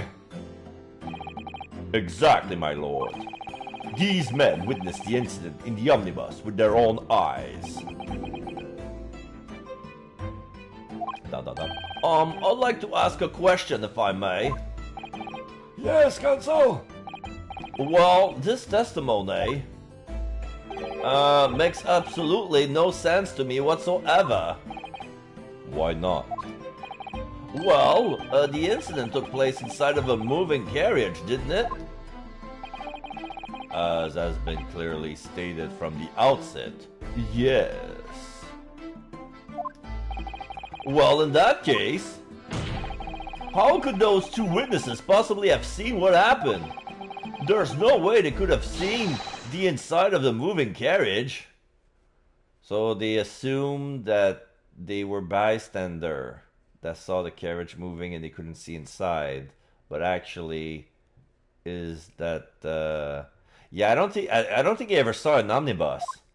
Yes, that's ignorance from him. Yeah, everybody's looking at him. ... No, shakes his head.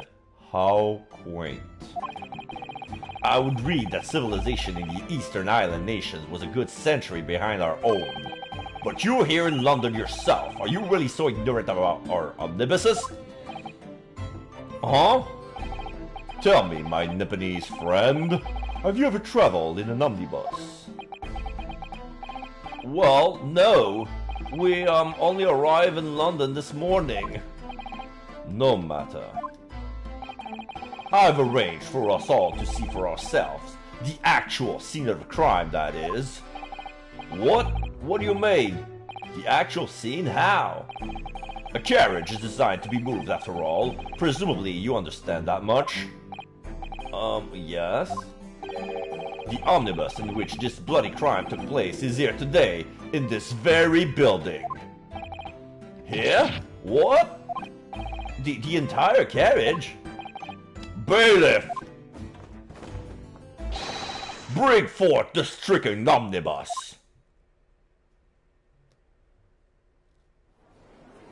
Oh, yeah, that's one big box. London 5th Avenue, Job Master, London Head Office, Banker Street, Old Street, and City of West Basley? West Haven? West Gasley? Wakes T. West. London 5th Avenue, Job Masters, London is... Okay. So that's an omnibus. The omnibus. Oh, I can't believe they could bring something so enormous in here. Yeah, there are very big doors. They could fit a lot in there. Great Britain's courtrooms are amazing. As you can see, the omnibus is pulled by 2 horses and can carry up to 8 passengers. 4 passengers seated inside the enclosed cabin and another 4 on the rooftop deck above. So now we see the inside of the omnibus, like a cut down view. We can see the coach's seat. We can see the 2 seats where we can sit the 4, and then the 2 on the top. And there's a little hole in the middle. I think it's a skylight. Every Londoner knows that the best views of the city's architecture and sight are to be had from the top of an omnibus. Yeah, I can see this. And I should point out to our foreign guests that there is a skylight in the roof, allowing a view of the interior from the seats above. So depending on where they were seated, they could see inside. But the coachman definitely could not. And even if they could see from inside, I don't think it shows everything. Like there are some blind spots in there. So we have a case. We have a case, gentlemen. We can argue. A skylight? Oh! The penny drops at last, I see. These two gentlemen were occupying the rooftop seats on the omnibus when the murder took place. That is how they came to witness the grim incident. Through the skylight. Oh, that makes perfect sense. Well, Counsel, this is a first. In all my years behind the bench, I never experienced the crime scene itself being brought into the courtroom. There are a number of important clues remaining inside the carriage, my lord. I would like to submit the omnibus itself as evidence. That is the prosecution's wish. Okay, he's adjusting his wig and his glasses, and then nods. Very well, I see no reason why not. This omnibus is hereby formally accepted as evidence. The omnibus has been entered into the court record. The 8-seater omnibus that was the scene of the crime, there were passengers both inside the carriage and on the roof deck that night. I can't believe it! The entire crime scene's entered as evidence?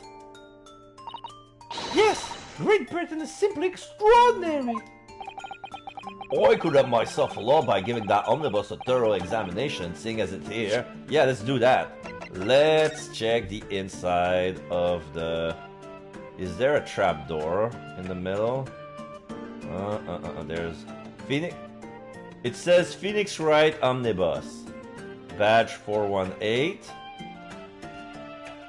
Job Masters, Omnibus and Omnibus. London 5th Avenue. Strand Street, Old Street, and City of Westmaster? Pastor. West Craster?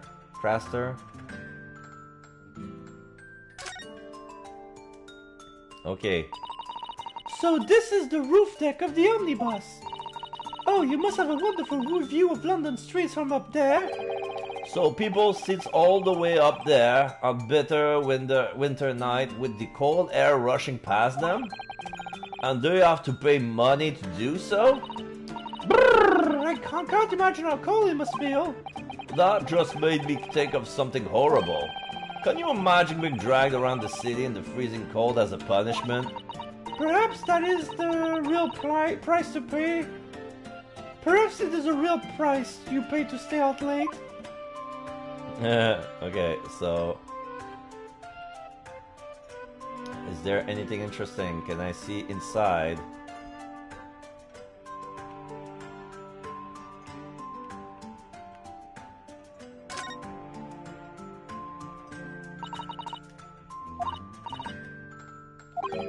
I already read that. I thought that was a skylight, but that was still the... You can certainly see inside the carriage through this opening, that's for sure. Yes, and there's a lamp in the enclosed cabin. So I'm sure the witness could have been able to see quite clearly. That's not good for us.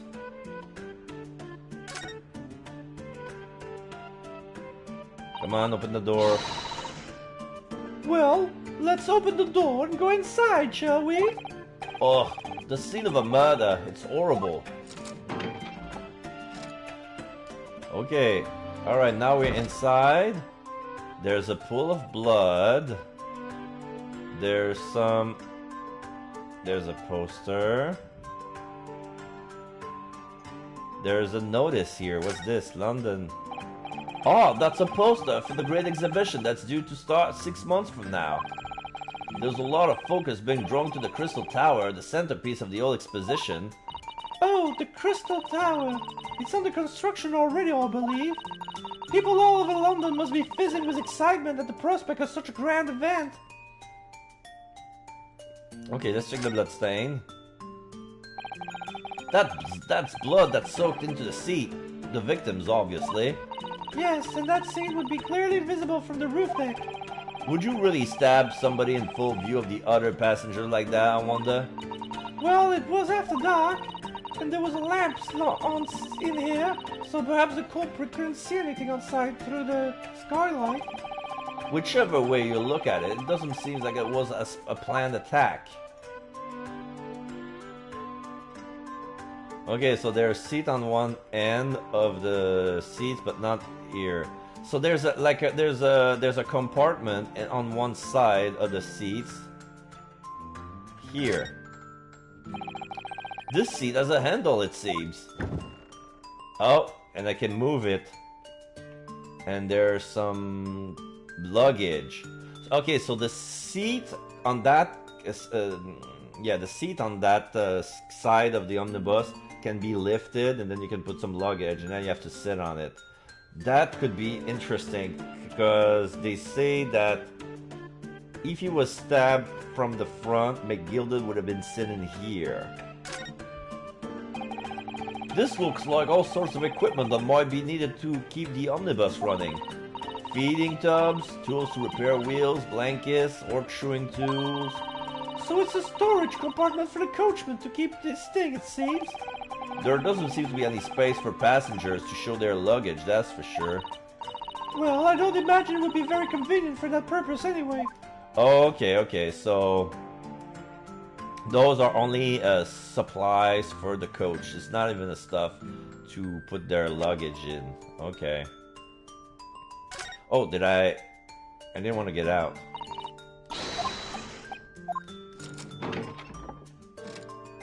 Okay, let's see, is there anything else? Poster of the Great Exhibition. A different kind. What else? I think this is it. Skylight. It's quite a large call light, isn't it? Yes, quite large enough for you. There doesn't appear to be a handle or a catch or any description, so I suppose it can't be opened from inside the cabin at least. Okay, so there's an important detail. The skylight cannot be opened from the inside. Can it open at all?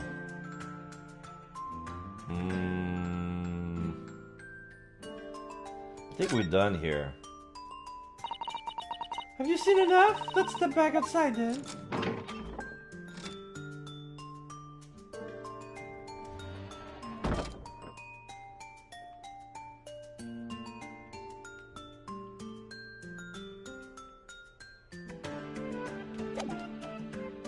I think I'm done. Okay, let's check the gloves.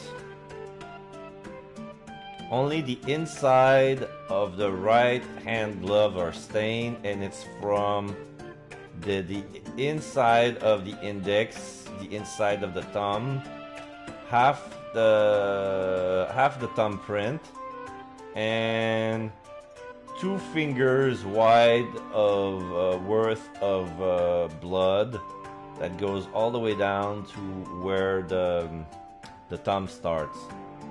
On the stitch, at least. This is definitely blood, isn't it? Not the most pleasant sight to be confronted with on our first day in London. Well, nothing would come of grumbling now. No, by the way, is Mr. McGilded right-handed?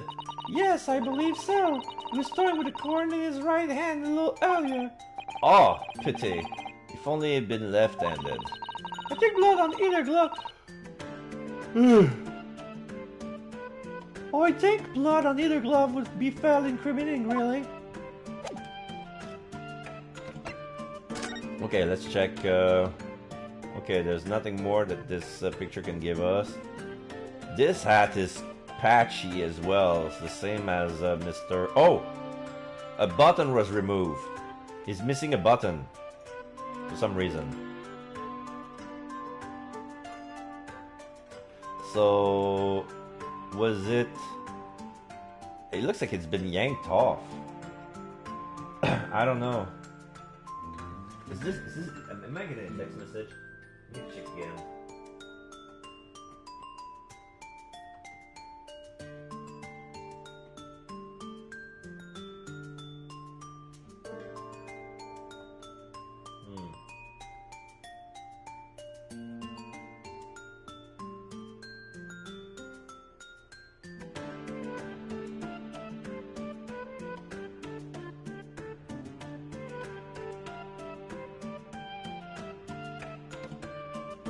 Okay.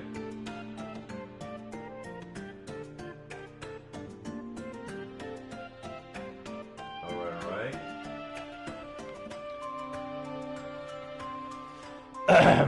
Okay. So we're done here. Autopsy report.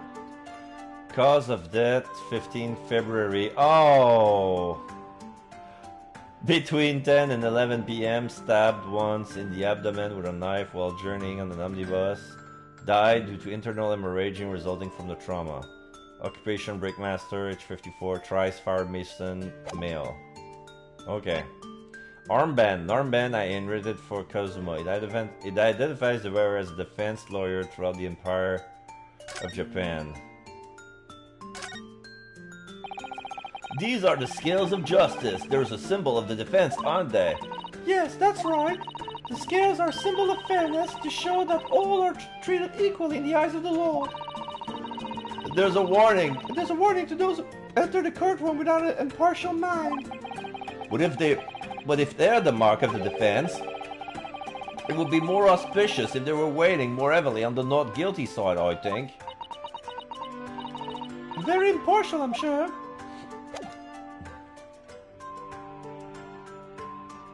Can I inspect it more?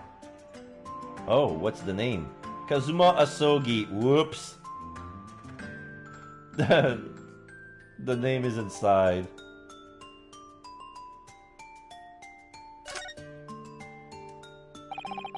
The lawyer's name is embroidered on the inside here. Look. Kazuma Asogi. That was his band, of course. He has his heart set on his study toward Great Britain.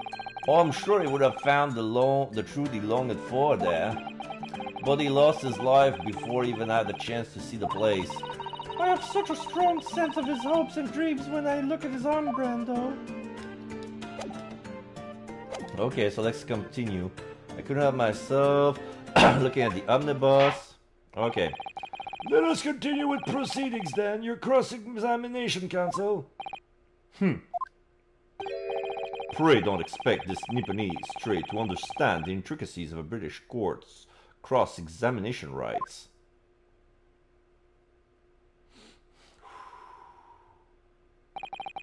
Alright, my first cross-examination in the British court.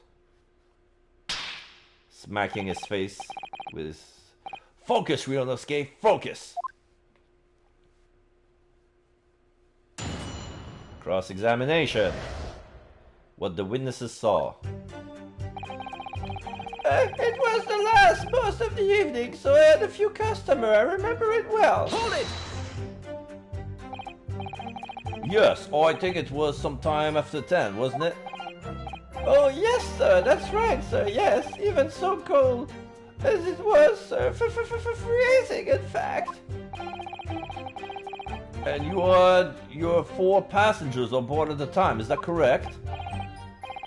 Yes, sir, that's right. Not all traveling in the same parts of the bus, of course, don't know. Oh, I can move between. I can look at everybody's reaction while he's talking. And there were no other passengers when the incident took place? No one alighted, for example? You're quite right with that, sir. No other passengers like that, no. None. So nobody fled the scene of the crime then? I have to say, the boss insisted on it running, he does. Every evening, the last bus of the day. Oof. But I do wonder sometimes if it's altogether worthwhile, yes, sorry to say. What do you mean by that? Well, what with it being so cold and everything and only making 20 pence on the run, you see. Yes, I spent that much at the pub on the way home, just trying to warm up again. 20 pence. The victim and the man accused of killing him were sat next to each other inside the bus. Hold it! And you saw them through the skylight in the roof of the carriage? That's right. When you sit on the top deck, the window's right there at your feet.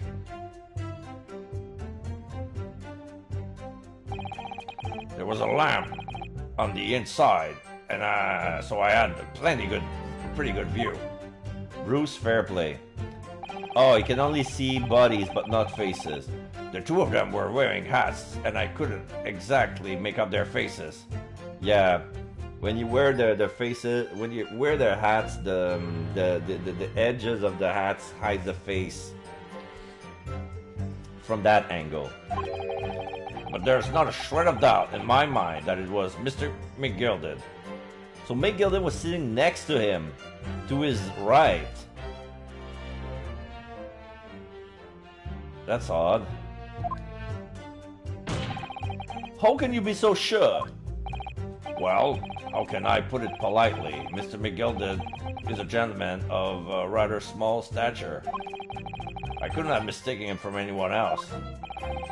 Let's not forget that when the vehicle came to a halt, the only people inside the enclosed cabin were the deceased Mr. Mason and Mr. McGilded. There is no room for doubt here. Oh, I really wish there was. Then, out of the blue, the accused just reached over and plunged a knife right into his guts. Hold it! You actually saw the exact moment it happened? Didn't I already testify to that? Take his cane and got close to banging it on the witness stand. Or are fair dinkum hard-working city bankers not considered trustworthy these days? Oh, no, I didn't mean that. This is no good. I've really got his back up. Perhaps you could just tell us what you saw in a little more detail of that. My lord! Juror number 3, what's the meaning of this? My mind is made up, my lord. Completely and utterly made up. Made up about what? I don't like the stinking rich, never have. They're always up to something or other that they shouldn't be, every one of them. Oh, and that little leprechaun of a man is no exception. Well, he can't fool me. Okay, so what just happened is that his seat turned black, and flame was produced from in front of his seat, and he's about to slam on it. Is that a catapult? Yes, it is. Oh, he just judged it guilty. There's no point wasting time listening to any more of this. That's my opinion of the matter, anyway. Okay, so he just declared the defendant being guilty. So that's one vote black. So we have an idea of what he's gonna vote according to his seat, because his seat was red, now it became black. Hold it! Hold it! That is precisely what I was about to say. It turns black too. As the foreman of the jury, it is my duty. As the foreman of my jury, it is my duty to set a good example to my fellow jurors. So number one, just follow suit, and now his seat turned black too, and is about to vote guilty too. 2 votes guilty, and then the scale is tipping. What is happening here? Let me see. Oh yes, it seems that that's how the members of the jury give their verdicts. With fire? Apparently, yes. White for innocent and black for guilty. As the 6th member of the jury make up their minds about the case, one by one they each cast a bolt of fire into the great scale of justice, as we saw a moment ago. So if those enormous scales fall completely to the black side, does that mean... Let's do our very best to make sure that doesn't happen. Oh no, I'm even more worried than I was before. Very well, the court acknowledged the change in the jury's stance. Counsel for the defense, please continue with your cross-examination. Oh, this is a nightmare. That's right, he stabbed him. I screamed, I did. I couldn't help it. Hold it! He stabbed him, you say? And you were sitting up on the roof then, were you? Yes, that's right, sir. I was up on the roof seat. I remember seeing the little gent sitting next to the fellow that was stabbed. I'd been thinking about the new hat design, you see, so I was just gazing absent-mindedly around. Oh, but then I happened to look down through the skylight. It was sticking right out of his belly, that huge great knife. A green sight indeed. Ah, that didn't help me at all. Rubble. Yeah, number 2 is scrubbing, number 3 is talking to number 1, number 4 is typewriting, number 5 is talking to number 6, and number 6 is... oh, shit. I got a tacky bank! Spam box!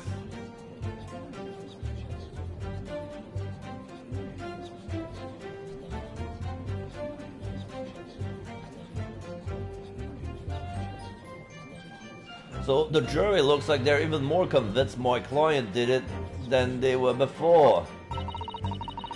That appears to have made everyone even more dubious that Mr. Beer Gilding is telling the truth. If only we had some evidence to counter their suspicions. Mr. First, Oh, yeah, yes, sir? is this the knife you saw?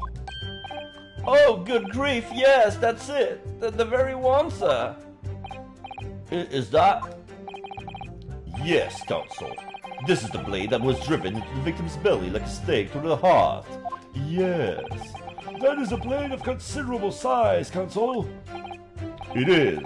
And furthermore, the scabbard is emblazoned prominently with a certain initial.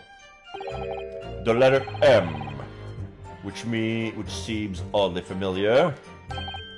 Or, please, no. M. For Magnus, perhaps. Or McGilded, possibly. Take your pick.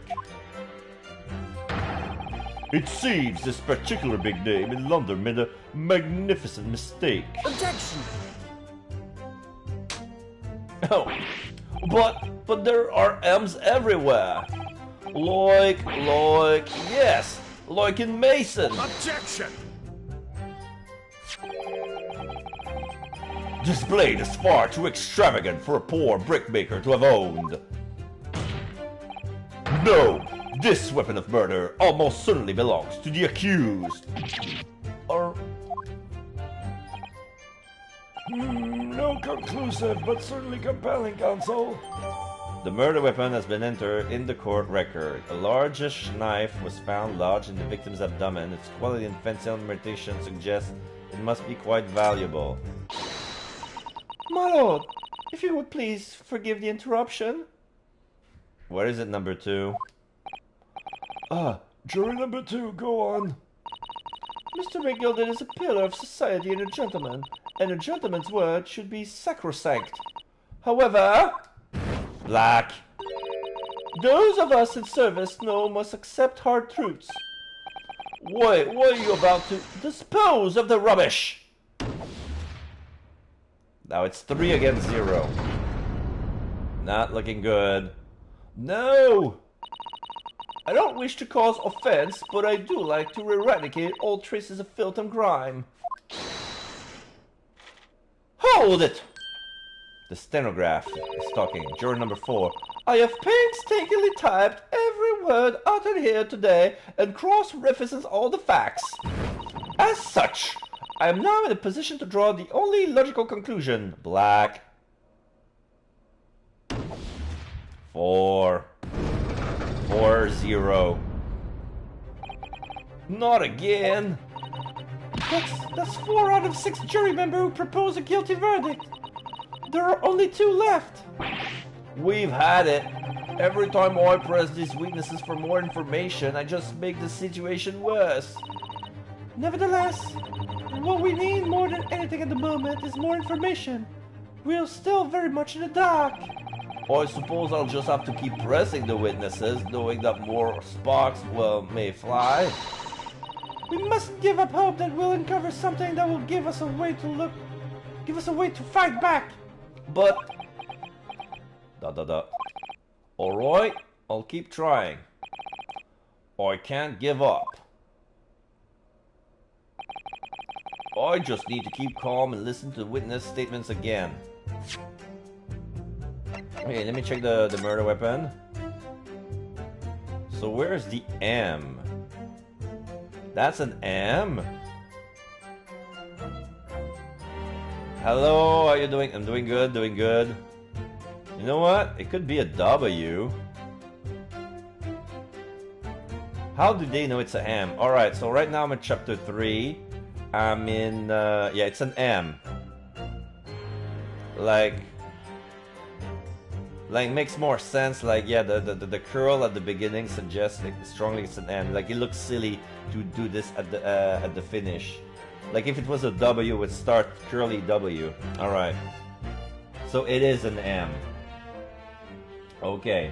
So yeah, I'm starting chapter 3, and we're at our first British course. The prosecutor is nicknamed the Grim Reaper. His name is Baron von Zeeks, and he's basically a vampire. He looks like a vampire. Like, he's human, but he looks like he's about to kill someone. So yeah, I haven't done the Castlevania quote. Like, what is a human being? A miserable pile of lies and secrets, haven't you? Did you get off the boat? Yes, I got off the boat. Right now it's January 18. We found out the killer. Well, it was actually an accidental kill. Basically, the cat ran away, climbed into the ventilator, and was chilling in the other cabin, and then she tried to whistle at the cat, but it didn't work. But then Asogi notices the whistle, so he marked it down in the log, and then she tried to lure the cat with a cat's toy, which is basically a stick and some sort of a ribbon, a very long ribbon. Like, when you wave it around, it makes like it makes it move. And since the cat is rather young, it's like it excites them and it wants to grab it. It's like the same thing with a laser pointer, but it's like it's speckled too. So the speckled band was actually the cat's toy. And then that thing didn't work, but that did attract the attention of Kazuma, and they wrote it out on the log. So she just decided to go straight ahead, and then she knocked on the door, and as soon as he come in, he thought that it was the inspector. Like, what do you want, inspector? Oh, it's you. Sorry, I thought it was my friend. And then they explain the situation. The cat is in your room. Can you keep it? Can you bring it back? Help me look for it. And then make sure you don't say a word, because I'm not allowed to have any pets. And he was okay with that. But what happened is that he recognized her. Like, wait a minute, you're that famous Russian ballet. I saw your show in Japan. That really moved me. I'm quite a fan. And she was in deep shit, because she didn't expect to find anybody that would recognize her, because she was in incognito. So she asked for, can you keep it a secret? And he was saying, why? She told him everything. And then I was like, you know what? Like, I want to help, but I don't know how. I need a second opinion on that. Let me get my friend.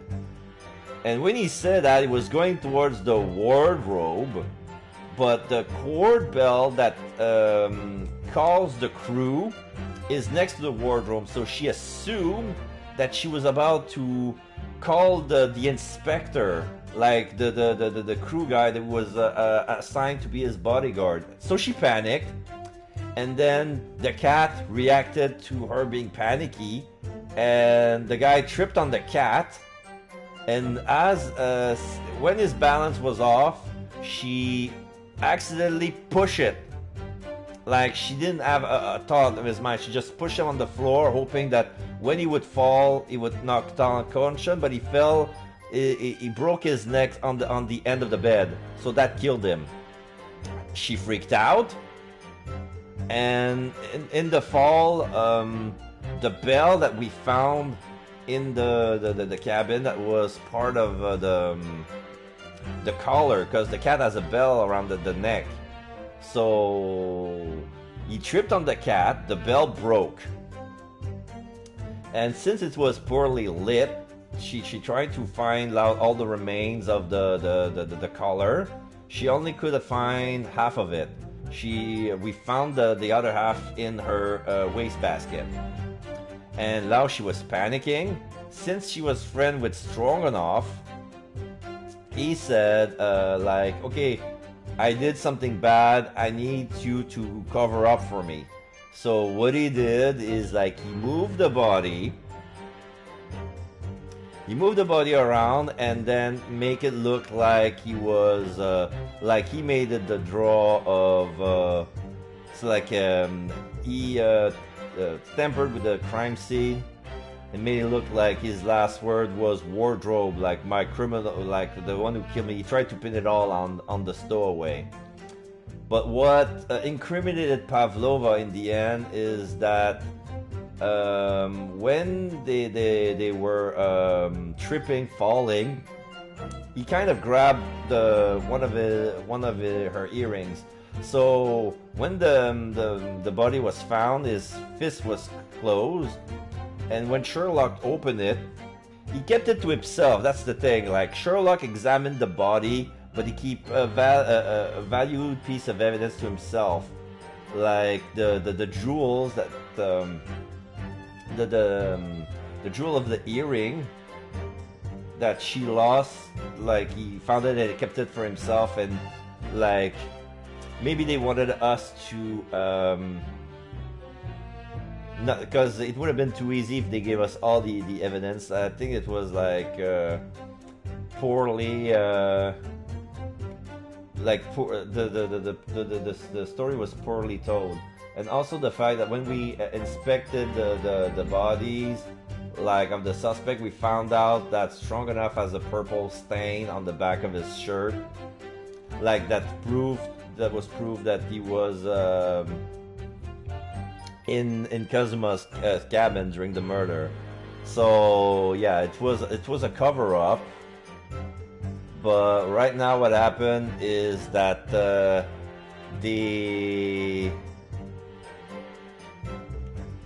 when they reached London, they turned themselves in to Scotland Yard and talked to immigration to settle everything. Because right now she's in exile from Russia. She cannot go back. She wanted to defect, but with what happened, she cannot go back. So right now, yeah, I'm off the boat. And when I just got in, when I tried to plead, like, they got news from a telegram. British received news that Kazuma was dead, and that the study tour could not continue as long as there's no lawyer. There's an assistant, but they needed a lawyer.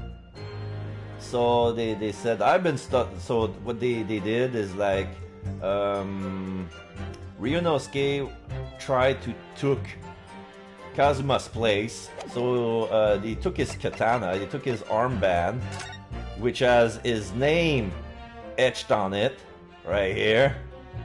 So it's like, okay, I'm gonna be the lawyer then. Like, are you qualified? I've been studying law for 50 days during the whole trip. It's like, that's barely any time at all to study British law, because our lawyer have years of training, and they have a universal degree, a law degree, you know. So yeah, have you been studying for 10 years? No, only 50 days. Tisk tisk. So all right, they put us to the test. There was this court that started today. The guy has no representation. He wanted to defend himself. It was a rich guy, a philanthropist, who gave a lot of money to the city. Has been accused of murder, and it looks like an open and shut case. Like, this is the body,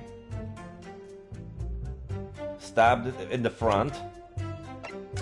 Autopsy report, like internal hemorrhaging resulting from a stab in the abdomen. We had 2 witnesses because it happened in an omnibus. And even, like, we're gonna go in.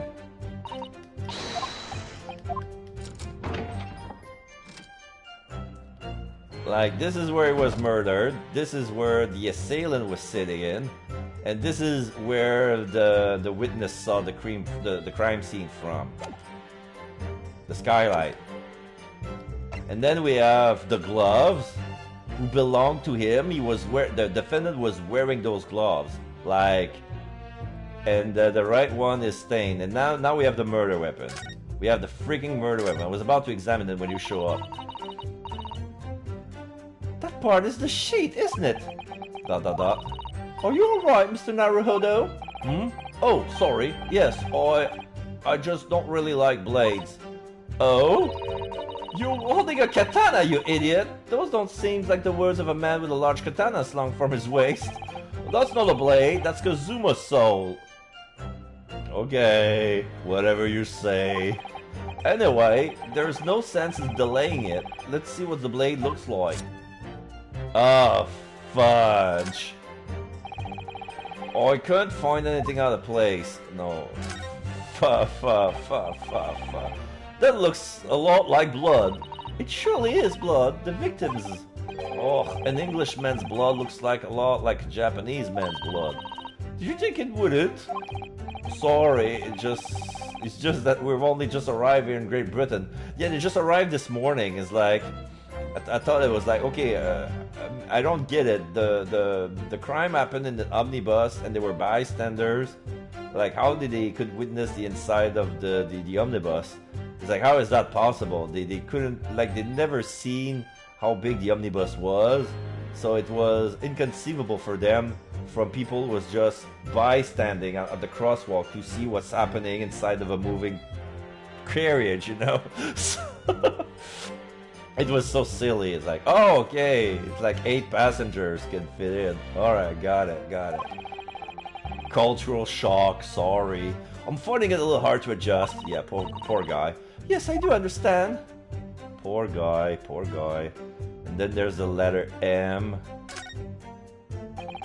An ornate letter M, undeniably Mr. Magnus's McGilda's initial.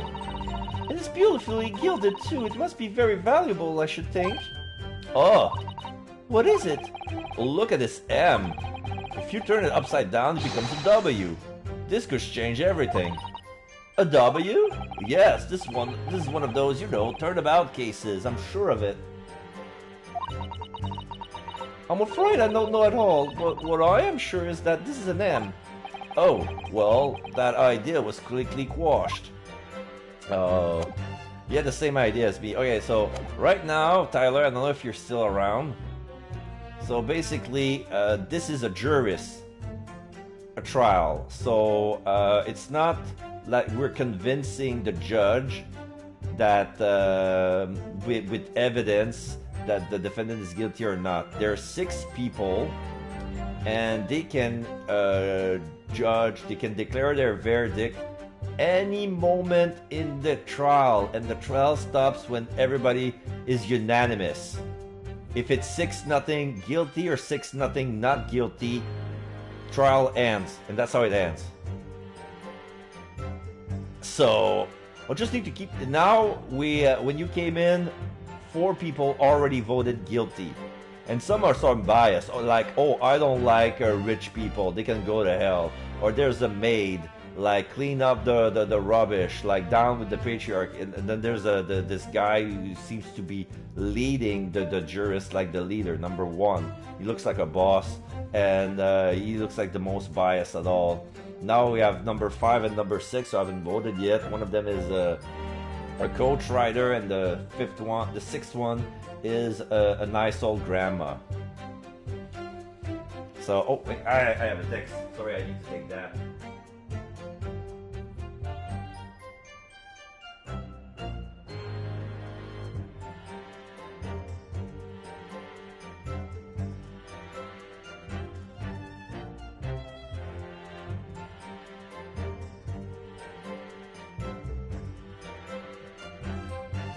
Yep. I'm gonna have to end the stream soon, but I'm trying to go as far as I can, because soon is gonna be my movie night. So I have 10 minutes left, more or less. So let's see how far can I go with that. As soon as I heard the scream, I stopped my bus, and then I saw it too. Hold it! What exactly did you say? Oh, well, sir, that would be the passenger, sir. You collapsed on the floor, he was. Oh, collapsed on the floor, eh? Could you mind adding that to the testimony, please? And by the passenger, obviously you are referring to the victim, Mr. Mason, the brickmaker. And then the other passenger had that knife in his hand, like this. By the other passenger, obviously, you're referring to the accused, Mr. Magnus McGilded. And plunge it down like this, stabbing and the other passengers in the belly. What? Rubble. My lord, I wish to speak. Yes, juror number 5. Do I take it that you too? As the master of the London Guild of Coachmen, the idea of a murder being committed in one of the city's carriages is utterly abhorrent to me. It wouldn't be right to make a decision before hearing all of the facts, though, I said to myself. Black. But I've heard enough now. The horse has bolted, as they say. No, please, just keep an open mind. Giddy up now, Silverblaze. The finish is in sight. Phew. 5-0. Please, old lady, you're our last hope. Beppo is a long-standing member of the guild, and I trust what the man says. Oh, thank you, sir. You're too kind, sir. Or is this too unkind? This is too unkind, sir. Which now means that 5 jurors agree to condemn this man.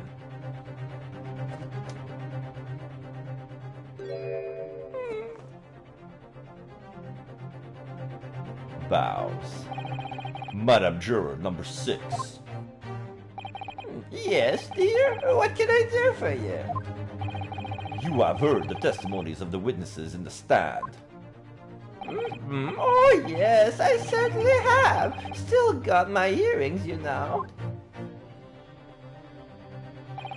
Then, pray tell, why are you yet to pronounce your leaning? ... Oh, well, dear, the thing is, I'm a creature of habit, me. I always go to the park at around this time of day and sit on a nice bench and get on with my knitting. ... There's a lovely little park just near where I live. McGilded Park is called. ...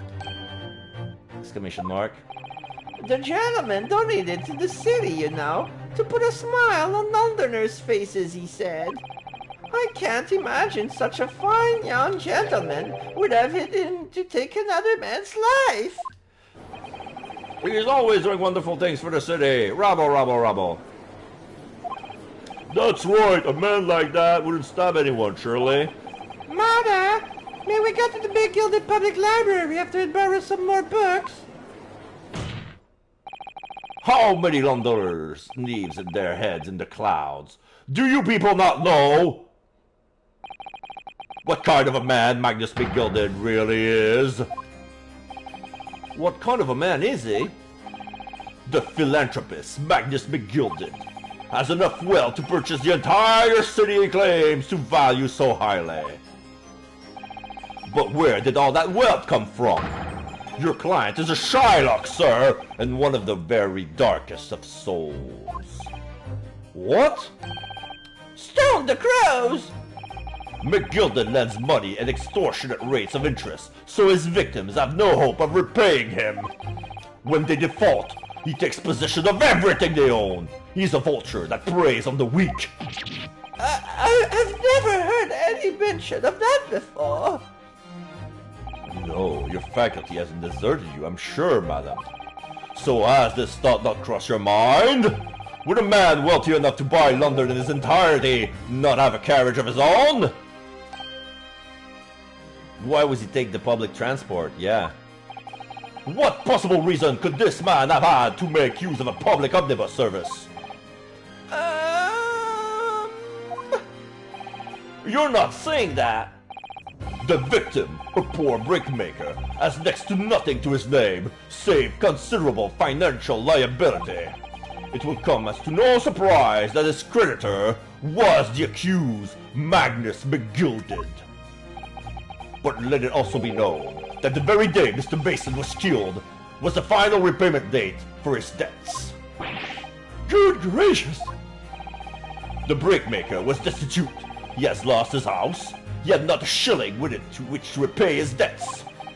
And in the end, this pitiful soul has the very last thing he's owned taken from him, his life. By the merciless philanthropist pretender, Magnus McGilded. I don't believe it. If I might add something briefly, Mr. Sato.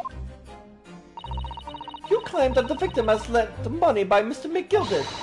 By where is the evidence to support your claim? Dot. I'm gonna take this bottle of wine and pour it down in my chalice. Golden lace, of course. I'm gonna turn it around and just look at it. Pray forgive the discourtesy of filling my hollow chalice in the court of law. Oh, there it is! Lord Van Zieg's hollow chalice! How can this be considered acceptable? Yeah, well, we see prosecutors drinking 17 cups of coffee in average. Now he's like, okay, let me pour a cup of wine in my chalice and just savor it. Savor it. Alright. Alright, so my dad's gonna come in soon. Let's see if I can end this chapter. Not this chapter, this scene. Then I don't think there's gonna be any raids tonight. I'm not gonna have time for that. But I find myself in an unexpectedly good humor. I had heard ladies from the Far East could show great courage, but I didn't expect to experience it myself. Oh!